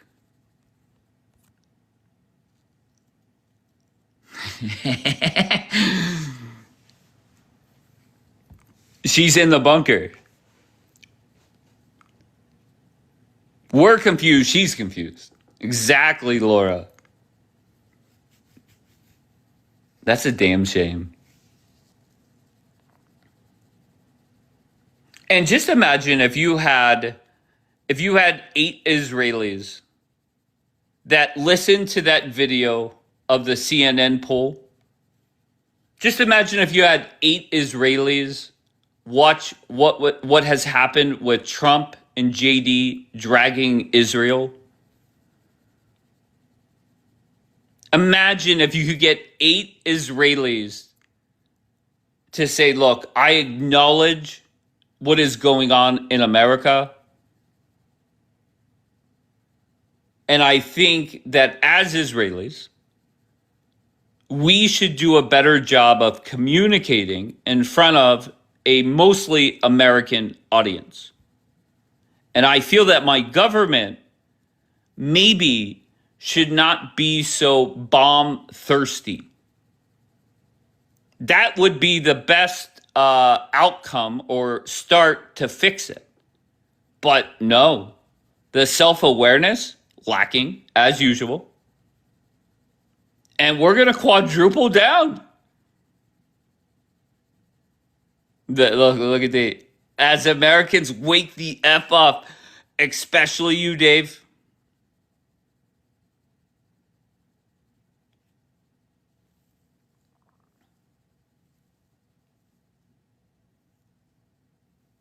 Can anybody answer in an honest way? Why do more and more Americans hate Israel? Why? Dave, is your wife a Muslim? Yes or no? Simple as that. Yes. Whatever narrative you want to push Dave is marrying a Muslim. You want to push Dave is dumb as fuck. Doesn't really matter. I'm a big fan either way.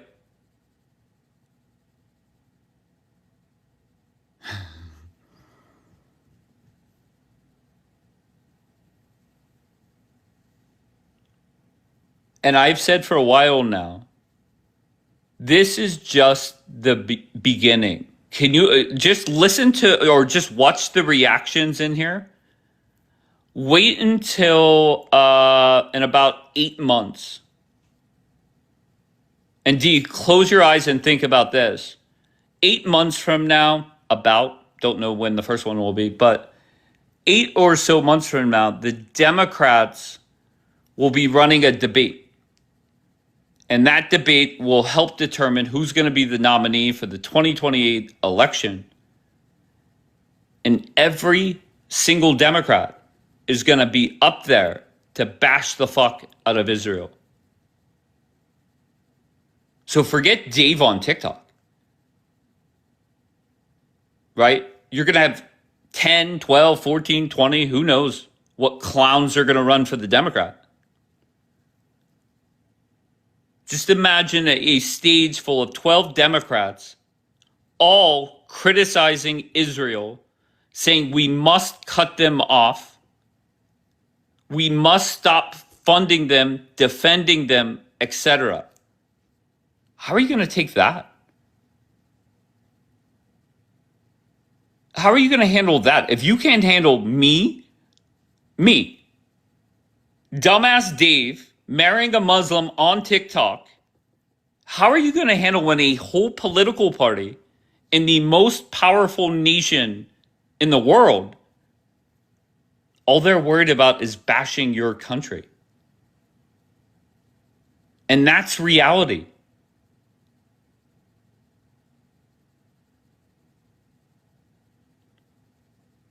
You're a Democrat if you're anti-Israel. Okay. Well, I'll be honest.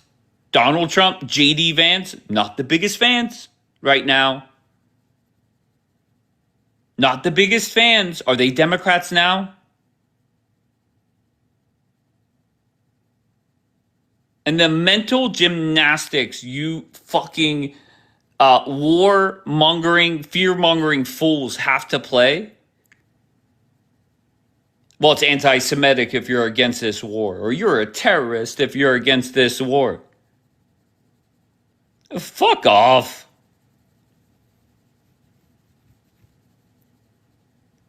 Dave, I seriously, where did that go? I seriously think you need help. I feel like you're losing it. What am I saying that's inaccurate? Just give me one thing. Hunters, here, let me mute you. Come on up, Hunters. All I want to know is, what am I saying that's inaccurate? That's all I want to know. Hunters, you're not in the queue.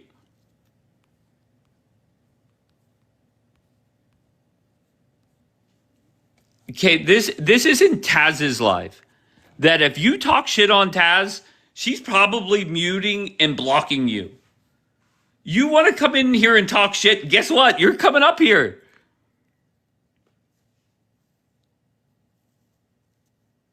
Hunters, you're still not in the queue. Why?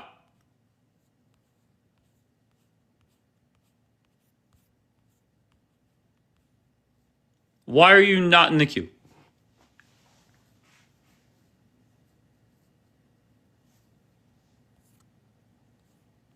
Taz is very fragile.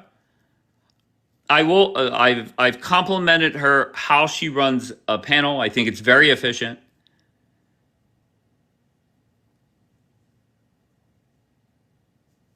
And using weak voices for propaganda. Dapper, you don't come up here with facts, Dapper. It's more productive to walk out my front door and talk to a tree. You can't debate the facts, Dapper. And let's just start. Let's start right now, Dapper. Type something in the chat right now that I have said during this 5-minute rant that is factually not true. You can't show any evidence. Evidence of what? The Dapper has no clue. Dapper's funny as fuck. He's a good troll. Cannot debate. So Dapper, what do you want proof of? Question 1, what have I said that's factually not true? Let's start there.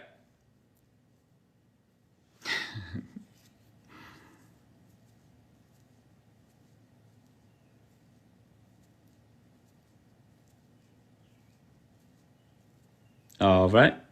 Show me a current poll. Okay, no problem. Let's go back to the video. And Dapper, this is on my profile, on this profile right here. Let's play it again. No problem. Talking about Israel's favorability in the United States in general, there's some big changes. There are some absolutely huge, mammoth changes. And Dapper, this was aired yesterday on CNN, and it quotes 4 different polls, and it mentions the Gallup poll as well. So good job, Dapper. Thank you for allowing me to embarrass your side even more. I appreciate that. Generational changes that we're talking about. I think there are a lot of Republicans, we'll be able to run against these anti-Israeli Democrats once we hit the general election because the general electorate feels very differently from the Democratic base. But the general electorate, look at these numbers on Israel, the net favorability. They're all... Dapper, pay attention, Dapper. It's on my profile. It is the third video. Wake up, Dapper. Negative. They're all negative. Ipsos, minus 10 points. Fox, minus 11 points. Marquette University Law School Law poll. Look at that, minus 20 points. Pew Research Center, minus 23 points. Negative, negative, negative, negative. And Gallup earlier this year was also negative. We're not just talking about the Democratic base anymore. We're talking about the... And I just want to recap. Dapper says, you show no proof. Then he says, show me a poll. I say, no problem. I'll replay the video for you. He says, well, show it in the screen. Then I said, well, it's on my profile. Go watch it for yourself. Then he says CNN propaganda. They quote 4 separate polls that are not CNN, including Fox News. So what's your next bullshit point, Dapper? General electorate as well. The general electorate has turned against Israel. This is not just a left issue. It is an American issue when it comes to opinions on Israel. What's the trend line here? What's the trend line here? The trend line is unbelievable. Look at the trend line here.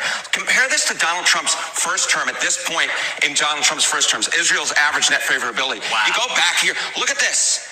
It was plus 51 points. Wow, Johnny says. Wow, Johnny says, because this is what? Plus 51. It's minus 16 points in the average poll now.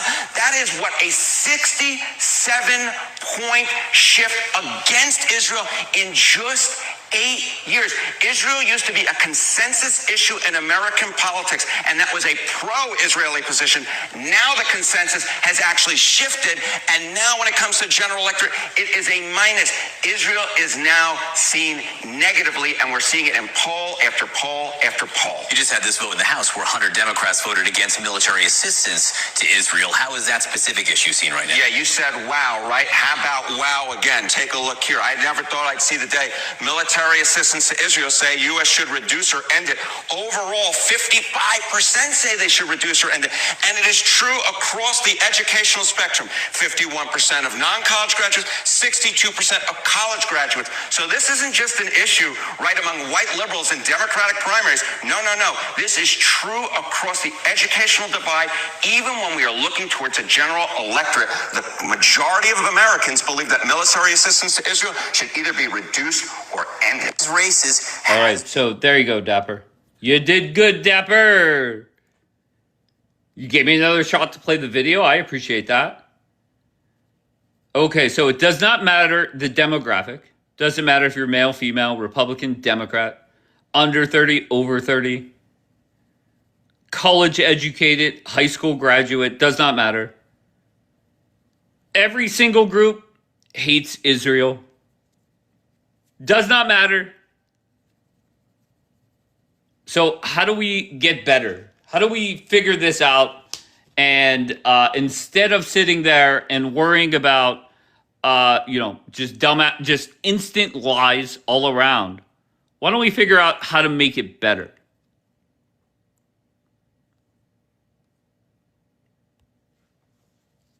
Look how quiet they got. Oh. Of course, it happens all the time. Dude, they're silent. I've never seen your chat so quiet of Zios. What can they say though? Nothing. It's all bad. It's all negative. Down, down, down, down, down. Palestinians have never been in a better position. I know you don't care, but I like that. Netanyahu down, Trump down, Israel down. Ship's going down. Can I ask you something, Rando? Honestly, just try and be genuine, please. I'll do my best. Thank you. Let's say in a few years, nothing changes. Israel and America are just as close. Fine, they're okay, or more distant than they are now, but still allies. Still, same situation with your precious Palestinians, Jordanians, whatever you want to call them. What will you say then? I'll say Alhamdulillah for everything, and inshallah, occupied Palestine will be free soon. And if it's in 20 years, you'll say the same thing? They're the same thing. 100 years? Same thing. Same Okay, did we thing. ever answer? Okay. Can I ask you, Daniel, do you think, let's go 2029, let's go 2030, so 4 years. Do you think 4 years from now, things will be the same?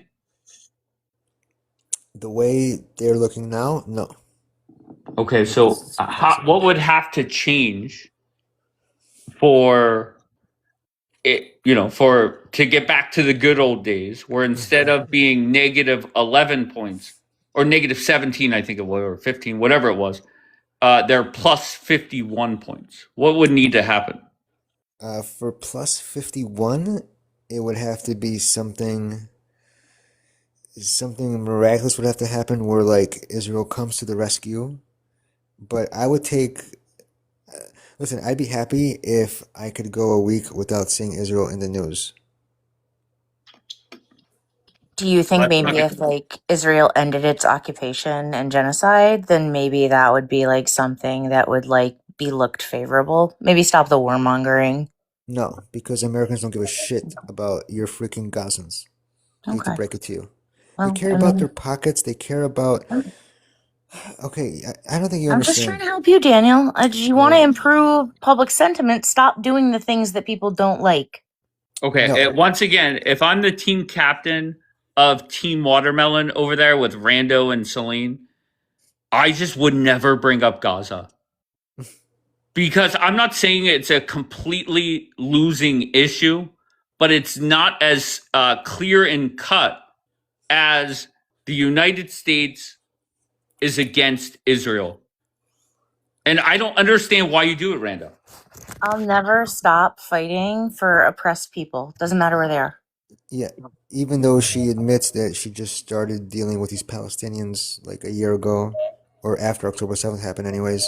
The thing is that Rando, I'll take Israel's reputation, or however you want to word it, whatever it was a year ago, over now any day. It has nothing to do with Gaza.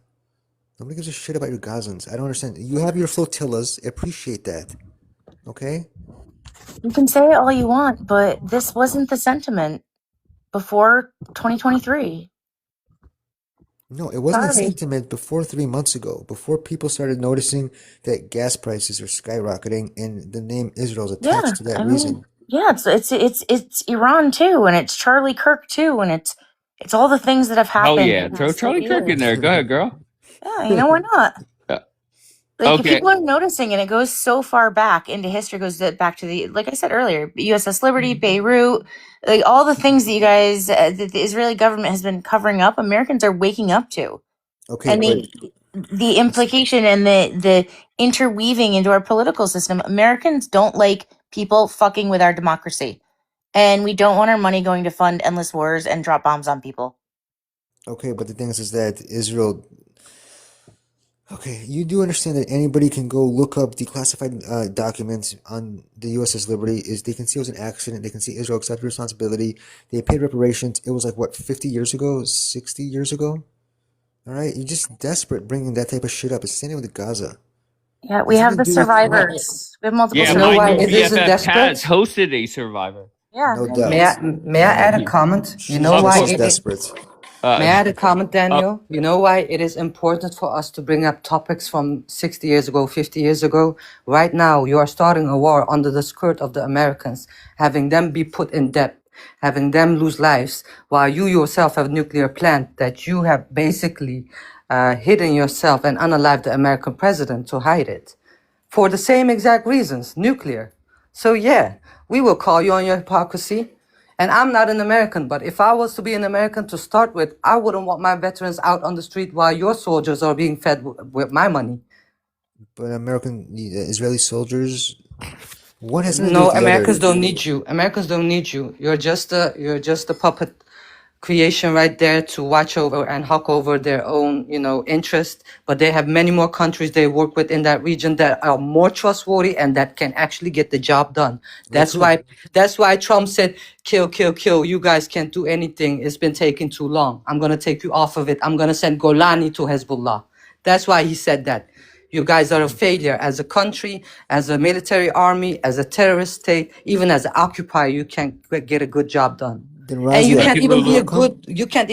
good ally, Okay, I know, because but all Razia, the population in the United States are seeing your harms I and are know, but seeing your then take. Razia, You're not of any good to them. All right, And Razia, Razia, then let him yeah, respond, please. Thank you. yeah, then please go Razia, ahead. how come? Then how? Okay, so if Israel is such a failure and everything you just stated, how come Hmm. more scholars study IDF Special Forces missions? How come the U.S. uses Israeli Scholars? technology? I'm sorry, can I finish? How come Yes, please. How come the U.S. uses Israeli technology in their military? How come Israel's GDP is over half a trillion a year and one of the highest in the region, double of Qatar Mhm. GDP? What else can I keep going with? Yeah, the war scholars they study. Everybody knows IDF is successful. Have you seen Oh, Gaza or South Lebanon lately? And that's oh, called, and they still have success. mercy. Okay. Are you done? Can I respond? Yeah, if you're gonna address Can everything I I said. respond? Okay. I don't know what kind of documentaries you've been watching, but what do you declare a military success if you haven't been reaching the task that you've been put up for 2 to 3 years? And you lost lives due to Hezbollah and Hamas often. They're doing guerrilla warfare on you. There's a reason for you not being able to be putting boots on the ground. Even after you have nullified and crumbled down 90% of Gaza, you still can't enter with boots on the ground, which a sophisticated military We army against a few guys in flip-flops, and you're calling yourself a are success? are you I okay? bet that if any American was to see you and they think they would need you, they I would be didn't say. Hold definitely wrong. on. I That's your never said that rhetoric. America. The Americans don't need you. They I don't never need your said America technology. needs Israel. Listen, Stop putting words in as my mouth.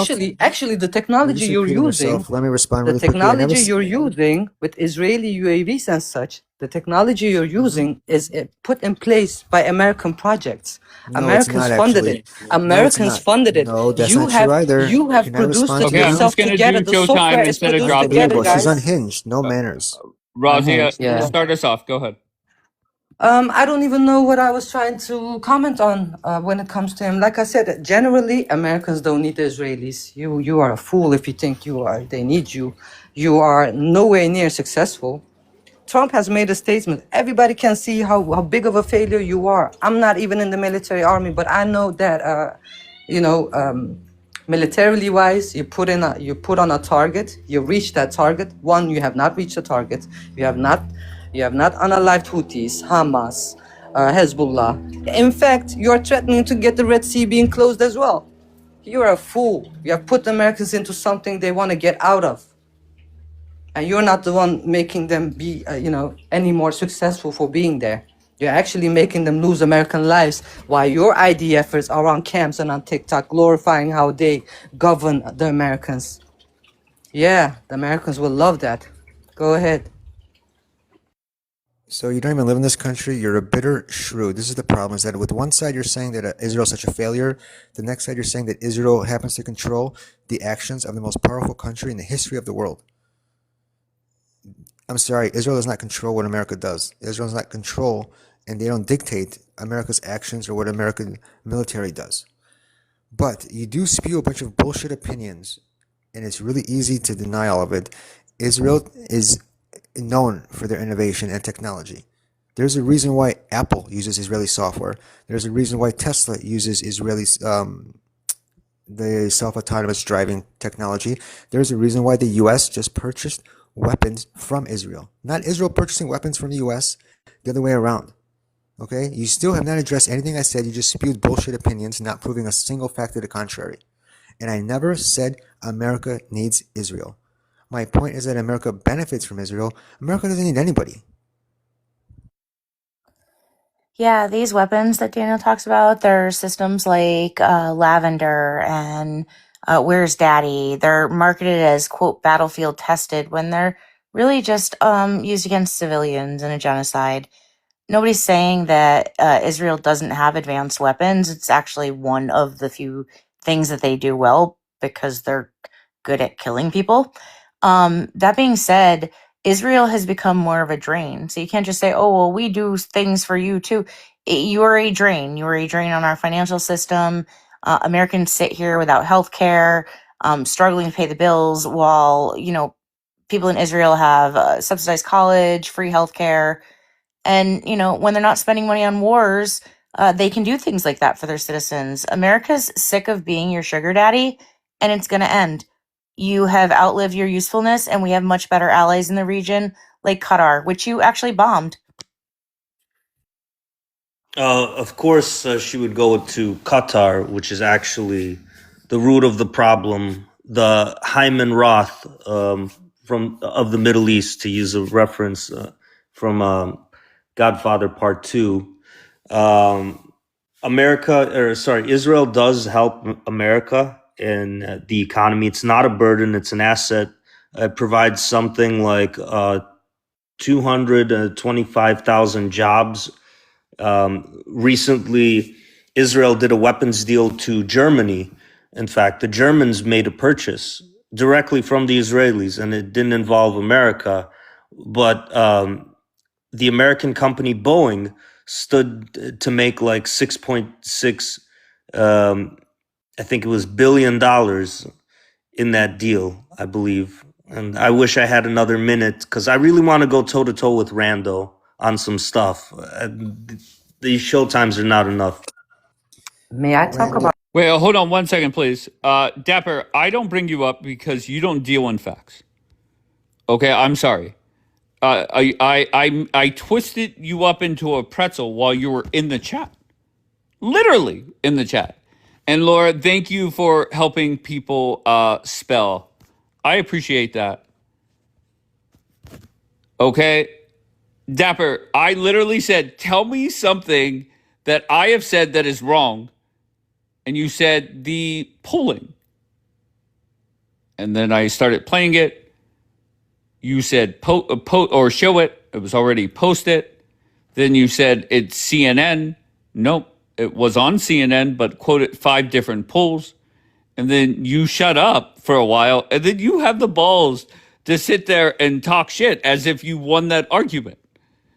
All right, so let's go. Let's find D-Light. What's she saying?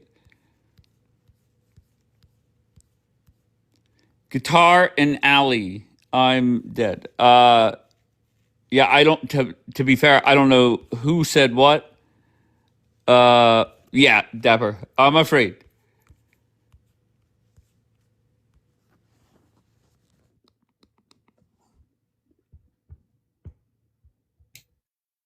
What's going on, Dave? Mr. Davi, how's it going? Not much, man. How you been? Great. What do you got? So you brought up a comment earlier. You said that why does America view Israel in a negative way, correct? Well, I'm sorry. Can you say that again? Why does what? You said that yeah, I think you like this guy. Anyways, you were saying that America hates Israel because of what was it again? Oh, I just said, why is America more unpopular today than ever before? Do you have an answer? Why is it unpopular for Americans? Is that what you said? Correct. Yes. So there could be, can I say, different factors into why. Okay. Give me 3. Give me the top 3. So I know one of them you saying because of this war in Iran, with the Strait of Hormuz being closed, affects oil prices, consumer goods, and all that stuff. That would be the first one for sure.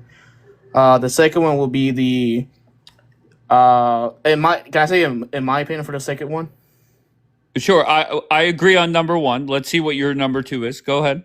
So I don't view this is my point of view. I don't view Israel as an ally because they have a history of selling U.S. intelligence to different countries that we're actually enemies of, which is Russia, China, which I don't know how you could be an ally and sell our military documents to countries that we are at war with when it comes to economics, military. Okay, I get the point. I want to respond to that. Most Americans don't know that. My number 2 definitely is the coverage of the Gaza war. That would be my third one. Okay, and my third one is Bibi. The way that Bibi and Israelis in general on how they talk down to Americans at times. Donald Trump did not like the way that Bibi spoke on American media, essentially talking down to Trump almost, saying that we cannot sell whatever we want to Turkey. And that's why Trump ignored Bibi for a good week. Okay, I believe Bibi is coming to the White House next week sometime, but that's after he was ignored for a while. Yeah, and I want to expand on you said about the F-35, correct? The jet being sold to Turkey. I don't know if you read the new one with Saudi Arabia letting them have their own nuclear civilian program. I don't know if you heard about that. I did. And everything was going so well, and then last minute change, they said, "Oh, you got to join the Abraham Accords and recognize Israel," which Saudi Arabia has very, very heavy against. It's just weird how we're about to have these good deals with countries that didn't involve with Israel, and then somehow out of nowhere, Israel has to get involved with our shit. Well, Which I'll I be can't honest with understand. you. The Saudi deal, that's not on Israel. That is No, that Trump. was no. So he didn't mention anything about the Abraham Accords whatsoever when it came to this nuclear thing. It changed like in a couple hours, and then he added it, which is weird. Gotcha. I'll be honest. On the list of worries I have in regards to this war and how it ends, that's very low on the priority list, to be honest. Not for us, it's low priority, but Israel feel as a threat to them. Sure. And that maybe. Yeah. Oh, I agree with that actually. But I mean, who cares? Like, we can't even get these idiots out of Lebanon and get this war over. So that's my biggest focus, is just getting the fuck out of this war. Whatever happens after, honestly, I just don't care. I don't. I wish Donald Trump would just say, you know what, you guys fight it out. May the best team win. We're out. Sell some jets to Turkey. Let them fucking weigh in. And let's just see who wins. Enough is enough. I said earlier, let's just fucking nuke the Middle East. Let's just take it all out. All right, good, Zayotro. What do you got? So I was gonna say, shit, I lost my train of thought. Okay. Oh yeah. So 1 second. So the whole thing with the jets, that's not a fucking issue. The Turkish jets, they wouldn't know what to do with them. All right. Number one. Number two. Wait, most what do important you thing- mean it's not an issue? BB spent 4 days bitching about it. No, like security wise, if it's a question of having the jets or not having the jets, it's better that Turkey doesn't get like such advanced technology. But worst case scenario, what I'm saying is worst case scenario, it does. It's not going to be an issue, and Then I why can tell is you why. BB so against it? Because BB is looking at the big picture, like any statesman and Are leader you not should be looking at the doing. big picture? Why are you minimizing it then? No, I'm not minimizing it. I'm just telling you how it is. Like basically, see, here's the thing. A lot of these pro pallies, they talk like Julian. This has all nothing right? to Or do this with pro guy. pallies. Why are you No, deflecting but it to is. them? No, because this guy, this potato cell, beaner cell above me, Who he is a cares? Who he's a cares? We're pro not pally. talking about him. They all live, just listen to me and hear me out. They all live in their fantasy world where they imagine things to be a certain way and reality dictates otherwise. Okay, worst case scenario, Turkey has the jets, is going to get the jets. It's not going to profit them any good. It's not going to change a situation into their sudden advantage any which fucking way. And I'll tell you why. Number one, America has it's called the push stop or the push off button. America could take away the ability of that jet with literally the push of a button. Okay, can you answer this directly? Why is BB so I had against another it? instance. Can you answer this question If you directly? let me talk like 5 more seconds, like Dave, it's frustrating because I can't get like No. the thought across edgewise. I'll be happy to answer everything you throw at me. But once again, you come up here and ramble, and I'm would not. I swear to God, it's not a Okay. ramble. Oh, Yeah. okay. The other thing is Turkey is a Muslim country and it's a Muslim army at the end of the day. They do not excel at the war game. They suck. And every Muslim country has proved that time and time again in wars, including in wars that don't involve Israel or America or another Western power like Great Britain. They suck when they fight with each other. And there's actually been quite a bit of ink spilled by this. There's article in Middle East Quarterly from the 90s. So much Why for Arabs 5 more lose seconds. Daniel, your thoughts on wars. his Go ahead. answer? Go ahead. Can I just answer the question? I mean, the original question? Sure. Okay, thanks. Netanyahu wants to be the only one with that type of technology. He wants to be the biggest, baddest in the Middle East. He's the leader of Israel. His interests are with Israel. He wants Israel to be the best and to have the best. But is it fair to say that, let's say hypothetically, Eisenkot wins on October 27th. He comes to the White House, kisses the ring of Trump. We add some more countries to the Abraham Accords. We sell Turkey what they want to make money. And just magically, things at least seem, not saying it's forever, but at the very least, in the short term, things are more peaceful. Yeah, of course. I mean, yeah, peaceful. In Israel, it's out of the headlines. I think it'll take a hell of a speech by Eisenkot because, and I don't know, him just appeasing the Republican Party is not going to be enough because there's still going to be half of the country, half of Congress still hating on Trump, still hating on Israel. Maybe not as much, but and I'm not worried about Saudi Arabia. They've been allies with Israel for a while now. They even purchased defense systems from Israel. So I don't know what Dabi's talking about, whether they're on the Abraham Accords or not. I mean, them being on the Accords would make it official, but unofficially, Israel, MBS, and Saudi Arabia are the last people that Israel is worried about right now. Do you want to respond, Dabi?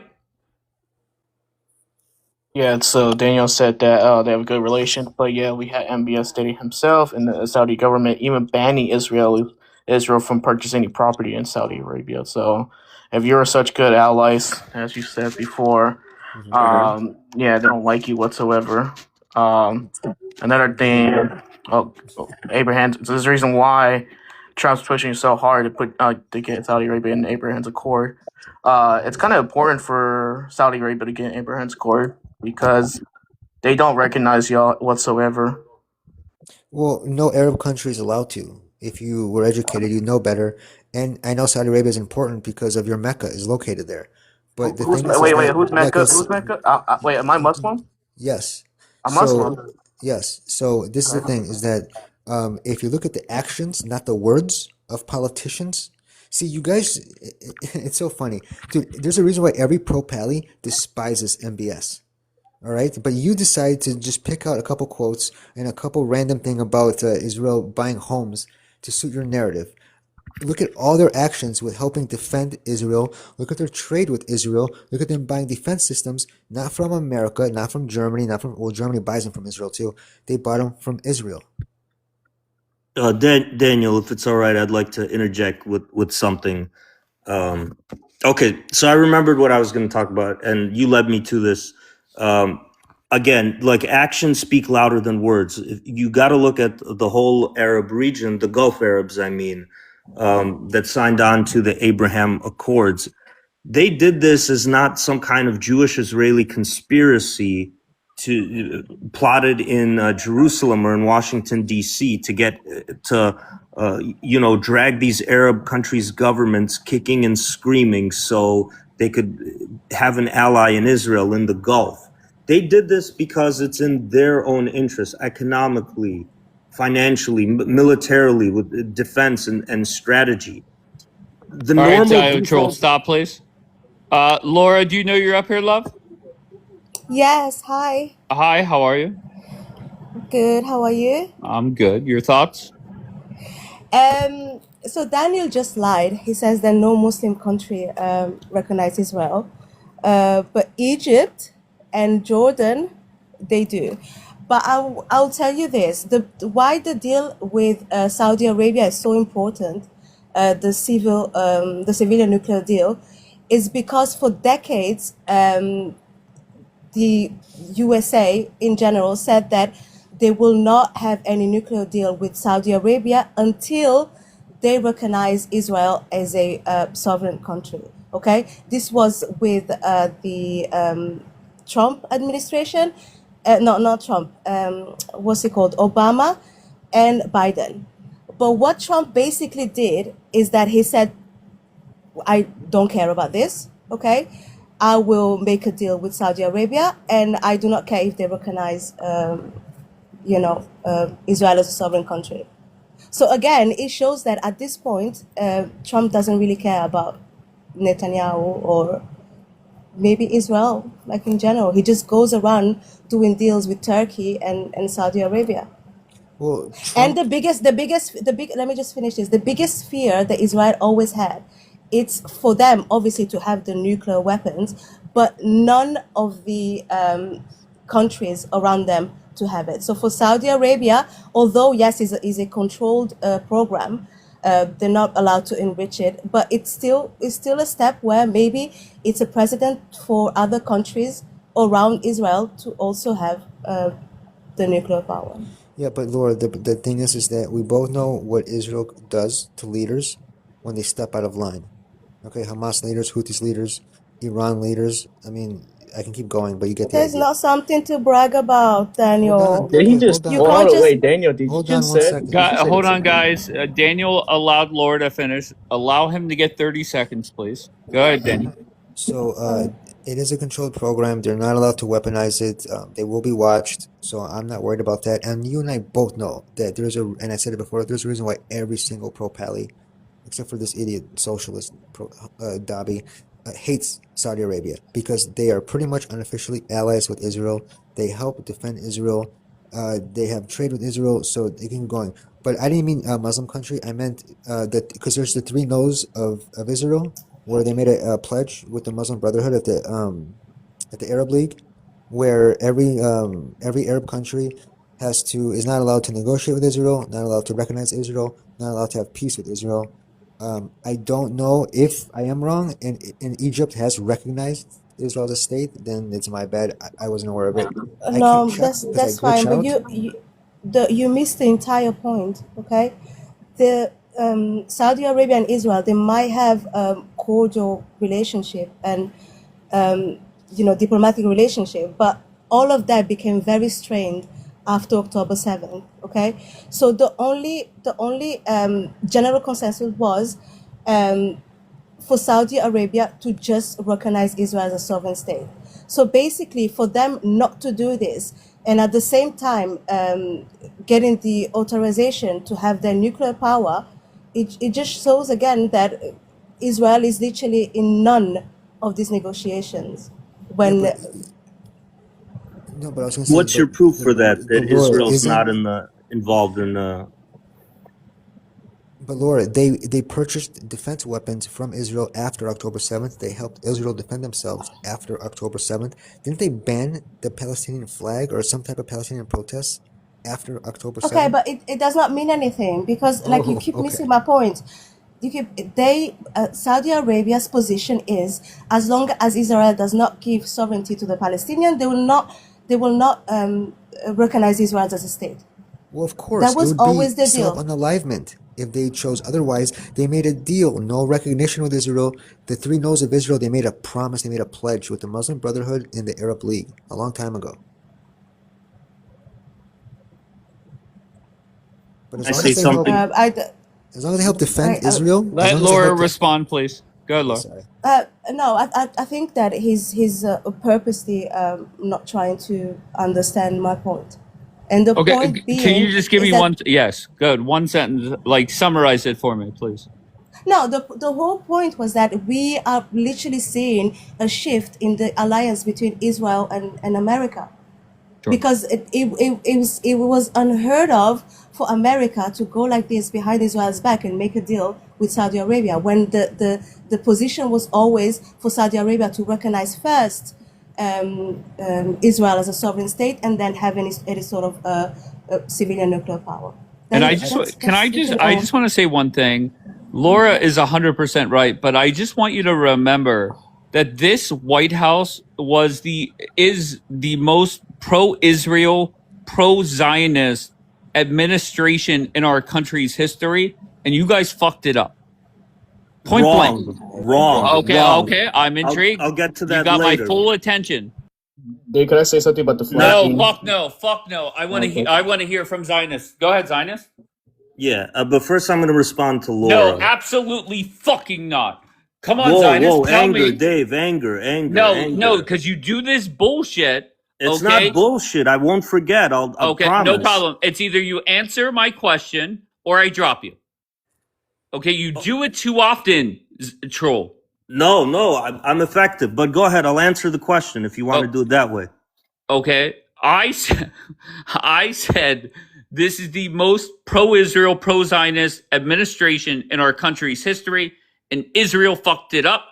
You screamed out, "No!" Tell me why. Yeah, you're not going to like my answer. Okay. But I'll tell you. Okay. If I haven't covered it already, which I don't think I had, Qatar has had a huge foothold in this administration, the country of Qatar. And I know you hate hearing that country's name, but it is crucial. Qatar is close with Iran. It's also close with Turkey, by the way.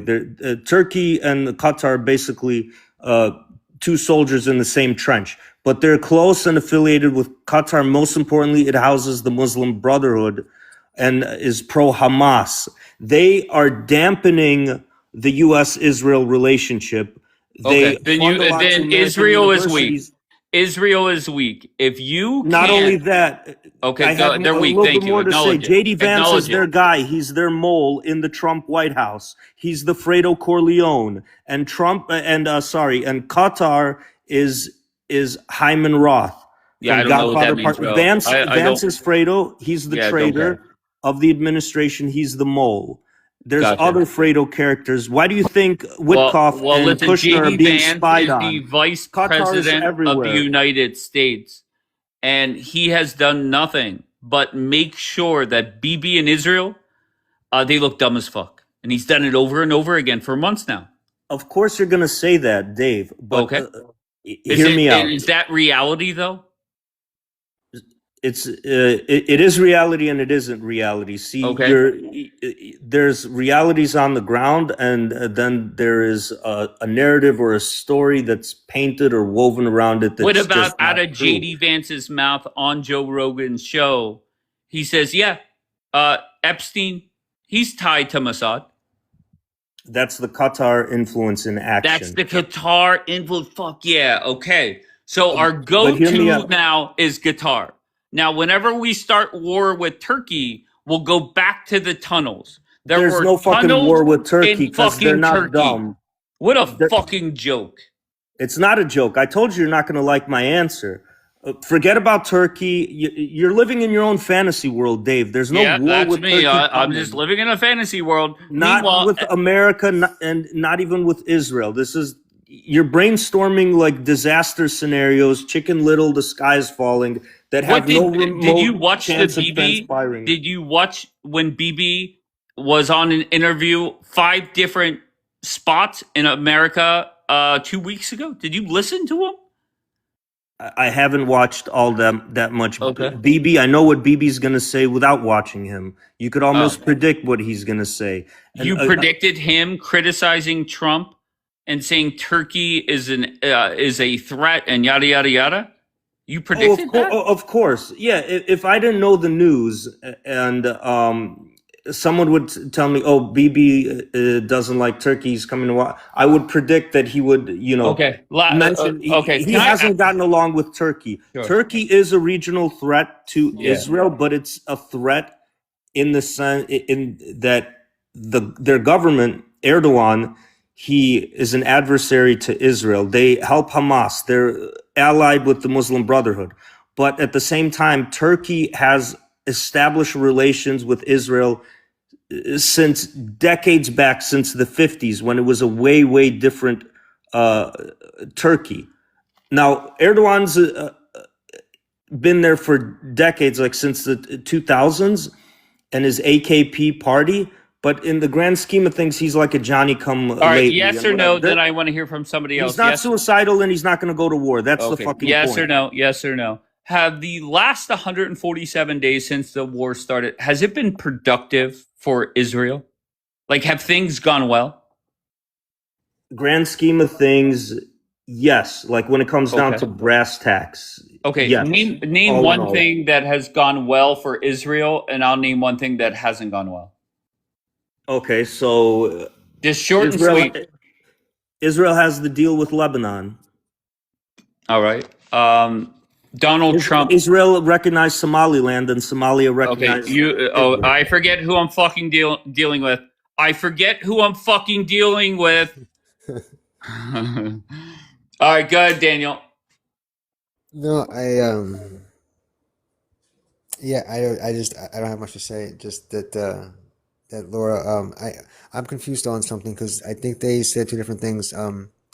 Is Abraham Accords a condition of the nuclear deal that America has with the Saudis, or they took it out? Because Dobby said they took it out, then they put it back in, and he was trying to insinuate it's because Israel controls America. The What do you way think? that I took it, and Laura could answer for herself, of course, but the way that I took it was Trump was saying that deal was only happening if they joined the Abraham Accords. That's the way that I took it. I have no clue. That's correct. So Okay, wait. Let Laura clarify if she wants. Laura, do you agree with that? Yes, yes, I do. Okay, Actually. okay, very good. Go ahead, Dobby. Yeah, I mean, this deal was done before the Abraham was added into that, and then suddenly Trump just switched his mind on that, it was weird because they weren't even going to put no safeguard into their nuclear program. Okay, And your argument is that BB fucked it up, right? Is that what I took out of when you were talking about it? yeah, I mean, he basically fucked it up for us because we could have got that partnership would have been great for us. Can you show us how? Nuclear. What are you talking about? How did BB mess it up? Any examples that I could just so for future reference? So like I said, I don't know much about it. He's not So the only one that's saying that. And the Oh. reason why people say it is because the messaging from Trump seemed to shift from the deal is just about done to it must be the Abraham Accords. So Correct. they are implying, and nobody has proof of it, but this is they're implying that the change of tone came from BB. Just like the Turkey situation, we were going to sell the L-35s, and then some odd reason you had all these pro-Israel people went against it. Even Bibi and Ben Gvir went on X to say that what the fuck kind of deal is that? And that's going to put our security at risk in Israel. I think yeah, I I think mean, at this sorry, point go is ahead. more it's more strategic. I think for the USA because if they don't sort of have this deal with Saudi Arabia, I think it's sort of like they're afraid that they might develop other relationship with China and Russia. So I think it's very strategic of the United States to try their best to go ahead with this deal, regardless of Israel's feelings. That's what I took from the Yeah, I don't see a whole downside. situation. Like I said, I don't know much about it, but I don't see a downside or that benefit that for America. But we Nobody made it. said, But oh, go ahead. I'm sorry, Laura. no, it's fine. Nobody said it was a downside. No, but I can Yeah. also see why Trump would want them to sign up the Abraham Accords. That'd be one of the biggest accomplishments of his presidency. Well, Yes, You but realize this, right? it's Like not gonna happen. whether it's good for Israel or not, can we at least agree it would be one of the biggest accomplishments of his presidency if he No, got Saudi Arabia to sign on to the Abraham Accords? no. Dude, Why are you I'm saying not asking no? you. Why are you saying no I'll tell to it? you. I tell you He's a why. socialist Because Hamas supporter who bends over for Islam, but go ahead. Oh, he's pro Pally. Oh, dude, he's beyond pro pally. yeah, whatever, dude. I'll tell you why. Because Daniel, to be fair, bend over for like think about before you Oh, you talk don't like the bend over comment. for it's Islam. okay. Like what It's the okay. fuck, It's okay. Daniel? Stuff like You He, that. he worships so Hamas, ridiculous. that's why. But I won't. Wait. I'm sorry, I won't say it again. It's fine. I mean, it's okay, Laura. I don't know. He has a dirty mouth. It's fine with me. He can wash it later. You sound far away from your phone, Hear me Dobby. now? And to be fair, Laura, whenever Nora came in, I believe she told this boy to take a shower. Just to be fair. Okay, so but That's like go ahead, Dobby. Yeah, I mean, this is the thing. So, if we're gonna be so sure about the Abraham Accords and all that, Saudi Arabia made it very clear to that For them to even sign the Abraham Accord, you're gonna have to recognize they're gonna have to build a Palestinian state, and I've been very strong on that. So, Daniel, I'm gonna ask you this: if they sign it, right, that's gonna be the pathway and the establishment of a Palestinian state. Are you gonna be okay with that? Me personally, I don't care, but I'm not really worried. It's up to the Israeli people. But considering they've offered Palestinians their own state so many times throughout the decades, and they've said no, I don't see why anything's going to change. Dude, your Palestinians don't want their own state. They want all of Israel. They've said it time and time again. I've had actual Palestinians tell me that they won't stop until Israel becomes an Islamic state. So I'm not gonna take anything from TikTok. Let's be frank. I'm not gonna take anything from TikTok. Well, okay, in history, they've said no to their own state many, many times. Sure, and y'all still expand on West Bank. So what's the point? Y'all still want to go take areas that doesn't even belong to y'all. Well, if you look it up, you'll see there's no Jewish settlements in the Palestinian territories. They're expanding settlements in their own territories, but you guys always try and conflate the two. Sorry, there's no settlements in the Area B. To advance your narrative. Can you hear my? Did you hear my question? Area B is both, but there's no Israeli settlements in Area A, which is purely the Palestinian territories. I'm talking about what? I didn't say A. I said B. I know. Why you one different place? B is both. No. It's PAs. B is really? C. You have control of C, but you Daniel, still can't can I build. tap in? You still Hold on can't one build. second. Hold on, wait. Hold You on. still can't- Go ahead. One of Dobby and Daniel. Go ahead. Figure it out. So yeah, so when it comes to the area C, y'all might have security forces there that's gonna be yours, but you're not allowed to build in that area. Okay, see, the problem is that you're a moron. Area Okay, C you can is say whatever, completely dude. under Israeli control. Area A is completely the Palestinian territories. There's no Jews allowed, which is apartheid in my opinion. Palestinian Authority controls that area. Area B is mixed. It's both. Okay? Learn your shit if you're going to start spewing nonsense. I mean, you There's don't want to no say there's no, you don't Israeli want to say that. territories Go ahead. expanding in Palestinian territory. There's no Israeli settlements being expanded in Palestinian territories. Okay, D-Light put A Pally, B both, C Israel. Is that accurate? Yes. Yep. And I'm saying, so when it comes to the area B particularly, y'all basically have full control of it. Y'all still, Daniel, hold Under up. Israeli sovereignty. No, it's not. Y'all actually go above y'all go. Y'all Area keep going B is more. under Israeli sovereignty. No, wait, You don't- hold on, you wait. don't know If I pull, hang on. If I pull up that in Area B, y'all go into Palestinian lands and take their lands. If I Well, look here's the trouble, my guy. They're not Palestinian lands legally Sure. under any stretch of the imagination. Whatever, dude. It doesn't matter what the UN says. But since we're on the Of course topic you don't of care. Of course you Palestinian don't care what the statehood, UN. hang on. Don't throw in the towel for this. Listen, since we're on the topic of Palestinian statehood and we were talking about Area A, B, and C, you should know that the Oslo Accords that created that arrangement and system, nowhere in the Oslo Accords does it talk about mention creating any kind of Palestinian state. Oh, no, It wait, doesn't wait, say no, no, don't hold create on. one, but it doesn't say just a moment. You're gonna get your chance to fucking speak. Just a second. It nowhere talks about creating a state. It doesn't talk about not creating one either, but it's not a precondition. Now, as for what the Saudis were saying, you miss the point. You're missing the forest for the trees. And again, the thing with actions and words. The Arab leaders, they have to convey a certain image and they have to do what's called lip service. You familiar with the term lip service? They have to pretend that there's down for the Palestinian cause, at least somewhat. Every Arab leader follows this, and even some non-Arab countries, Muslim countries do this, where they talk about Israel needs to create a Palestinian state. Okay, cool. They get that out of the way. They're good, whatever. So they'll talk about this. It doesn't mean they're serious about it. Palestine is a liability. It's a headache. Arab governments are not interested in Palestine. Shit, even their people have Palestine fatigue, a lot of them, and they don't bring it up as much. You Western libtards, snowflakes, leftards, and you Groiper Nazi tards and Palestards, you're the Keep ones adding that more stuff. Just keep adding more. Yeah, the potato cells and the beaner cells and the kebab cells and all the ones that are converted to this Palestine movement, they're the ones that obsess about Palestine.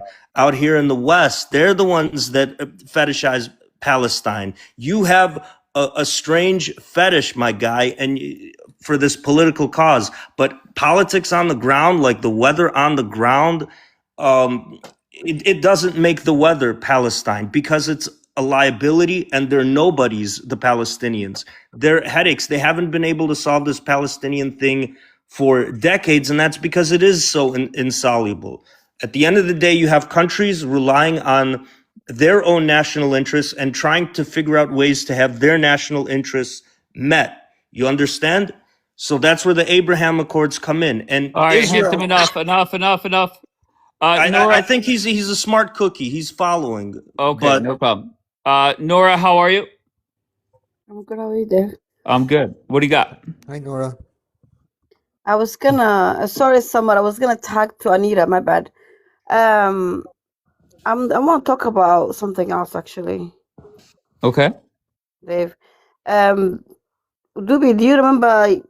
Was it yesterday when the American military and Mossad or whatever they would become a one army? Is it called the bill? Oh, that's not gonna pass. Incident. What is it? Basically, it's a bullshit deal that we integrate our intelligence together with the United States and Israel. Which What do you think about that, Dave? I don't think it's going to pass the Senate. We've just so you know, we've talked about that multiple times. Oh, you But did? yeah, we did. But we'll see if it passes the Senate. And to be fair, I don't know what else is in the bill, right? Judging a bill based off one line or a few lines of it when there's probably thousands of lines on it, I don't know. there's another thing too. It's basically adding more into the Pentagon funding, which 1.5 trillion. But just know that number was requested by the Pentagon before Correct. Bibi's letter. That had to do with restocking the military with with all the shit we have used, and to be ready for whenever the next war is. Yeah, and we don't have that type of money, Dave. You know that. I'm willing to bet they get it some way somehow will pass at 1.5 trillion. There's no doubt about it. A Democrat, especially if they take out some of the other bullshit in the bill, because every bill does have bullshit. You can't be the person that says no, we don't want to fund our military. It's just not a good look. Well, it happened the first time, so. Well, once again, they could push back on certain parts and justify, and there are Democrats pushing back on the part that Nora is talking about, the Section 219 or 224, whatever it is now.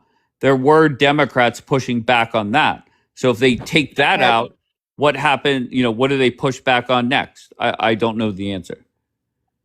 Yeah, but what about if they do though? If that happens, like if they accept that shit, bro, is America gonna enjoy the genocide of fucking Israel? Khara? Is it not gonna be disgusting, bro? Well, that word gets thrown around about- a lot for I'm not emotional talking to you. purposes. I'm not talking to you. But there's no genocide, Nora. There just isn't. Like, I'm you not could call it talking a to you. Your name is genocide. not Dave. Okay, So, Nora. here's the thing. Can I say something real quick? Wait, no, hold on one second. I want to respond directly to Nora. Two points here. One, if the United States and Israel are truly partners, that would make the United States maybe more in control, and maybe all of the bullshit that would happen or did happen would no longer happen. I don't know how it would work, but that would be a way for the Republicans to sell it. And then the second part I want to say is a lot of people are saying, well, defund Israel. The United States should cut off Israel. Okay, that's fair. But what happens if what happens if the United States are the guardrails that are preventing Bibi from completely killing 2 million people in Gaza or 15 million people in Iran? We're the guardrails.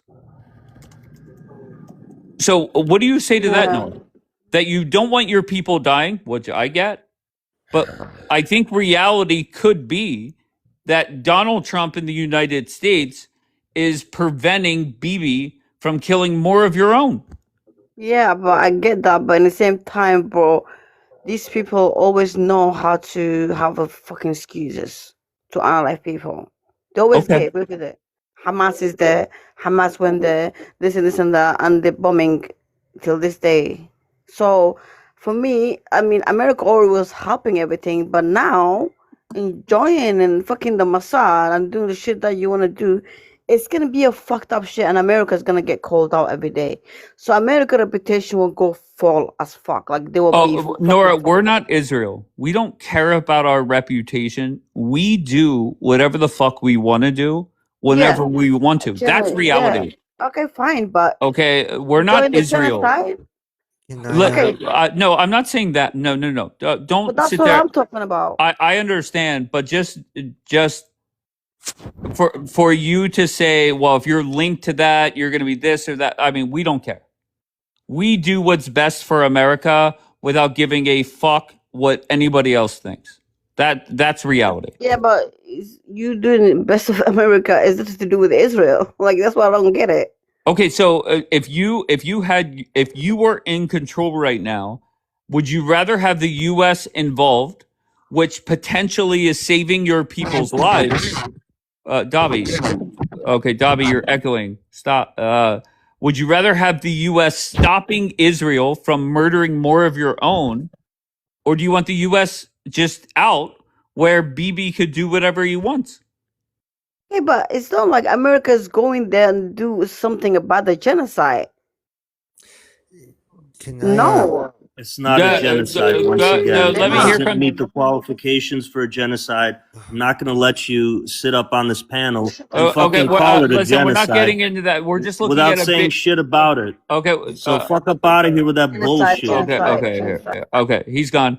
Go ahead, Daniel, respond. Yeah, Nora, you can call it whatever you want. This is the thing, is that Side.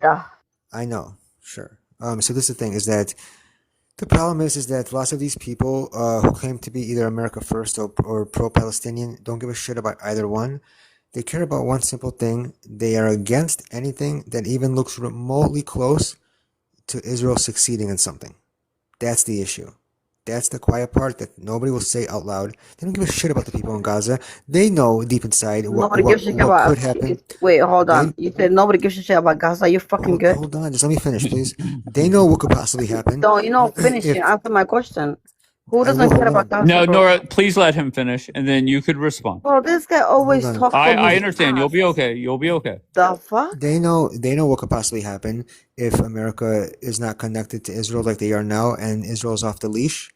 Okay, they say all these horrible things about warmongers. They love war, they love missiles, they love G-siding people, and yet they still are against this simply because it looks like Israel might succeed, even though what happens if the opposite happens could be even worse on Gaza and their Palestinians. They just care about hurting Israel. They just care about consequences for Israel. They're against anything that looks like Israel can succeed. All right, let her respond. Go ahead, Nora. Okay, Doobie wanted to speak. Go ahead, Doobie. Yeah, I don't know what Daniel was just spreading false information. So I'm not even going to worry about it. He just likes to do rage bait, which I understand. I kind of studied. No. I'm so sorry. What did he say that's false? So he lied about the expansion on West Bank, which I just fact checked real quick. Just like Daniel said, he does simple truths, and I could just show him Okay, right what now. did he say that's false? To he be said honest, that- I can't fact check him because I don't know. Daniel, he you're said- fucking echoing. Jesus Christ. So he said that they're not expanding in Area B, into Palestinians' land, which I could just show an AI overview. That's fine. No problem. Daniel will concede. No problem. They have all of B. I mean, no offense to anybody. Nobody gives a fuck. Well, no, I'm just saying though. But he's talking No about problem. me What else did he say that's wrong? So yeah, another thing he's saying that we just target Israel because they're Jewish people and all that, but it's not true. We been against. There are this- people that root against Israel just because it is a Jewish country. Said There's no way. Jews. I never said anything about Jews. But that's a talking point y'all like to say though. We dislike Israel because they're just a Jewish state and all that. All right, hold on, guys. Bon is back, and I don't know. I kind of like talking to Bon. Now, what happens is he talks nonstop until I drop him, but it is what it is. Bon, can you answer one question? Why is Israel more hated by Americans than ever? Floor is yours. Be my guest. Go for it. I mean, your You sound decision defeated, making. Bon. You're not letting me talk. So if you will not understand what is the root of my mind, you will not be able to translate it to your 200 men which are listening here to you. Okay? Would you have the courtesy to listen till the end? I mean, it will take me half minute, not more. No chance in fucking hell. It's 30 Let's seconds. try. Let's make an experiment. Yeah, let's fucking try. Yeah. Okay. Go ahead. Listen, you have all options to hate us. Your decision making is based on polls. So I know what's going on. I know what your Z generation and the ingredients that made your Z generation obsolete from functioning generation. They are not functioning, in my eyes at least. And do not take it away from me. We see what is happening in your, those guys which are in the ages of 17 to 27. Okay? And it has also effect on others. You can hate us. Continue. Beside that, my 30 seconds is coming to end. Don't disturb me. I'm almost done. You're way past 30. Go ahead, Bon. You have no allies. You have enemies in midst of you. We don't need allies. We're the No United problem. States No, of America. no, We're not you Israel. are a hero. Wake the You are fuck a up. hero. We're not Israel. Sure not. Sure not. All empires in the end of the day suffered from one thing: arrogance. Go bring more Islam and destroy yourself. Make another experiment like United Kingdom or Europe. You're not Europe. You will find ways. You will discover ways how to control this not so Islamicism. Go for it. Make another 1,000 cities like Mamdaniland. Go for it. All right, let's see Israel are no good. Israel are no good. We are a sin. Anything we do is not good. All we do is to try to survive. We should not have a roof under the sun, Sunday person like you, with integrity, with a backbone. Go make, I really challenge you, go make a survey whether Jays like me and the other 60 million, okay, should have a roof under the sun, yes or no? You will discover that the overwhelming majority of the Sunday people and the Friday people will say, of course not. So therefore come against us. Take from us the last breath because you made a poll. all right, so we're playing You the victim are card, insane. okay? You don't have a backbone. Right. Your moral compass is a moral compass. Sorry to say it.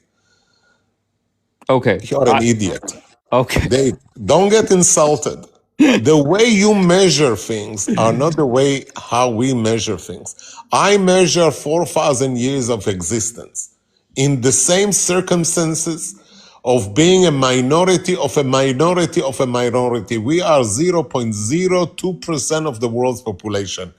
Go ask your friends if we should exist, and since 99.999 would say no, then come against us. 99%? That's a lie. Come against us. That's a lie.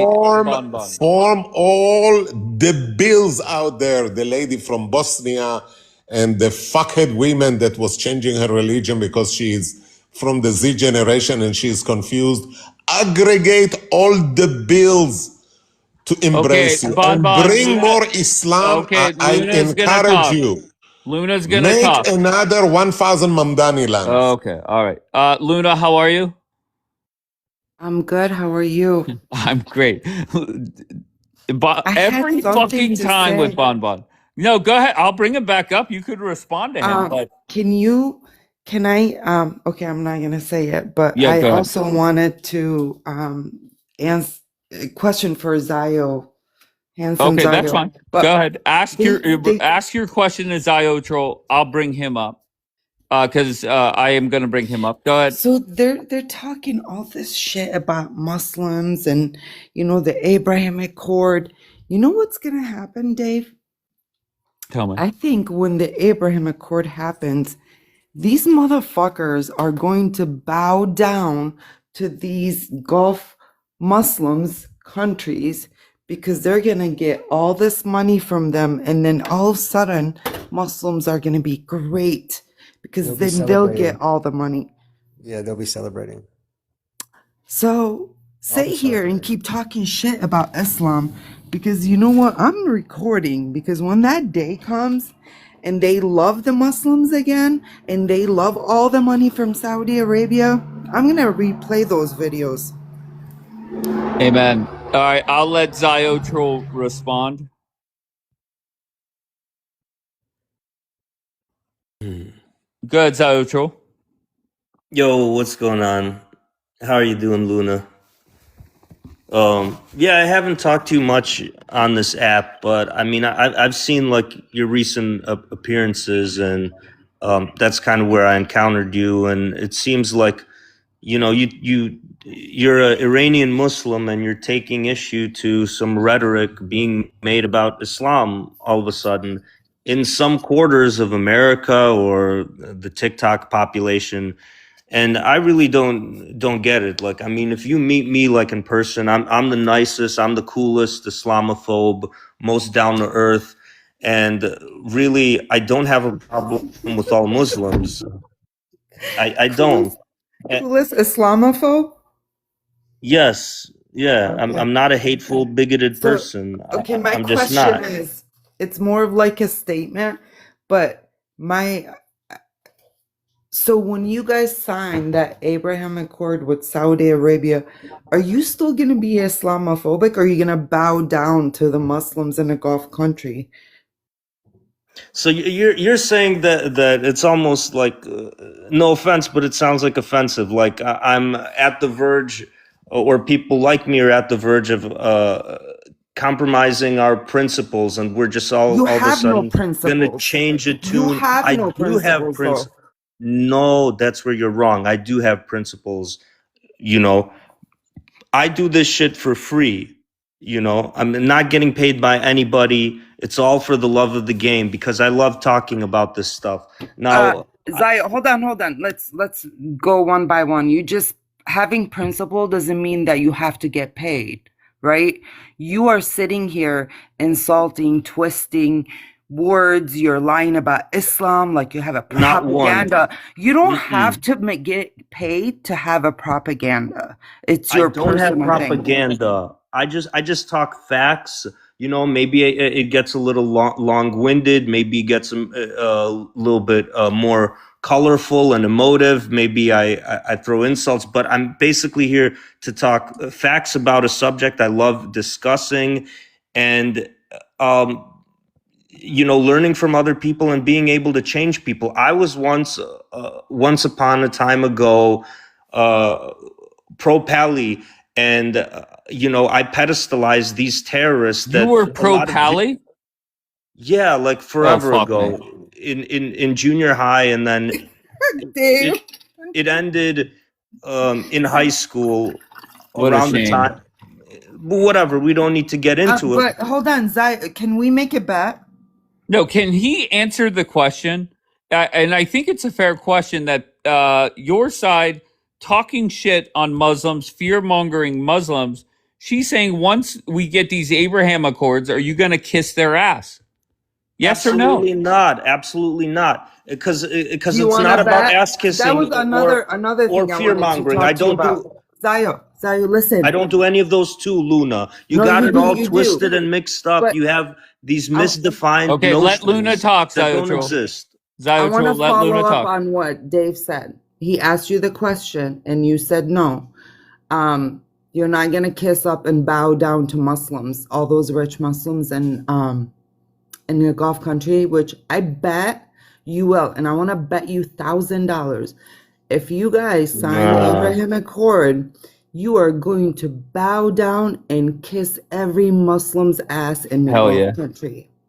Now, see how you say that? It's with disrespect. Like I want to, Also I true. keep things So the realistic shit and you say accurate. on here is not disrespect, Zayo? It's not disrespect. It It's all not. comes out of love. LOVE. Love. And I will see your Everything. love for the Saudis when you make the Abraham Accord. Like I talked to Randall, like I see myself in Randall. That used to be me. Like she's maybe a little bit more well spoken, but like how she got there, I mean, I'm not saying it's 100% me, but like, you know what I'm saying? Like a lot of people on this app, I've been where they've been. I don't hate them, okay? Even if they converted to Islam. You understand? And I Can don't we hate make people that who bet? were born Muslim. Zayo, can we make that bet? Listen to me. You're talking a whole bunch of bullshit and nonsense, Luna, and I mean that respectfully. You know how you guys Jews are are not going to go criticizing. kiss up to Listen, Arabs listen. I and will. Muslims, and hold on, they're not going to kiss the ring, and those Gulf Arabs. If anyone's going to quote kiss the ring, let's be honest, it's going to be them a little bit. But realistically speaking, they're Absolutely not going to not. do that. You They're will. not going to do that shit either. They don't If we're kiss being up honest. to anyone. Wait, You're hold on one looking at second. Who everything all do wrong. Zayo Joel, who do you think benefits more? Right? The Abraham Accords hypothetically are signed. Who benefits more? Arabs benefit more. Arabs benefit How? more. How? I'll tell you something. Yeah. How do they benefit more? Go ahead. This is not Israel's first rodeo. It's been boycotted by the Arab world since its inception. Okay? That's been the weapon they've been trying to use against it from the 1940s. Actually, if we're being honest, from before Israel was a state, when it became a state. Daniel, he mentioned the three no's at the Khartoum conference after the 6-Day War. That all changed 1979 with the Camp David Accords, where Israel became peace. And even when they had peace, Israel, Egypt, it was a cold peace. And then the same thing with Jordan in 93 after the Oslo Accords. So not being friends with Arabs is nothing new. These Gulf Arab countries came together because they were having some connections under the table, the Gulf countries already. Everything DL, hush, hush. And they decided, you know what? We don't really support Palestine. We got bigger fish to fry. There's Iran over there. There's Qatar supporting the Muslim Brotherhood. We don't fuck with Qatar. We have a lot more in common with Israel. We need to mend fences and build bridges. Fuck it. Let's get this shit out in the open. That's where the Abraham Accords came in. They need us. They need the Jews. They need Israel. That's Well, why I'm sorry. came I in. was responding to a couple messages. What do they need Israel for again? Just give me one thing. The economic opportunities that the Israeli market provides and their products and military and technology. And it's just a wealth of possibilities. The sky's the limit. Tourism, that's another big one, of course, needs to be mentioned. Everything under the sun, they need Israel. And of course, Israel needs them too. They got some good stuff, I'm sure, that they like they could go visit Dubai. It's wonderful. Skyscrapers, malls, wonderful Arabian perfumes. There's lots of stuff. Indoor ski resorts. There's tons of stuff, and it's a good, budding, fruitful relationship that's being built there, and it's a great thing. And nobody has to kiss ass to do that. Oh no, absolutely you will. You know why? I'm gonna talk about my own president. Even my own president sometimes will kiss their ass sometimes, and you Who's guys your criticize president? them for it. Donald J. Trump. So you will be next. Fuck They yeah. have the money. They don't care. No, They can buy anything they want, Trump doesn't kiss ass. and they will buy Israel too. Trump doesn't kiss ass. Yeah, he does. First of all, What are you talking about?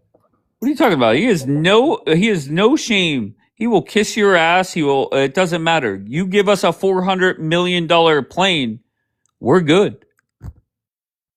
So Trump, at least my perception, and I hope he stays that way, but I know Trump, he's not, having seen how he is, how he moves, he doesn't kiss ass. What he does is something different. He engages in flattery. He flatters you. They do And he both. likes to be flattered. And he likes to be flattered in return. He's maybe And not a likes the full-on money. narcissist, like clinically, but he has a narcissistic style. So he loves to get flattered, but he flatters people, expecting to get stuff out of it. It's kind of like a quid pro quo. He loves to flatter people and butter them up and this and that. Plus, it adds to the aura. And you know what? I love it. I like the Trump philosophy. Catch more honeys with honey. That's a great way to be. Can we make that bet though, Zayo? Can we make that bet? $1,000. What? You're gonna come back here on Dave's live and kiss their ass. I'm not a betting person, but there's no ass kissing taking place. You're gonna say that that I don't have beef with Muslims right now. A lot of Muslims follow me on this app, and if I'm nice to them, am I kissing their ass? You expect me to be some big bad Islamophobe, but I've changed my tune subtly? No, I'm telling you exactly how it is, Luna. Like this ass kissing is made up by you.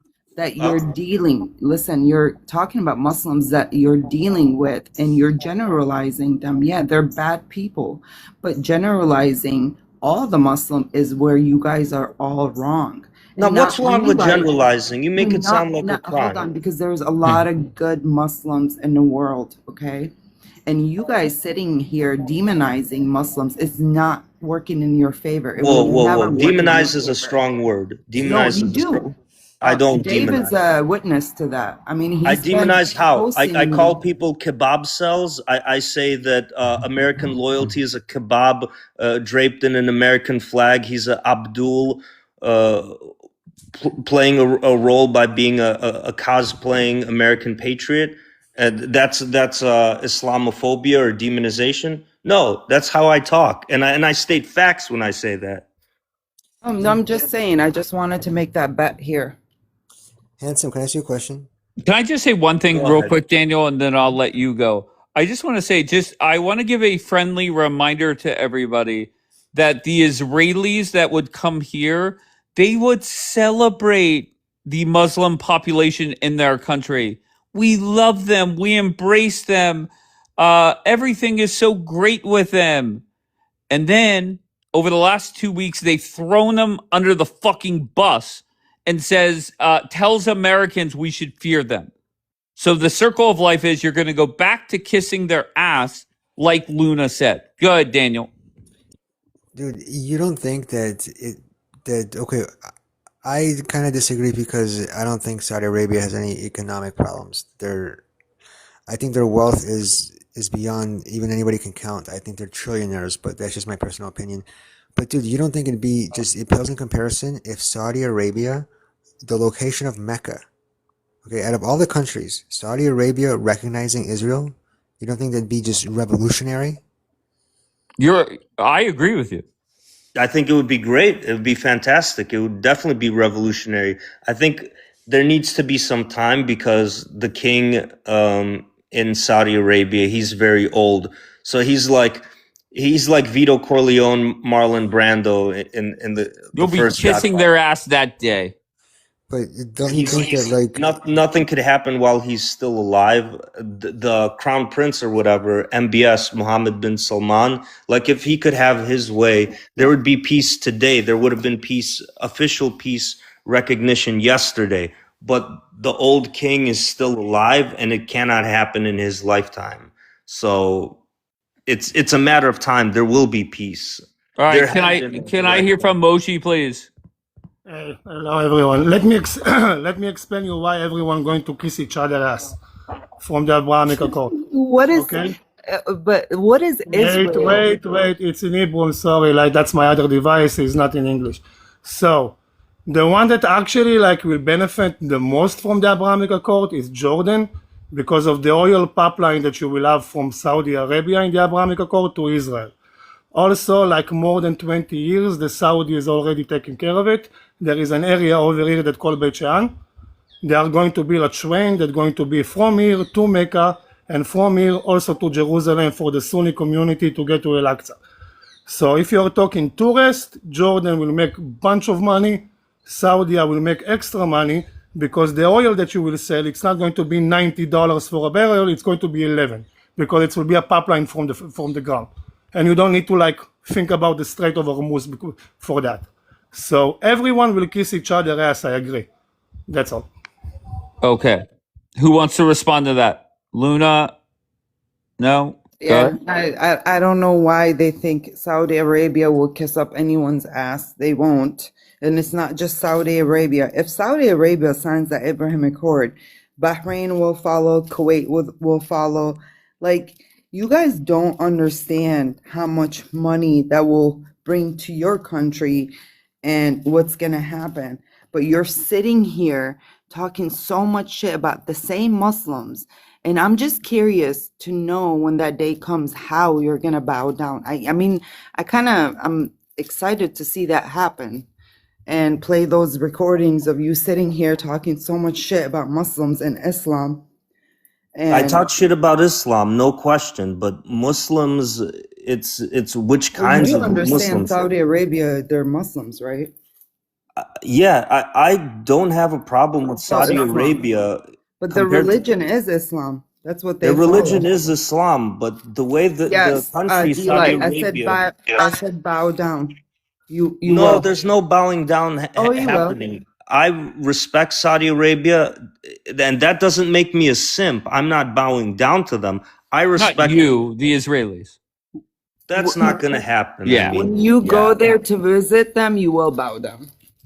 No, there's no bowing down. I'm not President Barack Hussein Obama. He did actually bow down to Okay. the Saudi king, and that was If cringe as fuck. if an American president bowed down, you will bow down too.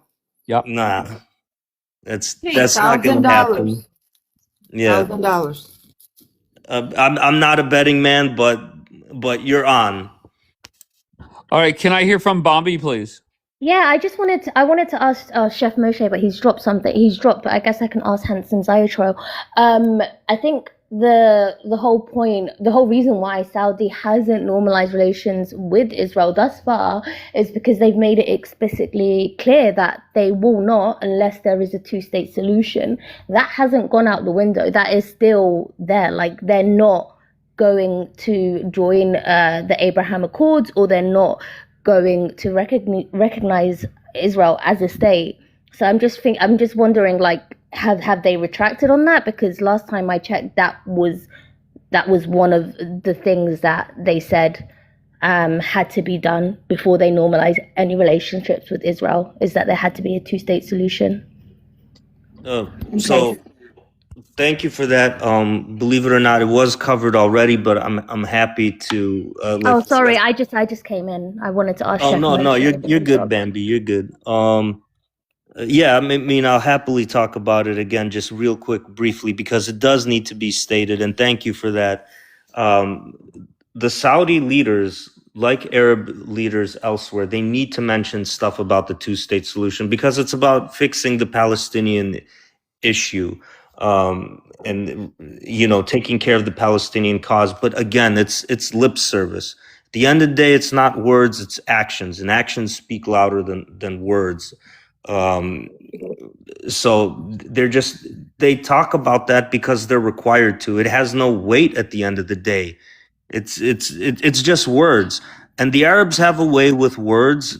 They don't take them seriously. I mean, then let's be honest, they lie all the time, they break their words. I think there's a proverb that says words are like there's no tax on words. There's no tax on words, meaning you could say whatever. But again, it's what counts. They like No, Israel better. I understand that. Go ahead. Yeah, I understand that, and I mean, this is the thing. Unlike a lot of people on here who criticize Saudi Arabia, I actually like Saudi. I like MBS, but I would say that, to be fair, out of all of the Gulf countries and out of all of the other Muslim countries, they're the only ones that haven't joined the Abraham Accords. and for that specific reason, like it would benefit them to join it, right? But they haven't for that specific reason. That's the one thing that's holding them back. So I don't think it's just like necessarily lip service. I don't think. And I'm I don't just think it. wondering, like, Nah, I'm Bambi, just it's not wondering, holding like, them back. It's not holding them back. It's maybe a different scenario because Saudi Arabia is a much different. It's a much larger Arab country. It's important, but here's the thing: it houses Mecca and Medina, the two holy cities of Islam. So it carries that rep. They're repping Islam in a way, whether they like it or not. The Saudis, and they're also Wahhabi, so they have to be careful. But the old king, who's very old, like he's not going to be around forever. Once he goes, then the son's going to take the power, and they're going to be able to have peace with Israel again. They're an Arab country, and on top of that, they have the two holy cities of Islam. They have to talk about the Palestinians because that's what's expected of them. It's lip service, pure and simple. yeah, well, I mean, aside from the Palestinians aside, you do also realize that the other holiest site in Islam is also based within the West Bank, or Jerusalem, which would be Al-Aqsa. So it's that, and I'm pretty sure that Chef Moshe just mentioned that as well. So it's not just Who is that? politics and stuff like that. There is an Islamic part there as well. Who's Chef Moshe? I think he was just up here and he was talking about people being able to come in and pray at Al-Aqsa, etc. So yeah. All right, Bobby, hold on one second. I have a question. I'm going to start with Daniel and go straight down. Daniel, 5 years from now, will Israel be the powerhouse of the Middle East, the most powerful? Yes or no? I don't. Well, okay, so I hate doing this, but I guess it all depends on who you consider to be the powerhouse today. I think that Israel will continue thriving. I don't think they're going to take a step back in any direction. I think they'll only You move forward. consider them the power of the Middle East today? No, not exactly. Okay. Who is it? I would think it's Saudi Arabia, but I don't know very much about Middle East. I don't know enough about all the Middle East politics fair and all the enough. No problem. economies and everything involved. But I would think Saudi Arabia just because of its size and economy. Okay. Maybe I'll rephrase the question for Luna. Will Israel be just as powerful as they are today in 5 years, less powerful, or about the same? In 5 years, you mean like, would you say like signing the Abraham Accord? I think 5 years from now, there's multiple countries that are more powerful than them, which is going to be a good thing because that'll lead to more peace. That's my thought process. I think if Bibi is their prime minister, no. I think he's putting the people in danger right now. But if maybe another president comes in, I mean, prime minister that is going to want peace and make peace with the other countries, I think it's going to be good for Israel. Okay. I don't think they're going to be I'm more sorry, go ahead. powerful. Sorry. I don't think there will be more powerful, but hopefully there'll be alliance in Middle East with Israel where they can live in peace. That's what I'm hoping for. If these people shut their mouth and stop like being their own enemy, because I feel like Israelis are like their own enemies. Correct. I agree with that last part, definitely. Bombi, will Israel be more or less powerful 5 years from now? I think there's a lot of factors, but seeing how it's going at the moment, I would say less. Okay. Yeah, just based off how it's going at the moment, but there's it could stay the same, it could get more powerful. It just all depends on, like, I guess, the leadership and stuff like What's that. the biggest factor? From how it's going at the moment. What's the biggest factor? Is it leadership? Yeah, 100% the leadership. 100% the leadership. I think if someone else comes in that actually genuinely wants peace, isn't so focused on like being, I think, bombing. I don't know. Left and right. Like the bombing is a part of it. I think I would also say like just just someone that's more focused on peace and wanting to normalize relations with other countries, because I think like in the long term them normalizing relationships with Saudi Arabia would be an amazing thing for both sides, but it's just if they're willing to recognize Palestine as a state and have that solution, which I don't think it would happen under Bibi or his party. So Okay, so I yeah. just want to be clear. You're saying the leadership will determine if they're more or less powerful 5 years from now. My opinion is 100%. no. Okay, my opinion is it is more up to the United States. If the United States keeps their alliance with Israel, that makes it easier. If they stop their alliance or distance themselves from Israel, that opens other countries up to be more powerful. Right or wrong? No, you're right, Dave. And I want to say this.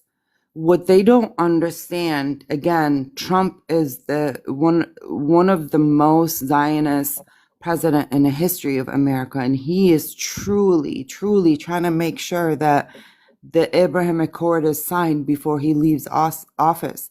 And they don't understand this. He is trying to protect Israel, and they don't want to listen. They criticize him.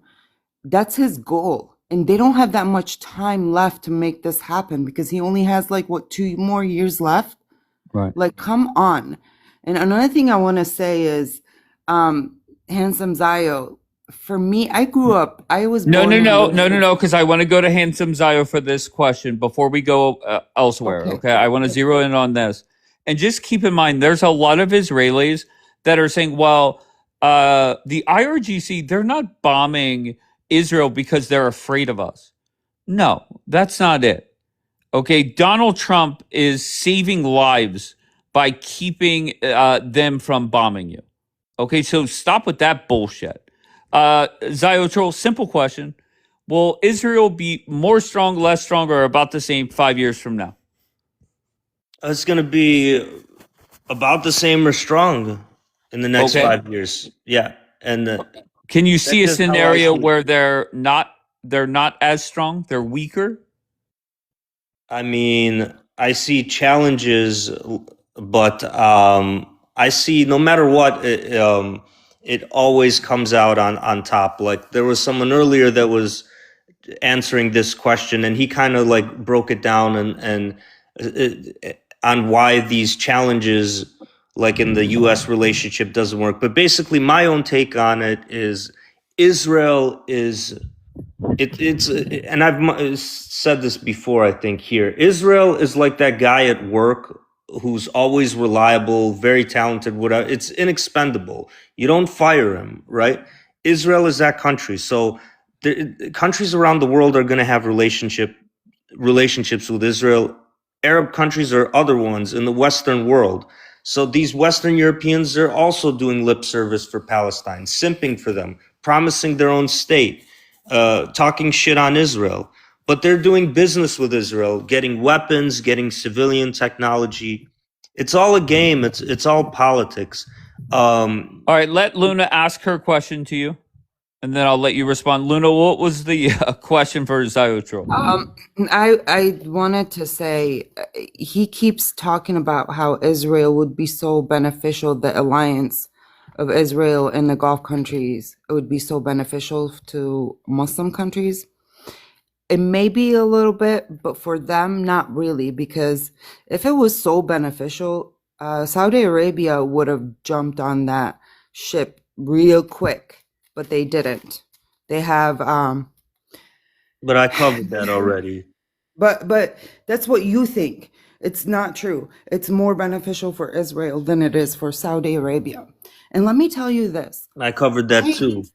I was born and raised in Kuwait. And I tell you what, I grew up with a different kind of Muslims. When I see you guys, the way you talk about Muslims in Quran, I literally look at you as trash. I'm going to be honest with you, because the people that I grew up with, I even told Dave, you remember when I said, I wish you would have came to Kuwait, where I grew up, and have seen and met Muslims in Kuwait. Money's not an issue there, People are very different, those Muslims. But you are sitting here and talking so much shit about all Muslims. It's disgusting.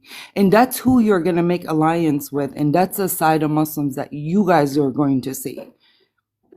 Wait, what are we talking about? Like the Well, angry bottom line, lashing out? she's saying you might as well start kissing their ass now because that's how it's going to end up. Maybe don't keep bashing a whole Wait, Dave, I have religion. a. Hold on one second, Bobby. Okay, hold on one second. Let's start kissing their ass now, Zayo Troll. That way we avoid the embarrassment down the road. Bobby, what were we going to say, love? I was gonna ask because I've seen recently a lot less kind of criticism, and again you would know more than I do, but a lot less criticism on Trump and more, I think, criticism on JD Vance. It seems like a lot of pro-Israel people don't like him, but I'm unsure why. Has he Bobby, come out and said something? Bobby, they just throw shit up against the wall and see what sticks. No, it's not that. It's said for a I'm so reason. sorry. First, they turned on Trump. That didn't work.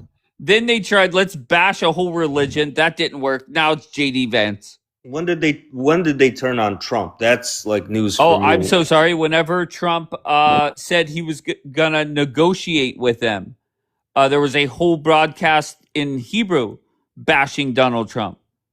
So he shouldn't have negotiated with them. That was stupid. He was doing the war. Guess what? and Just so thinking you that- guys know, he bombed them for 13 straight days. Didn't bomb them yesterday. Took a day off. Okay, so Trump is still saying, I want peace. He believes too much in the art of the deal.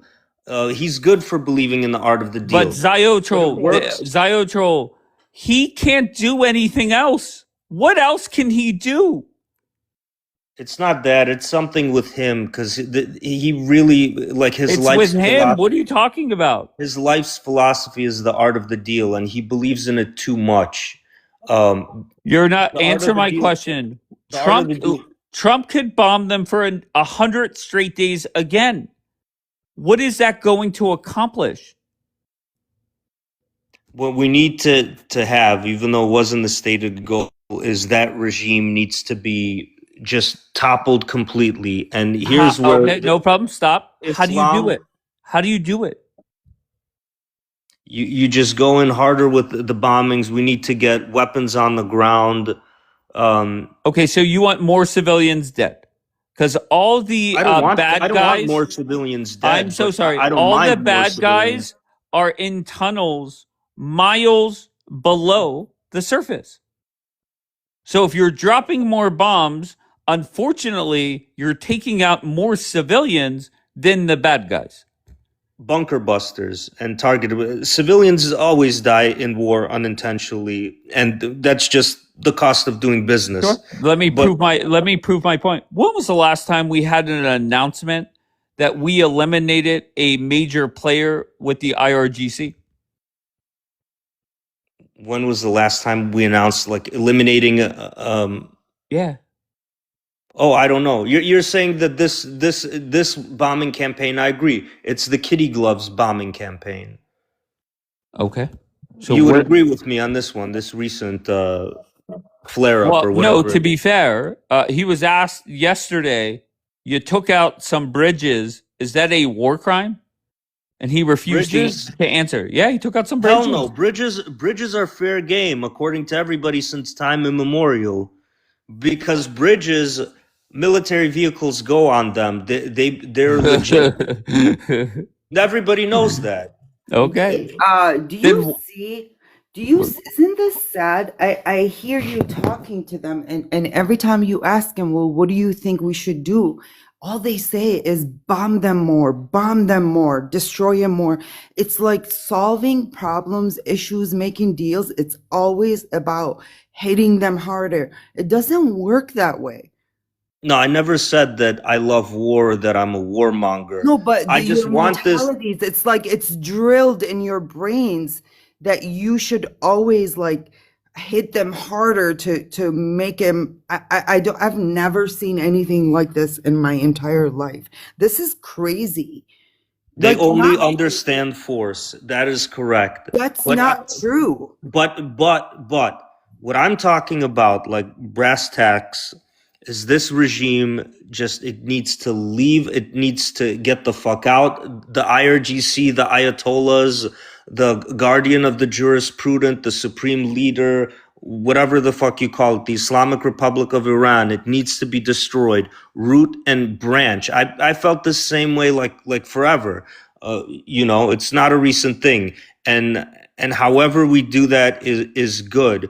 We might have had an opportunity, something like when these protests were brewing throughout all of January, and JD Vance fucked it up when he was in Turkey and he met with Erdogan, and he knew that Israeli Mossad had a plan to bring weapons in on the ground. How did JD Vance fuck it up? I'll be honest. I think your side. You're just playing victim. I'm You're not just playing bitching victim. to bitch.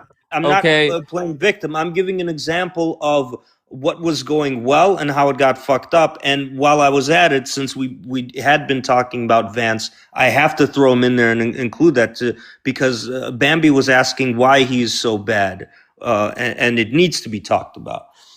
So Vance had this knowledge, and this has been reported in more than one source. He snitched to the fucking Turks. This is why I call him Fredo Corleone, and because he's with Okay, Qatar. so now, okay, great. So we've made progress. We're quoting news articles.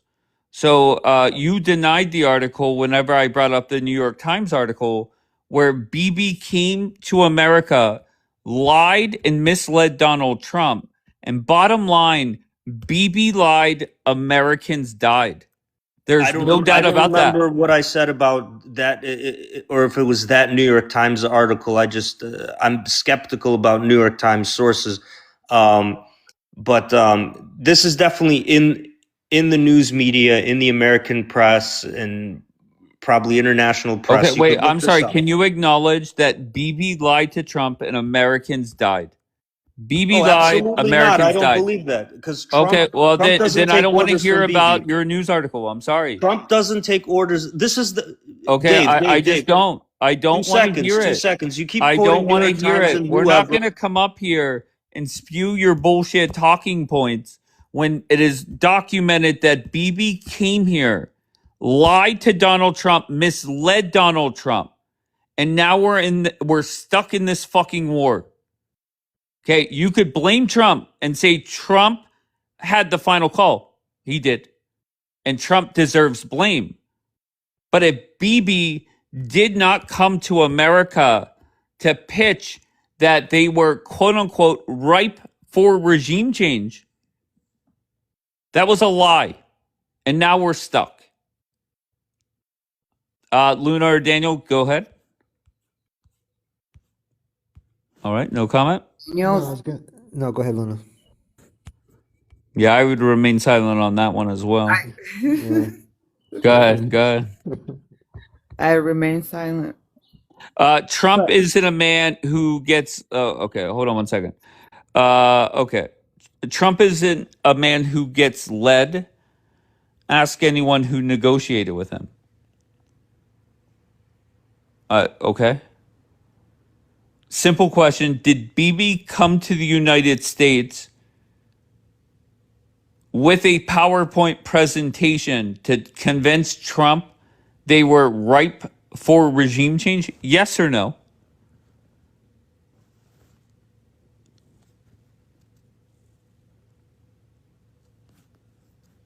Thank you, Laura. At least somebody fucking answers.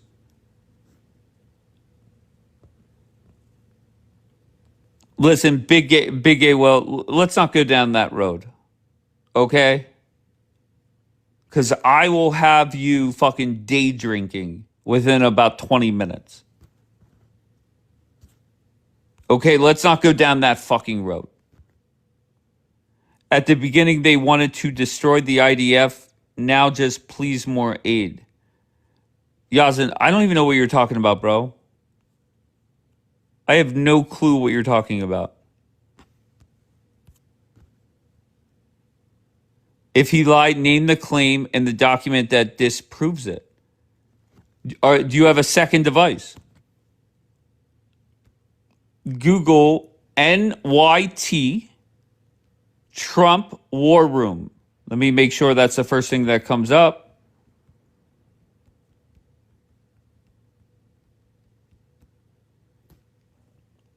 Yep. First article, April 7th, 2026.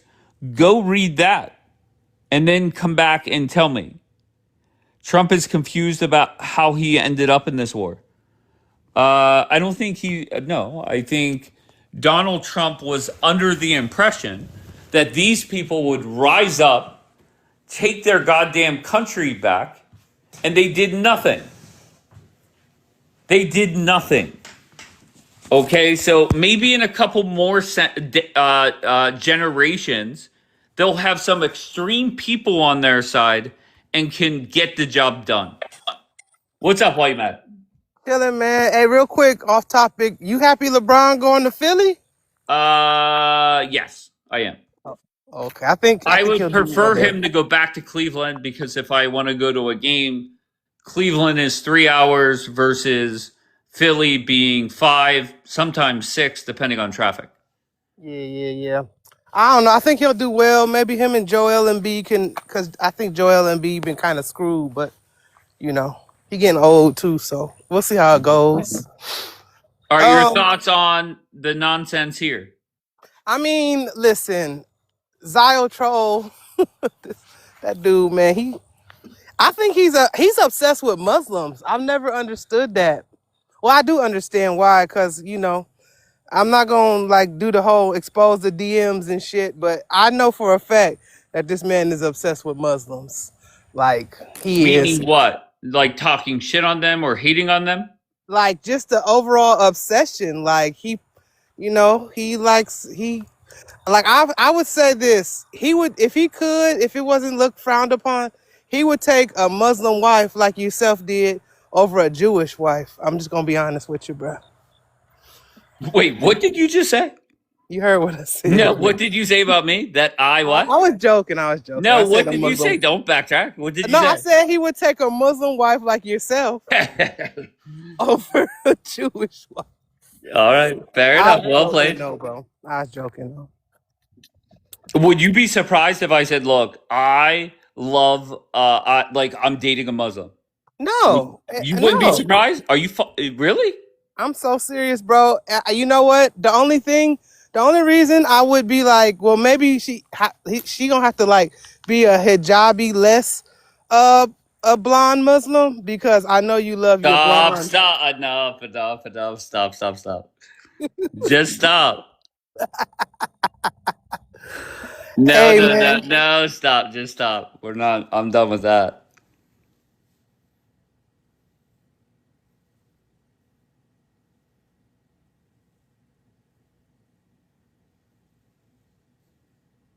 Why are you laughing at a blonde Muslim? There's no such thing?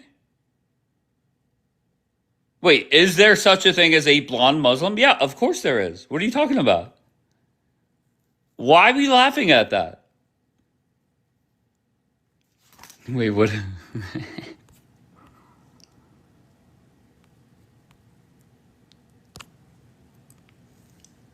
Come on, guys. Come on. There is a such thing as a blonde Muslim. So I don't understand why we're saying that. I have a hijab collection. Of course there is. Thank you, Summer. Okay, of course, big A well.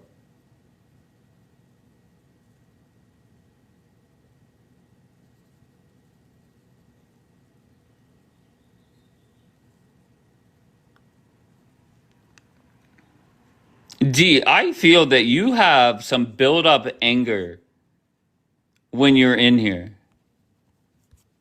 And I don't understand why. Nora? Okay, do you know what I realized about this app, right? There's some old women that I'm speaking generally, right? Generally. Okay. Yes, don't talk about anybody in particular. Right. But there's some old women so depressed, and when did they come this app? They just like to top like a combat warrior because their life is fucked up. Okay, they cannot see a beautiful woman. They can't see that. When they see some woman are getting attention, they get triggered. Because you, bro, you have been there, okay? You've been there. Halas, your time run out.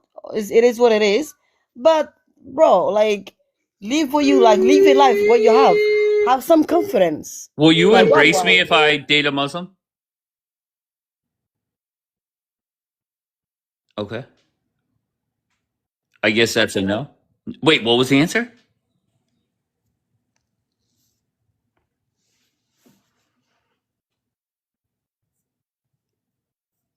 Not the mute. No, that's fine. No, that's fine. You're fine. You're fine. D-Light, would you embrace me if I date a Muslim? And I think that's the problem on this app. I think that's why like things have gone the way that they have gone. Like I accept everybody for who they are.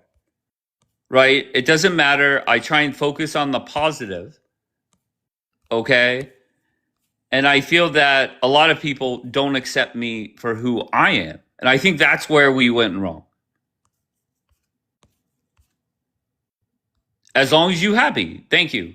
Somali woman made top 5 for the most beautiful hair. Israeli woman don't even make the list. I'm back. Sorry, my son, we're on holiday. He doesn't like the weather and shit. I don't know what the fuck is going on. But anyways, what was I saying? These old women need Will to you calm down. embrace me if I date a Muslim? Dave, I don't give a fuck. Like, what the fuck I care? Who you dating?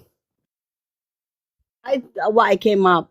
I just adjust some other old ladies that fucking. Okay, Nora, I love you. Okay, that I'm fucking talking about me right now, Nora.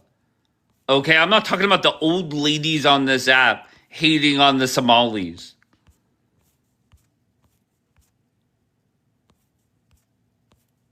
It's about me, Nora. She sounds a bit jealous with. What are you saying? Stop it. Nora has been. Are you fucking kidding me, Pick Misha? She was on a fucking broadcast flipping the fuck out about me. Are you fucking with me? That's flirting these days? She was going bonkers about me. Okay, and that Mary girl that was with her flipping the fuck out, she joined me yesterday at some point. And I'll be honest, she's nice. You want to flip out the Mary girl? You know, the one that was in the live where you guys were like, you know, whatever, Dave's an asshole, he's selling Rebel 10's body bags. Mary. Do we not know Mary? That was her on the video clip that I saw. Yes, Mary. She was here last night at some point. And as soon as somebody said, that's the person that was bashing you, of course I brought her right up. Marry a thug, Wyvet said.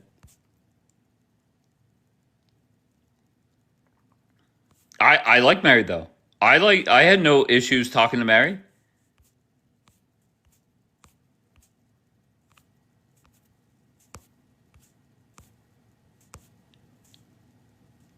Oh, she was here at some point earlier?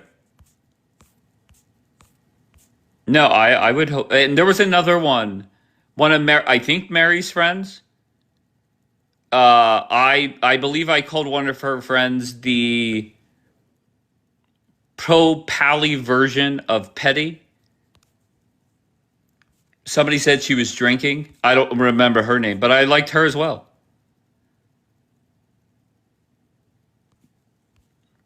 D-Light, you're very critical of everybody. And D, I just hope whenever I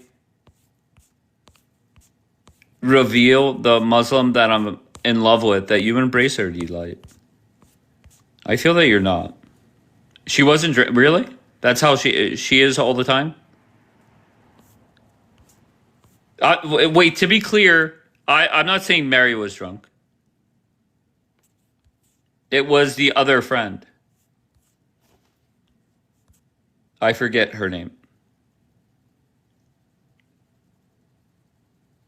Thank you, D-Light. Muslim woman can't marry you until you convert. Listen, whatever it takes. Have you not read the comments over the last couple of weeks that I've already converted? Get with it, bro. Fucking get with it. Listen, everyone wants to say, I have a Muslim wife. Okay, you got me. You got me. You want to say I converted? Okay. We both white Muslim rebirths.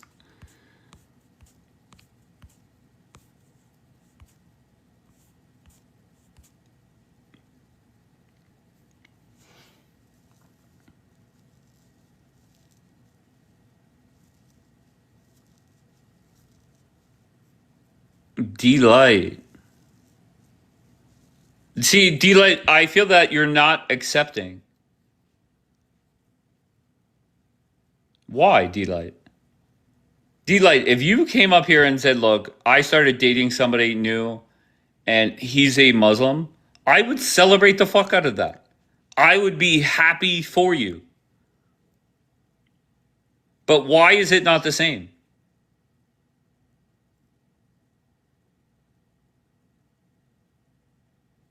You keep fighting with everyone. I don't fight with anybody. And once again, I accept everybody for who they are. Nobody is changing. Okay? And I try and look at the positives in everybody.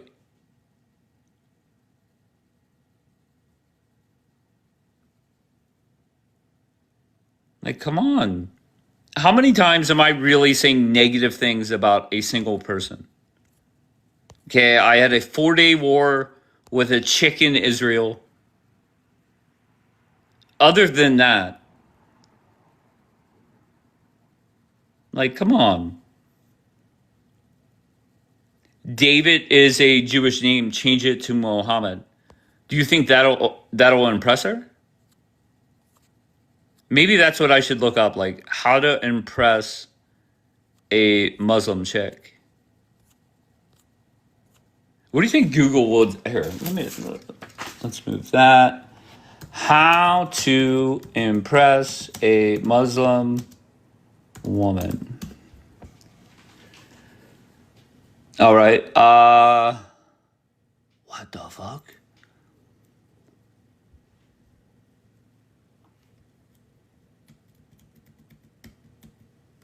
Oh, we're fucked. We are fucked.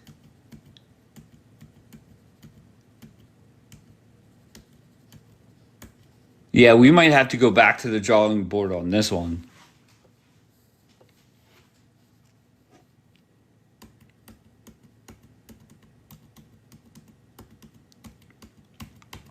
Can I just tell you I think my biggest problem is I have zero filter. And that's a problem.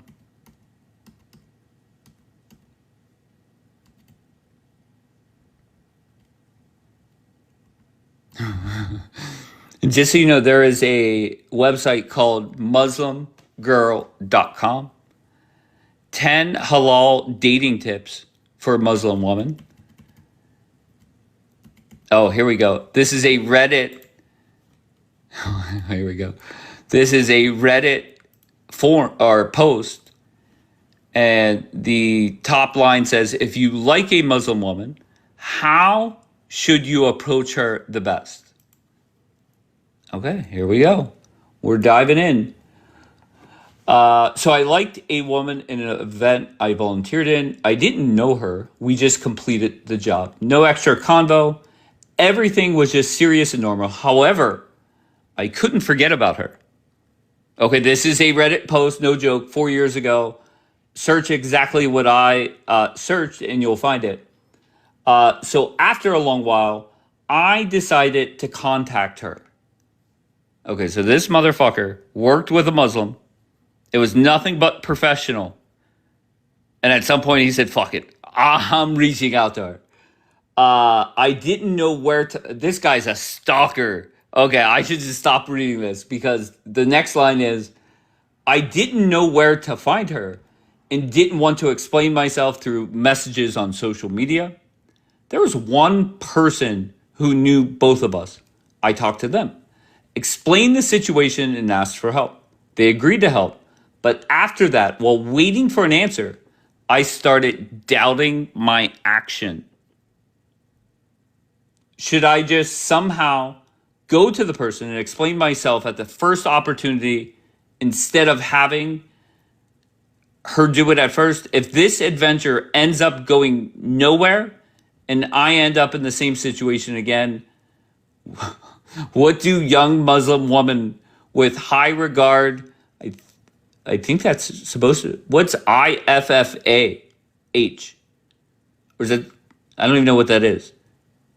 High regard for IFFAH. What the fuck is that? What's IFA? See, I'm fucked. And taqwa, expect from, what the hell? So the guy puts two PSs on it. The first PS says, I didn't want to go to her dad first because honestly, I don't know her. Before going to her dad, I just need to have a convo or two to decide if there is a chance of going down the marriage path with her. What the fuck?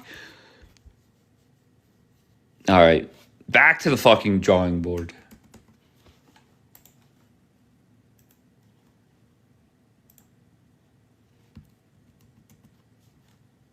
What is this website? MuslimMatters.org. 11 ways to impress a Muslim woman.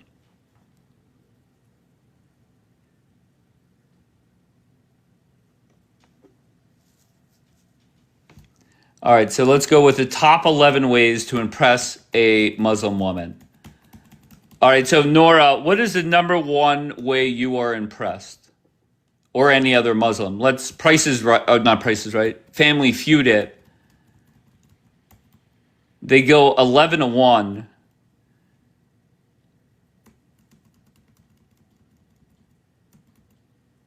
Wait, what does D-Light say? You on my need 11. What is that saying? Okay, so go. What are the top 11 things that impress a Muslim woman?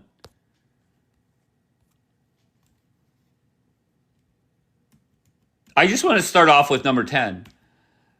Number 10 is stated as kitchen politics. Not Mystique saying smack her around a bit. What the fuck is kitchen politics?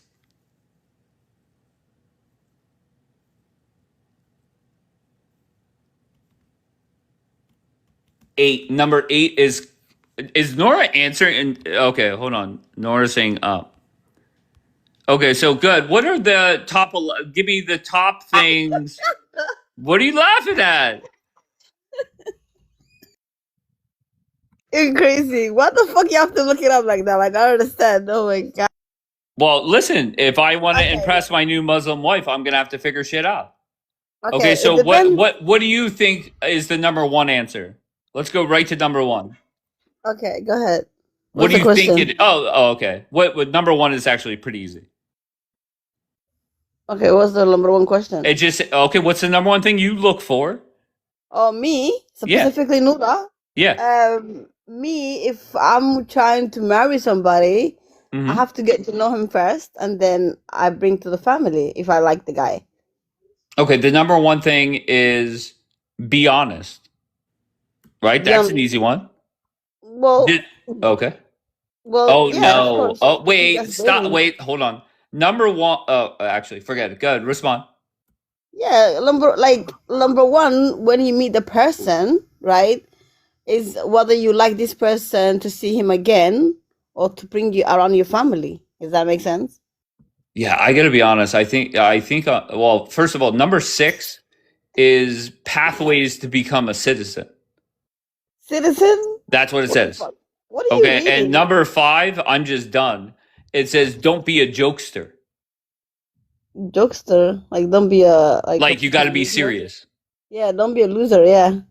Wait, Sure. what? No. There's a difference between jokester, like a person that jokes around a lot. Yeah, one in the fucking proper marriage, like not joking, like yeah, I Yeah. heard that. Yes, All right. and Bottom line, you know what, Nora? Just forget it. I'm fucked. It says don't be a jokester. Number 5. Number 8 is call back. I'll be honest. I'm very bad at responding to people. Literally the worst person on the planet.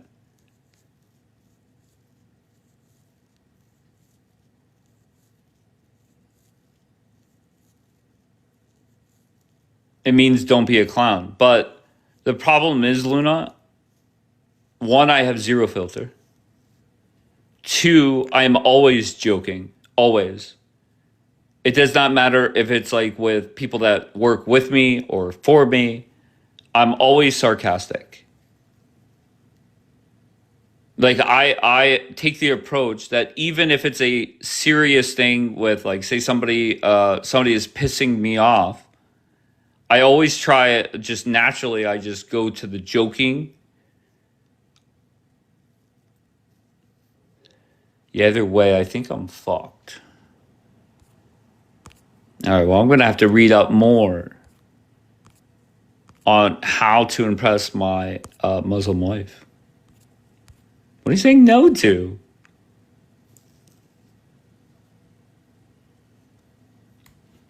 That is crazy.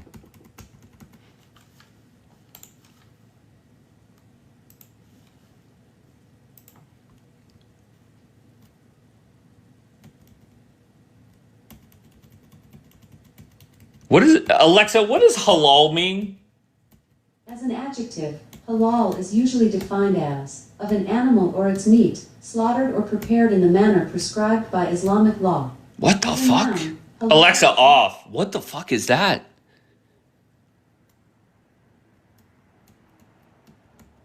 What was that?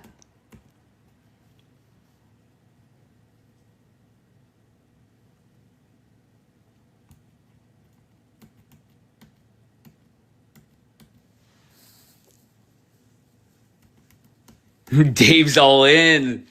Sarah Jane, I'm fucking reading up on it. And I'm not much of a reader, but I'm going to figure this shit out. But I think I'm kind of fucked with the, like, you got to be serious. That's not good. Kosher equals halal. Good luck, Dave. Thank you, Jessica. I appreciate that. I appreciate when people are saying nice things.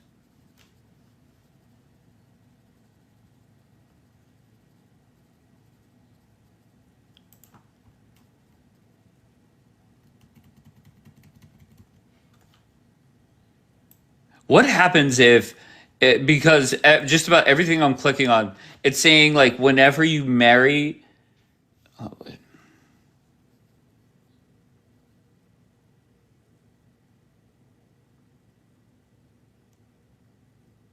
Wait, here we go.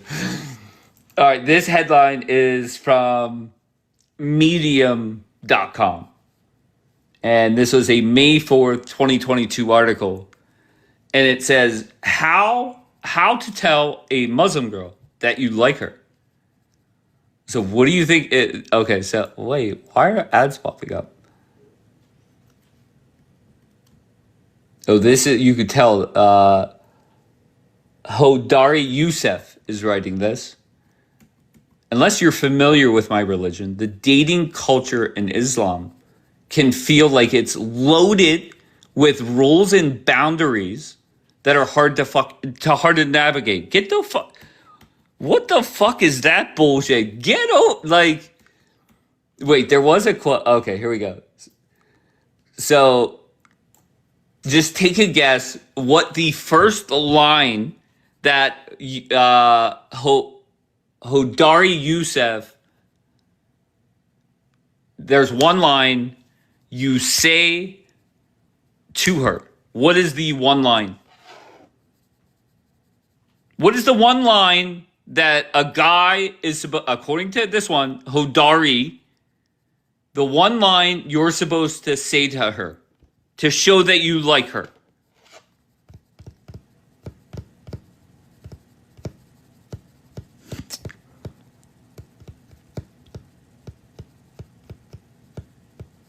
What? I don't even know what that means. What's DAIM? Dame? What's that mean? No, it's not love her for the sake of Allah. And this is, and I quote, I would like to get to know you for the purposes of marriage. Let me copy and paste that motherfucker. No, it's not salam. No. It says you tell a Muslim girl that you like her by stating the following. And I quote, I would like to get to know you for the purposes of marriage.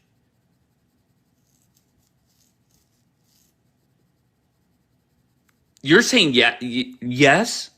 No, really? So if a guy, you're supposed to say it like that? So if a guy just says to you, hey, I think you're cute, or I like, what are you, what the fuck? Somewhere in that very awkward conversation, if she isn't completely appalled, you might get her Bubba's number so that you could text him instead of her.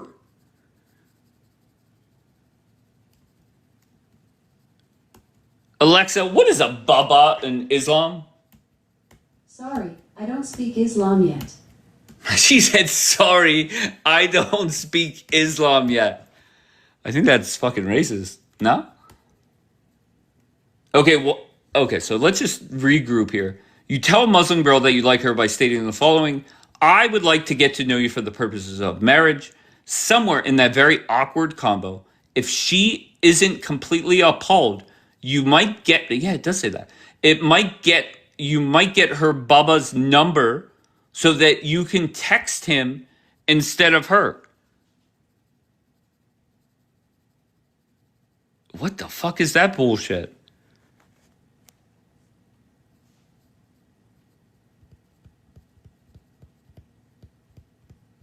Not your imam or mine. Okay, what's a Bubba? Her brother? Okay.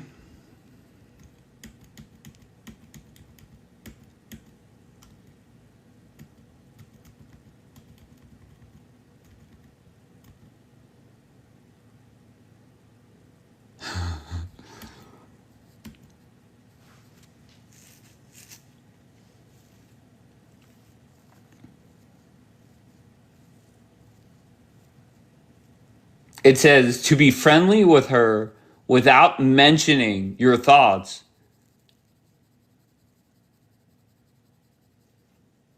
What is it?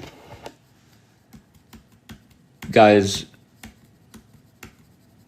do you think there's like some kind of course? Show your source. What it is medium.com. So just search medium.com, how to tell a Muslim girl that you like her. And the article is Hodari Youssef, March 4th, 2022. Dave, stop fucking with us. I'll be honest, I think these articles are fucking with me. What do you mean stop fucking with you? Do you hear some of this shit? Bring Zara up. You think Ashcan went to fucking Zara and said, and I quote, where the hell's that paragraph at? Do you think Ashcan went to Zara and said, Zara, I would like to get to know you for the purposes of marriage? Do you really think Ashcan did that? He did. Oh, I can't wait to. Is Zara here?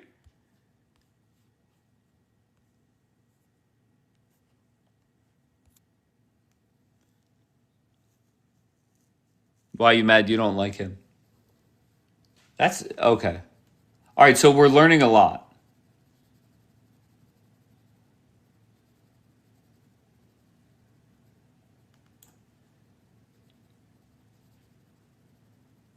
Who is Ashtray?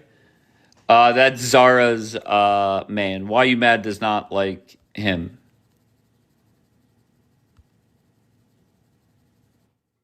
Yeah. Oh my God. Hold on. Okay. I'll be honest. Reading up on this,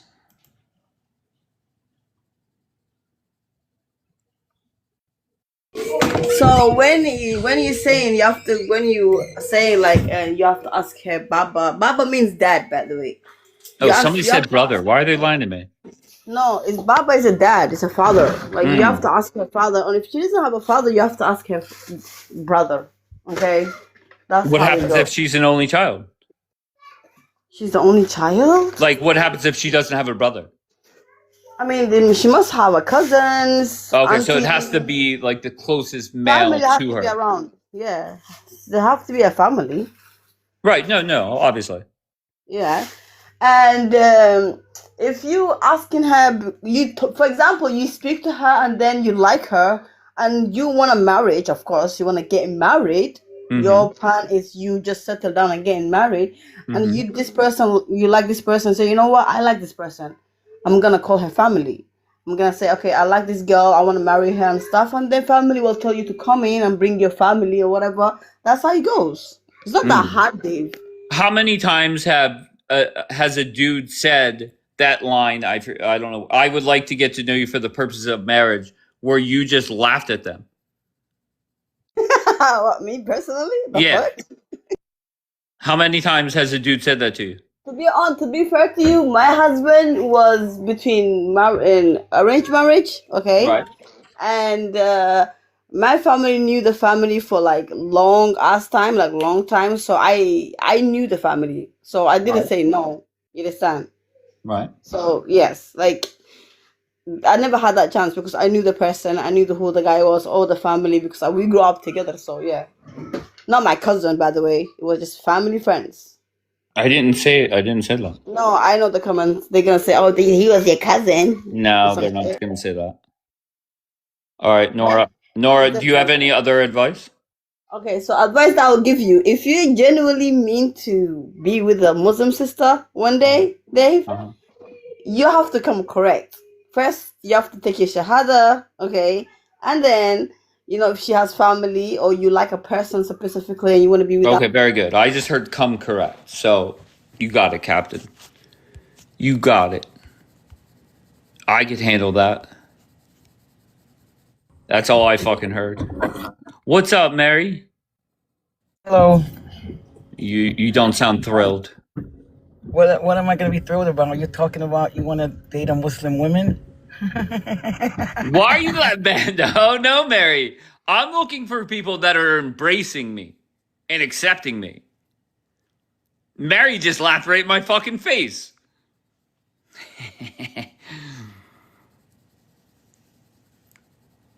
All right, so Nora, she gave the best advice yet. You heard her.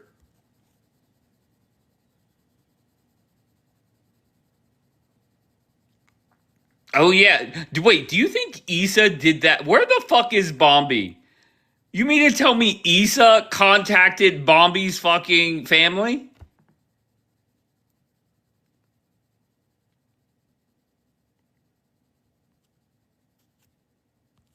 Oh, I wish I would have known this.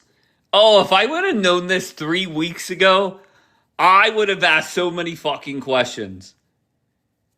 You mean you guys are flying away on vacay?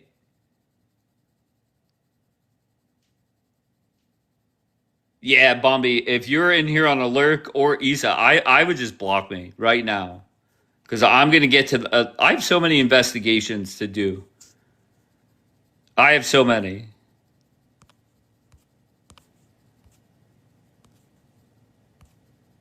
Isa is a nice guy. I've said that nonstop. He is a nice guy, but Bombi needs somebody that is constantly exciting her. Bombi gets bored easily. That's reality. And there's nothing wrong with that. I'm not talking shit on Bombi. Okay? She prefers a bad boy. That's number one. Number two, she gets bored easily.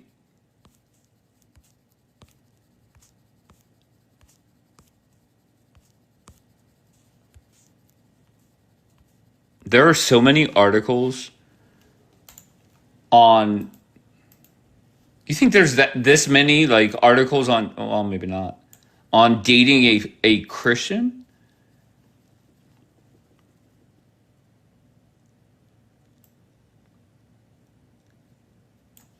All right, here goes another article. This one is from ShiaChat.com. No joke, ShiaChat.com. And the title is How to Impress a Woman to Marry You. This article is from September 2nd, 2012. Oh, it's not an article. It looks like, it's like a chat, like a form.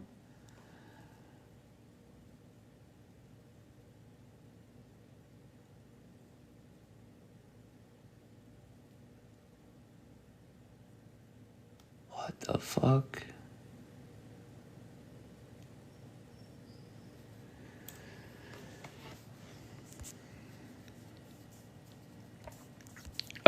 Why do you want to date a Muslim woman? Yeah, I don't know.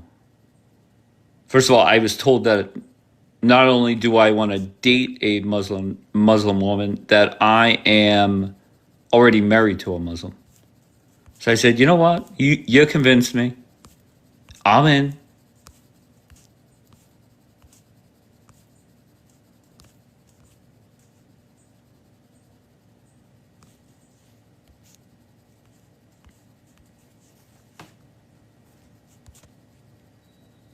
Alexa, how long does it take to read the Quran? I'm not quite sure how to help you with that. I'll be honest. Alexa's pretty useless this morning. Look at Luna. Answered Luna. How long does it take instead of saying, oh my God? Alexa, how many pages is the Quran? I'm not quite sure how to help you with that. Damn. Alexa's fucking. I think something's wrong with my Alexa. She wants nothing to do with this. Takes 4 years? Hold on. How many pages is the Quran?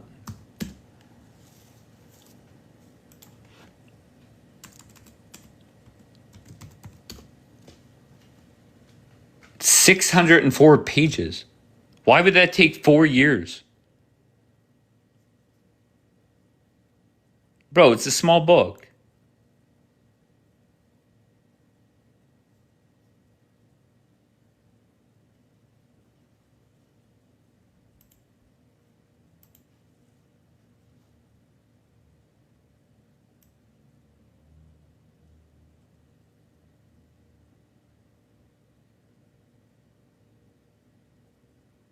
Yeah, I could have that done.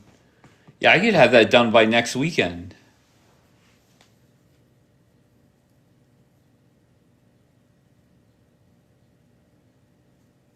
Because you have to also understand the meaning. Well, she could teach me that, no? Like, look, I'll read it. I'll read it. Doesn't mean I'll understand everything.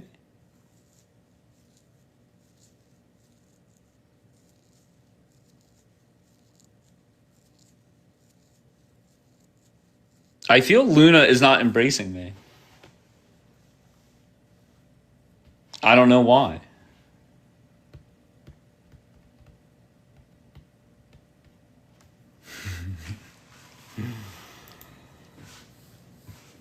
All right, well, I'm going to go read more about how to impress a Muslim. I guess I have to learn about what halal means. And then I guess I'll practice in the mirror. What was that line again? Where's that line? I would like to get to know you for the purposes. Why is it plural? Doesn't matter, I'll stick to the script. I would like to get to know you for the purposes of marriage. Hell yeah. Wouldn't it be purpose? No?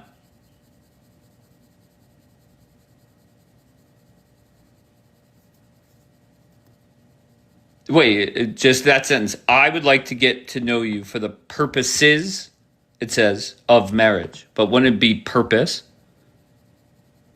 There's one purpose, right? And the goal is marriage.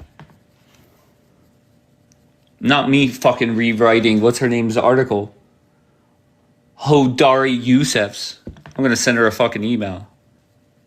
Listen, Hodari. Things didn't go well because I said purposes instead of purpose. Or with the intention. No, I got to fucking read the script that it says.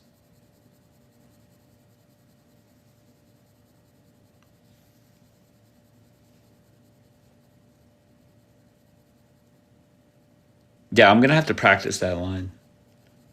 Stand in front of the mirror. Yeah, I'll practice.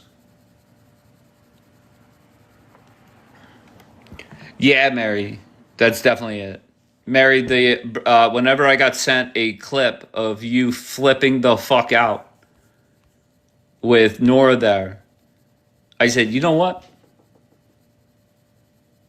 You know what? I appreciate the passion. I appreciate the approach.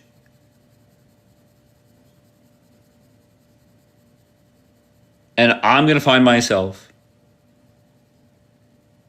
a nice Muslim woman. And you inspired me, Mary, so I appreciate that.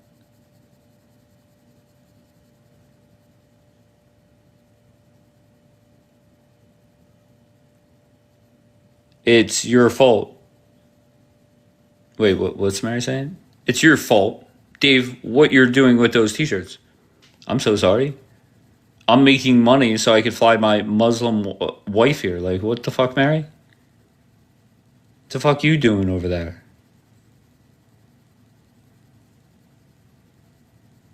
What the fuck? Come on, Mary. What are you talking about, Mary?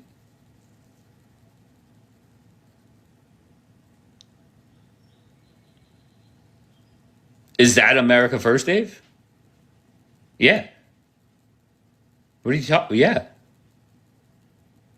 That's definitely America First.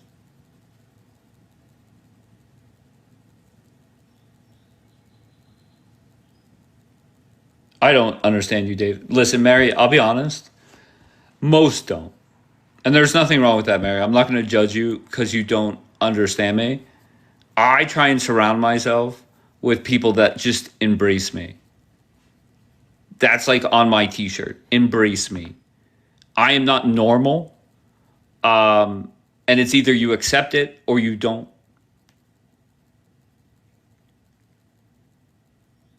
That's simple. And Mary, I'll be honest, it did not seem like you accepted me that day that you were bashing me for my t-shirts. And look, Mary, I'm just trying to get some money to fly my Muslim wife here. Are you judging me, Mary? Are you fucking judging me?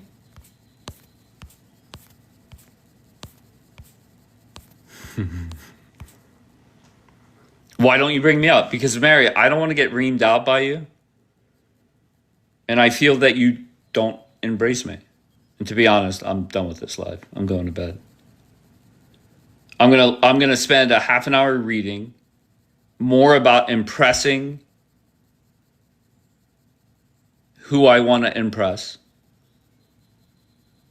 And then maybe I take a deep dive into the Quran.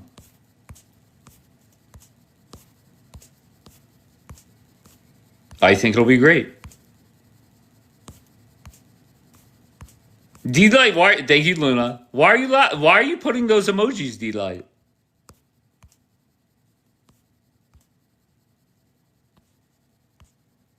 That's what I think I'm gonna have to do. Is if you do not embrace me, I just have to fucking block you. I'm not blocking anybody now, but I just know whenever I say, look, I went to my Muslim wife and said, and I quote, I would like to get to know you for the purposes of purpose or purposes. All right, we're gonna have to brainstorm on that one. Because I would definitely mess that up. Because I want to say purpose, but it says purposes. Yes, thank you, Summer. It's one sole purpose of marriage. Why is it saying purposes in this article? Thank you, Madrid. See, Madrid always, she accepts me. And there's a lot of people in here that don't. And that's fine. But thank you, Summer. So it is purpose. All right, I'm going to go read and figure this out. All right? All halal means is something that is allowed under Islamic rules.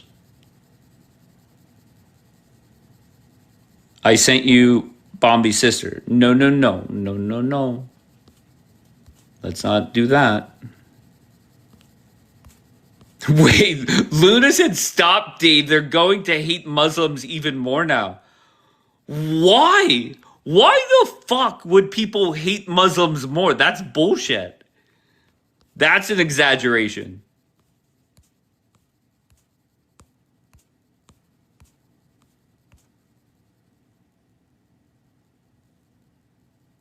That's bullshit. I agree, Mary. All right, well, I got lots of reading to do. I'm going to figure this shit out.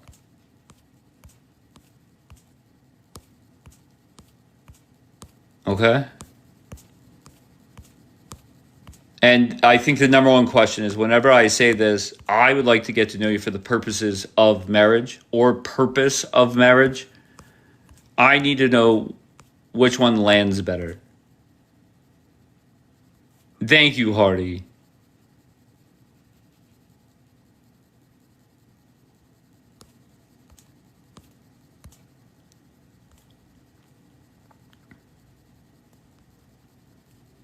Mary says, Dave, I have a question for you. Are you trolling just to troll what you're saying? No, I'm not trolling at all. I learned, Mary, that instead of just saying like whatever, there's a specific line that you have to say. I learned what the word baba means. I learned a lot in the last 20 minutes.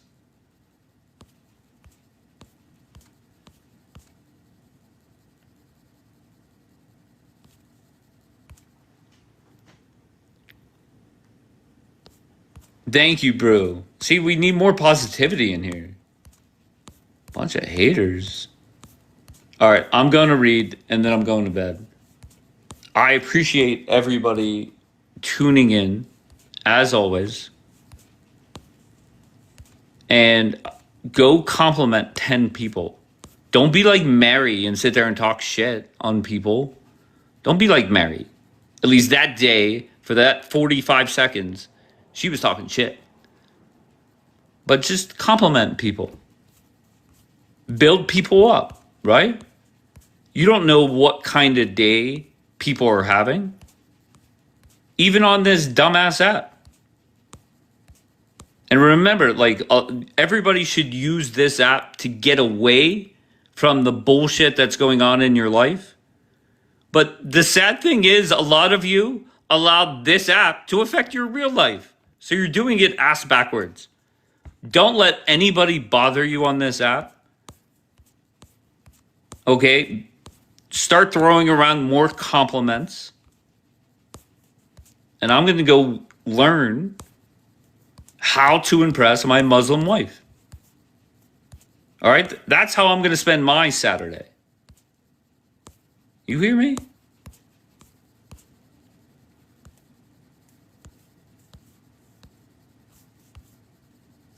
All right. I appreciate you all. I love you all. And I will be back at some point. All right? Be good. Behave. Don't do anything that I would not do.